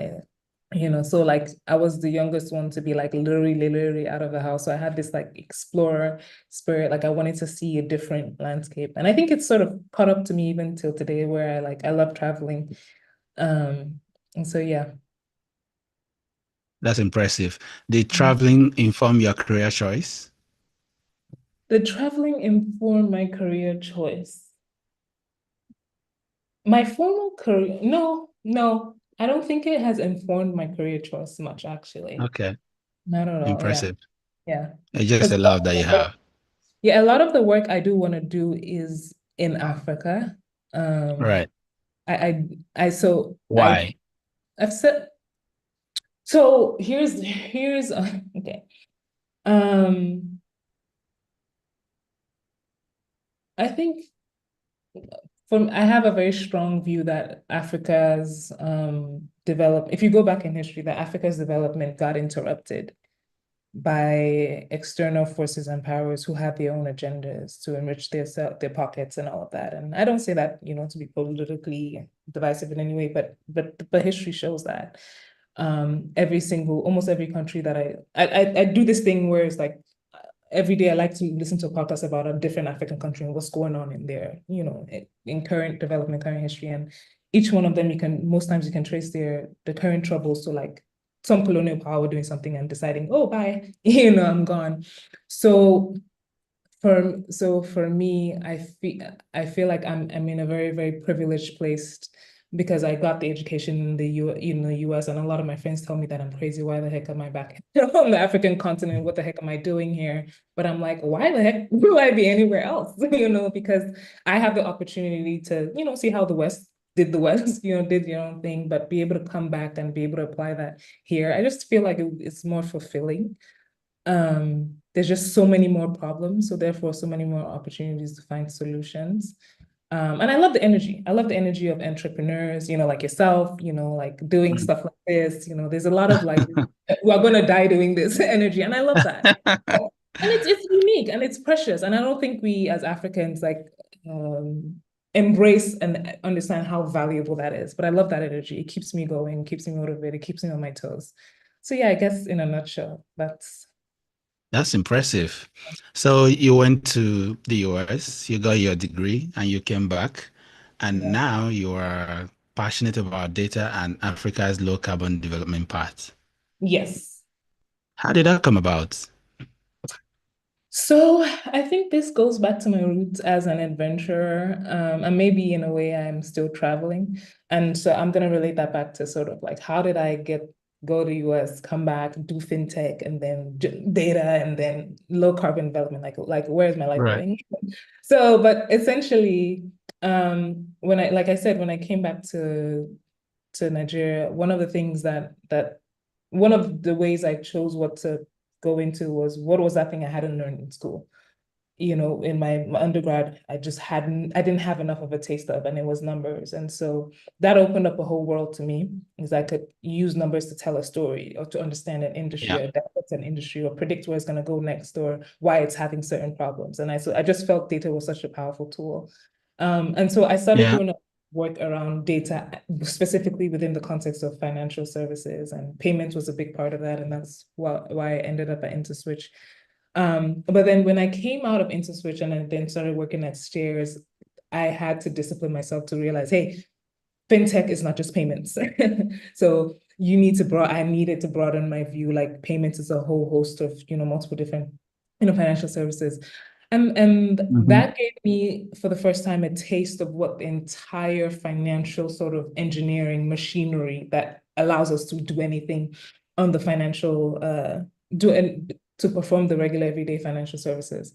So as I was more focused on that, I was interacting a lot with folks who were sort of within the financial services industry abroad, because my work requires me to consult very widely. So my work is like, I can be on calls with, folks who are working in a bank or a fintech, in Uganda and Kenya and Australia, New Zealand, literally all over the world. And because out of that, I was starting to pick up from the currents of a lot of shifting focus on financial services' goal should not just be to put money in people's pockets or to get money out of it, but it can actually solve wider problems, like the fact that our climate is changing, and believe it or not, wherever your belief system convinces you of, these are disasters that we're sort of walking into.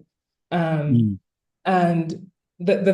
so I was realizing more and more that the only way to solve a problem as big, because now climate is a problem that extends way beyond one particular city, one particular neighborhood, one particular estate or school, to literally the entire globe. And climate is not a problem that you can be like, oh, this is my bit, this is how much I contributed, therefore this is the level of consequences that I'm going to be exposed to. It doesn't happen like that. It doesn't work like that. Climate is not as predictable. You can have the biggest emitters be the US and China, but then the biggest in the way of consequences be Africa. Like, that's just literally how climate works. And I'm looking at this problem and I'm like, rhetoric is not going to solve this problem. I'm a realist. It's going to be money. It's going to be hard. It's going to be hard currency that's going to solve this problem. And then so I was for me, I think I was a place in my career where it was like beyond just the basic, oh, payments, credit, insurance. I wanted to see how I could feel like this thing that I love, which is data and financial services, could solve even more larger scale, thorny, extremely complex problems, and climate tend to be one of that. So that's sort of how like my trajectory has sort of like evolved from where I started to sort of like now what I'm more passionate about. That's interesting. When did you get when did you first get the awareness of the climate issue? Was it a book you read or in news reporting? What was it that triggered your awareness of it? So it happened, there was about 2 years ago, I was sort of, I read a lot, you know. Yeah. And about 2 years ago, I read up on a piece that was sort of talking about, are you familiar with Boko Haram in Nigeria? Oh, yeah. Yeah.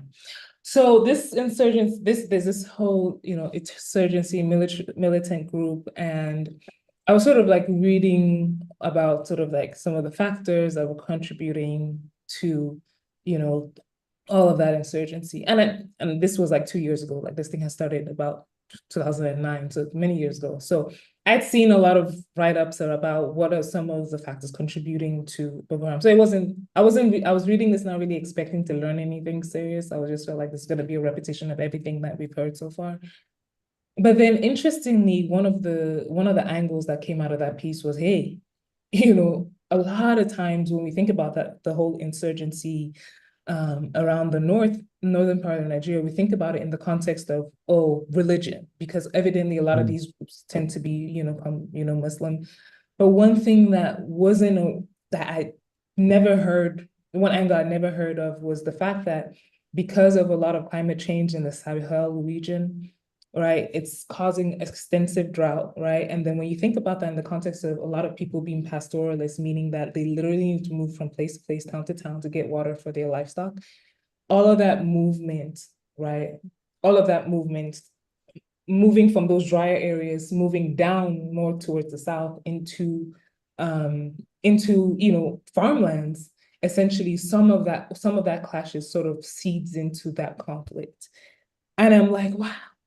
And that was a mind-blowing movement for me, because it helped me see, reading up on it widely, I saw that, okay, this was not just a Nigeria problem, in the whole Sahel region. And this is something that shocks me because a lot of times when we're tuned into like Western media, it's like Africa just gets like a quick blip and then it's back to the regulars, like US, UK, coverage, right? But a lot of these issues in Africa are happening, but we even on our continent are so like disconnected from it just because it doesn't get a lot of coverage. But in the Sahel region, like around 29 million people for the past, like how many years, like from 2016 to 2024 have just been exposed to a lot of severe drought that is really affecting like Kenya, Somalia, Ethiopia. And so that was where I was starting to get a realization that some of the conflicts like that we're going to see in the coming years and some of the migration problems, territorial disputes that we're going to witness in like future generations, not the generations currently, like are going to come from just literally climate is changing and people have to move.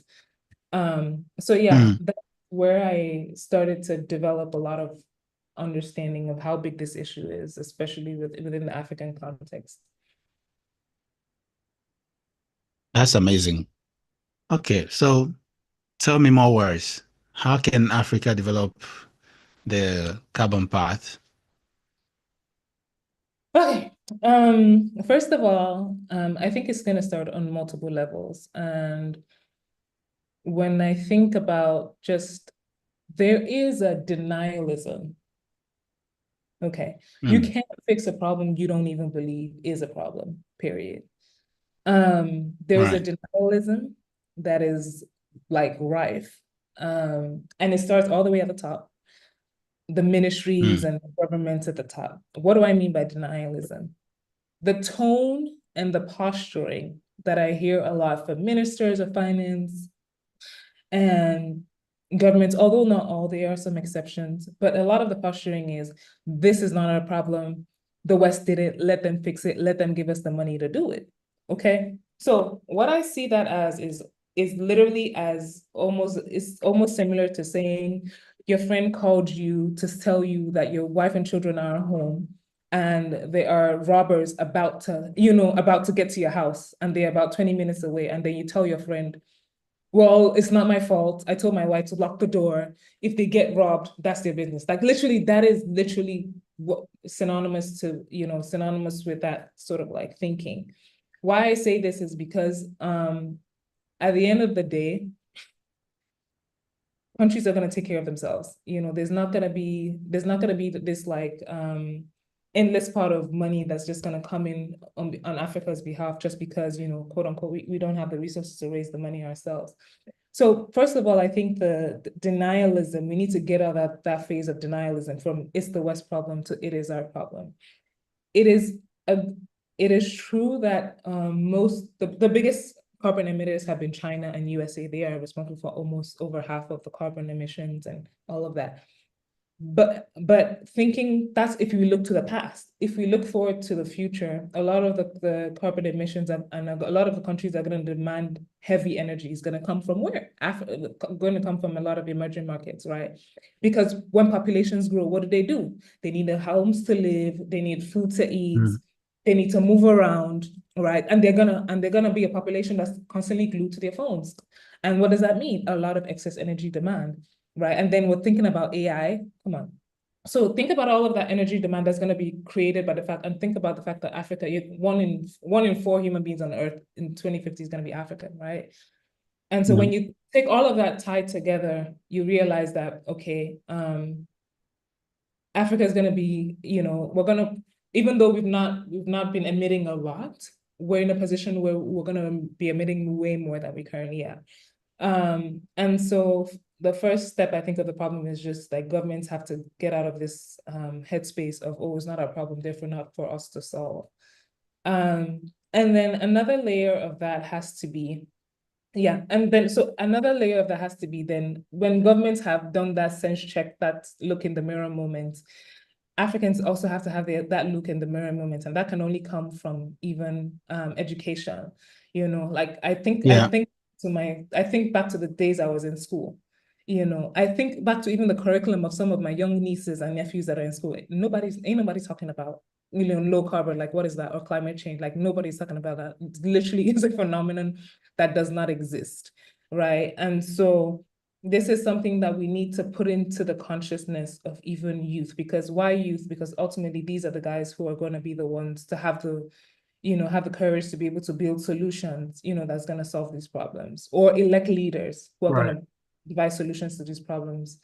And then a third wing of that would be when you think about who's donating to help Africa solve their problem today. We got about 52 billion for climate financing in 2022. About 82% of that came from public sources. What do I mean by public sources? So think about multilateral financial institutions, the World Banks and the likes, and then also bilateral institutions like the AFDBs and whatnot. But then what does that say? It means that a lot of it is coming and depending on public funding, meaning that your regular banks, your regular asset managers, your regular insurance, they're not playing in this space because they're probably considered too risky. So what does that mean? Until climate solutions problems stop looking less like problems and more like opportunities for investors, private investors to invest, we're literally going to be handicapped because public financiers are going to do their best and they have a lot of goodwill. That's good. I'm happy about that. Hallelujah for that. But they're not alone. They cannot solve the problem. We're going to need private investors to come in and see this as an opportunity, just the same way that they look at fintech and they're like, oh, I want to put my money there. Climate has to become a thing that they think that way about. But I know that on the flip side, it's going to take a lot of entrepreneurs to come up with solutions that investors are going to say, oh, that's attractive. But that can happen until entrepreneurs see this as a problem. climate is not a sexy thing right now because fintech and edutech, you guys get all the attention, but you think about all of these sectors cannot operate if literally it's raining nonstop or droughts are decimating the consumers that you ultimately want to sell to. So multiple layers, difficult problem, but definitely something that can be solved. Forgive me. I was thinking and digesting your words. Okay, so in terms of the education angle of the problem, do you think the reason why a lot of people are in denial of the situation that you highlighted is because there is a poor branding or poor communication of the issue? I Yeah, shouldn't I say think, branding, maybe poor yeah. communication. I think it's multiple things. I definitely think it's multiple things. There is poor branding, but it's not totally entirely poor branding. There is a political aspect to this, and I explain what I mean. Yes, there is poor branding because sometimes even myself, I consider myself a climate finance, sort of enthusiast. And when I read some of the material of some of this research, I'm literally half asleep. And I think about who's going to read this and who's going to read this and want to care, right? So there's that disconnect between, okay, those who have sort of like an academic understanding of the problem, communicating with those who literally can get on the ground, roll up their sleeves, build up a team, get some funding in order to like form some kind of like, startup that's like maybe focusing on one problem, agriculture, transport, energy. There is a disconnect, but I think that's changing. Right. I think that's changing. When I think about maybe like, I don't know if you've seen the new Netflix movie from Bill Gates. I haven't seen it, it's on my list. But basically like what's next? What are the problems that the future future generations need to think about? You see that climate change was one of the things that was featured in the movie. You definitely have to put it on your list for a weekend watch. I definitely recommend. But yeah, you're seeing it. When I see things like that, I'm like, hallelujah, praise God, because that means that the narrative and rhetoric and the thinking is changing, which, so there is that. On the other hand, when you think about how some of the economies across Africa have been shaped and nurtured, a lot of them are dependent on commodities that are literally fueling the whole carbon problem. And so it's like, how do you convince Nigeria that all of a sudden, after how many years of, foreign oil being more than over 60% of government revenues, all of a sudden you're telling me to junk fossil fuels?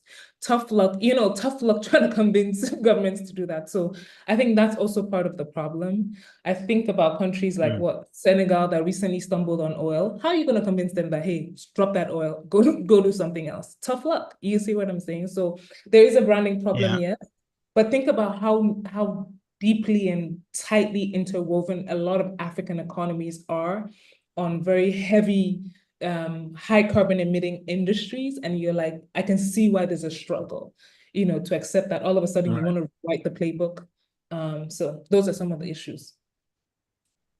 The other argument is also on the fact that there hasn't been a more compelling alternative to fossil fuel right now, because if you think about wind, it's not effective, and you think about solar, it's not competitive right now.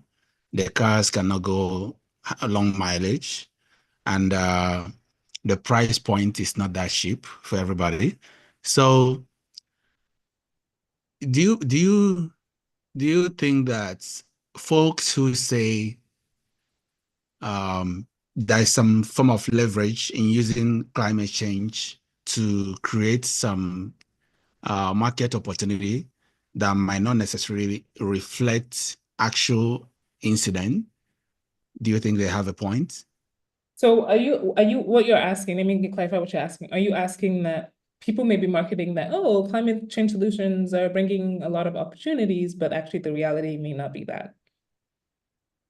Yeah, he's bringing a lot of problems, and over over exaggeration of the actual issue might be also another concern that individuals have that make them hesitant to, get involved in solving the problem. Because, yeah, I try to read some of the materials and I try to balance the arguments, right?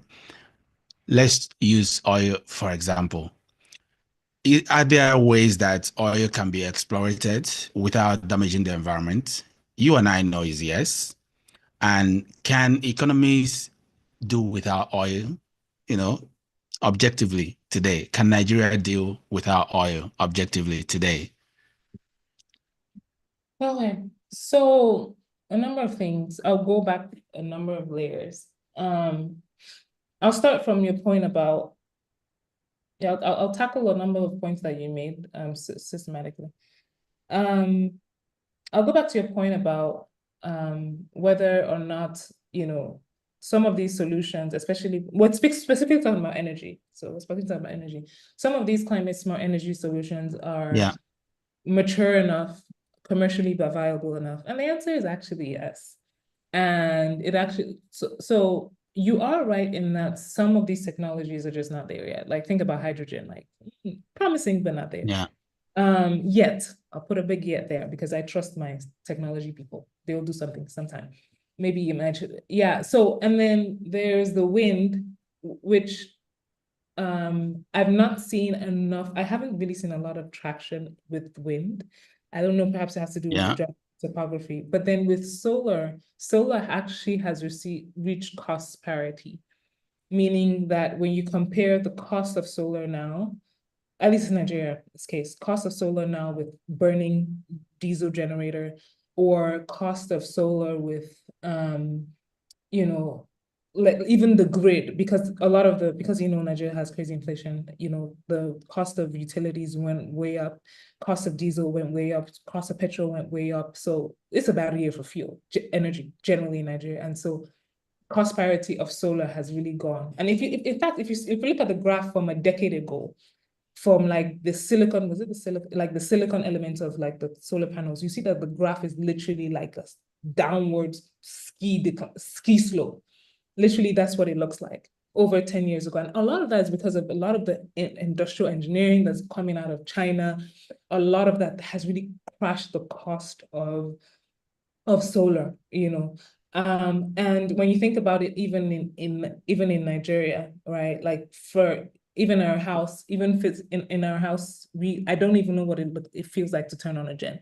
In my, when I was, especially my mom's house as well, I don't even know what it feels like to turn on a gen. Why? Because once we installed solar, we're not thinking about it anymore. And that's sort of some of the thinking around I've heard a lot of folks, even with the whole Nigeria craziness with petrol subsidy removal, all of that has brought like solar into focus. And I've sat down with folks who are like working at solar companies, and they would tell you that before they used to have an argument, or when they went out in the marketing, they needed to convince why someone should get it because the pricing was just not attractive. But right now they don't have to do that anymore. It's like the people are calling them, hey, how can I get this? How can I get this? Because the cost has sort of leveled out. And it will continue to do so as that manufacturing capacity continues to ramp up in China. And you're seeing some of that manufacturing even open up in India as well. And so with more supply, hopefully we can see that costs continue to crash. So that's with solar. Now, of course, solar's one big weakness, which we have to be realistic about, is variability. It's inconsistent. Like the sun is going to be out in the morning and the afternoon is going to be gone, right, in the evening. And so what do? And so there's a lot of talk around, battery storage systems, and you're seeing some implementations of that. But then for a retail household, the cost and commercial viability is not mature yet. So yeah, that's that on that end. And in the terms of, can Nigeria transition? I think that's a great question. Can Nigeria transition to renewables? Can Nigeria ever move away from oil? And I think that's a great question. And I think we don't even have to go into an imaginary universe to really depict whether this can happen or not. Let's take a look at an eastern neighbor, Kenya. Over 80% of their power is renewables, is driven by renewables. And, they use a mix of like geothermal, hydro and all of that. So they're already well on their way, moving and pushing aggressively towards 100% renewables. And so it is possible. Will it take time? Absolutely, yes. But it is possible. And it's a question of do we start building now?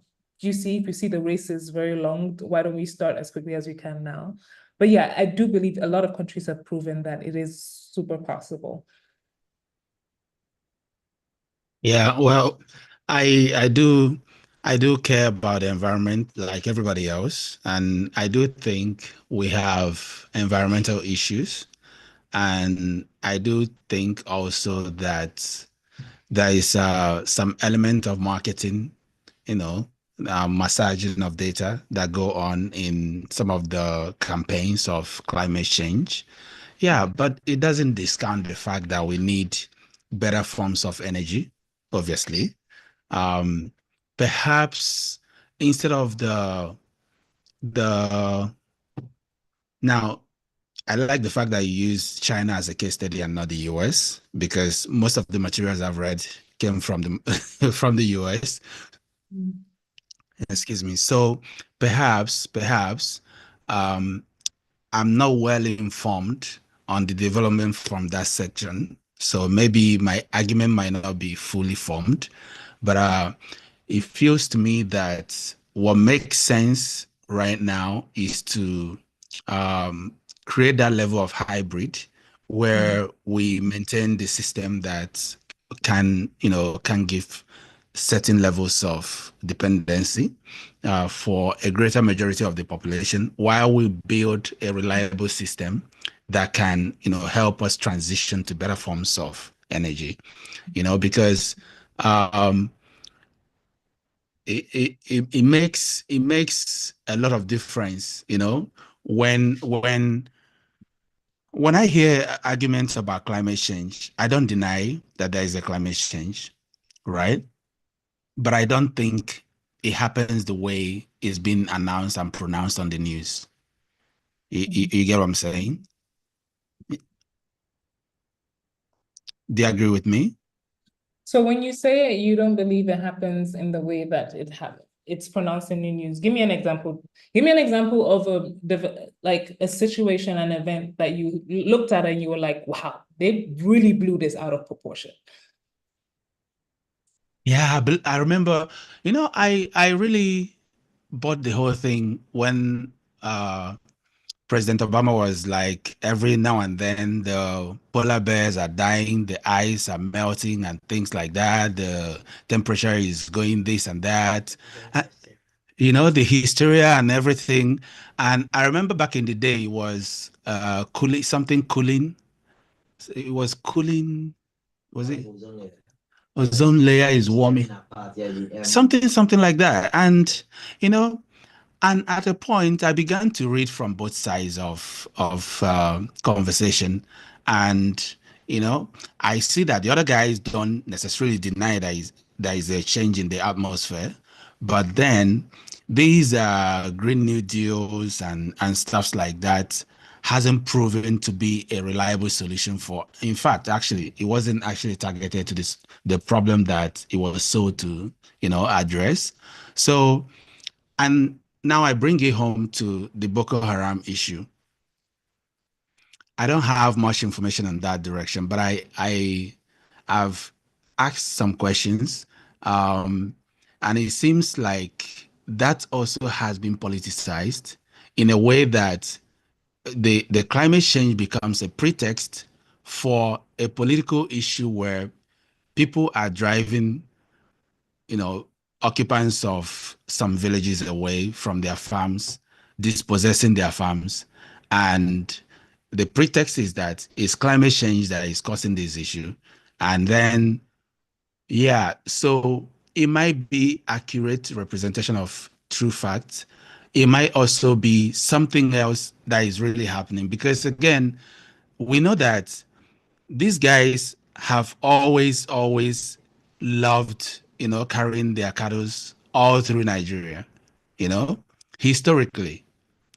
They've never ever settled at one place. If it was let's say that it was climate change that drove them away, and the solution wouldn't be to go and kill innocent people who are growing their farms and cultivating their, their farmland. There are other solutions that could have been implemented, like you have traveled a lot, and in some places like Dubai, they create artificial farmland. They sell even the grasses for the cattle. So I don't think it was enough argument that it's climate change that drove these people away and caused those kinds of violence and things. I think it's just press, and I think it's storytelling, Perhaps I'm wrong. I'm not saying objectively that, I'm saying this is a massage data or bad journalism. So, but from people who live on the ground, people who have some level of understanding of the situation, it seems to be politicized. And I do believe that you have valid concern in terms of where we need to go. But I feel like both rooms should come together and have this dialogue. What do you think about that? Yeah, here's the thing. I do agree with you. I think any well-intentioned issue, well-being an issue with enough facts to convince us that, oh, certainly this is an issue, can be politicized. Okay, so I do believe that. And I think this extends beyond climate change. I don't at all, thinking about the specific situation of Boko Haram, I don't at all think it is in any world at all, excusable for any people to feel like, oh, right, climate change, did this to me. Therefore, hey, that grass over there looks really green. Giddy up all my horses, all my cows, and right. Like, I don't agree about that. But the funny thing even is a lot of these farmer herders, they don't even capture the issues in terms of climate change. It's external observers that look at it and be like, this problem is actually going to become worse because some of the reasons why they're moving out of these areas is because, and the reason why I can say that with confidence that it's not just a Nigeria thing is when you look across the Sahel region, right, and you think about the droughts that have been happening within that central Sahel region, right, you can see that similar issues are happening where you see some communities being displaced, right? Beyond that, though, there is a need for us to, beyond that, though, I do believe that we can't, it will almost be very foolhardy of us to sort of take the climate glasses off and say, oh, it's not as relevant for our context. Because these are issues that are literally chilling and waiting for us in front. So I'll give you a good example. If you go to Senegal, you think about the cultivation of rice, more than 70% of the rice farmers are women, as is the case with a lot of, farming community. Most of, maybe the landowners will be the men, and the women are the ones who wake up every morning, go to the farms, and then, do what they need to do. And when you think about Senegal, certain areas of Senegal, the women will tell you, we can't even tell what the rains are doing anymore. It used to be a very predictable. Okay, and what does that mean? It changes income patterns. Now, when you think about the fact that 57% of the world's poor who lives in our backyard, sub-Saharan Africa, think about the fact that a lot of them are based off of subsistence farming. The government and agriculture tend to get employed in a lot of African countries. If you mess up agricultural food chains, what's going to happen? You're going to have people start pressing into the cities. And then you're literally going to have like a 19th century London situation where you have literal slums. So you have metropolitan areas like Lagos, like Accra, like Nairobi that are just managing and trying to even accommodate the small people that they have. All of a sudden you have all these pressures. You know what I'm saying? Have all these pressures. And when I see Lagos today, my husband and I always go back and forth and laugh. Officially they say Lagos is about 25 million. My husband is like, it's a lie, it's 50 million. Because the number of people that are in Lagos are just ridiculously a lot. I don't know if you see what I'm saying. At one point in time, it was wars and then, economic challenges, and it will continue to be those reasons driving people. But another additional push will continue to become from climate change. So you ask yourself, Tom, do you want to live in an Accra that is like over, where it's like more people, more pressure on even already very weak, fragile infrastructure? Like, I don't want my children anywhere near that. And so it's like a proactive government has to start thinking about that. When we're talking about issues, climate change can be the thing at the bottom of the page that we're like, oh, when we have time, we get to it. Because it will get to us, regardless of whether we like it or not. And it's like, we're either proactive to deal with it or not. I don't know if that makes any sense, but I'm happy to see if you have any challenges. Yeah, absolutely. You do make a lot of sense. My thinking around some of the issues is we know, if you have enough data, you can disrupt agricultural systems and create alternative realities for farmers and control delivery of food with your preferred seedlings, which you can design to be single yield, so that every time they need to plant, they come to you, you sell to them, you trademark. I'm overthinking it perhaps, but I love data, and and I know that these things are possible. You can re-engineer processes and control weather and make it impossible for but I feel like our own scientists should be the ones doing some of this research that we use to inform policy. That's where we're lacking right now. Obviously, you have a valid point in the fact that we cannot ignore what's happening before our eyes. We cannot ignore the fact that the cities are getting overpopulated because opportunities are not equally distributed in some regions. We cannot ignore the fact that the environment needs to be taken care of. But what we should ask more questions about is the reality of the situation. Is it predetermined? Is it controlled? Is it manipulated? What's actually happening, right? And let's do the research ourselves, right? Because, it's like census. And sometimes you want to understand what's the population of, if you want to determine the population of Nigeria today, how many people are in Nigeria? Where's the source of the data? Who did that research? Who counted? Is it Nigerian government?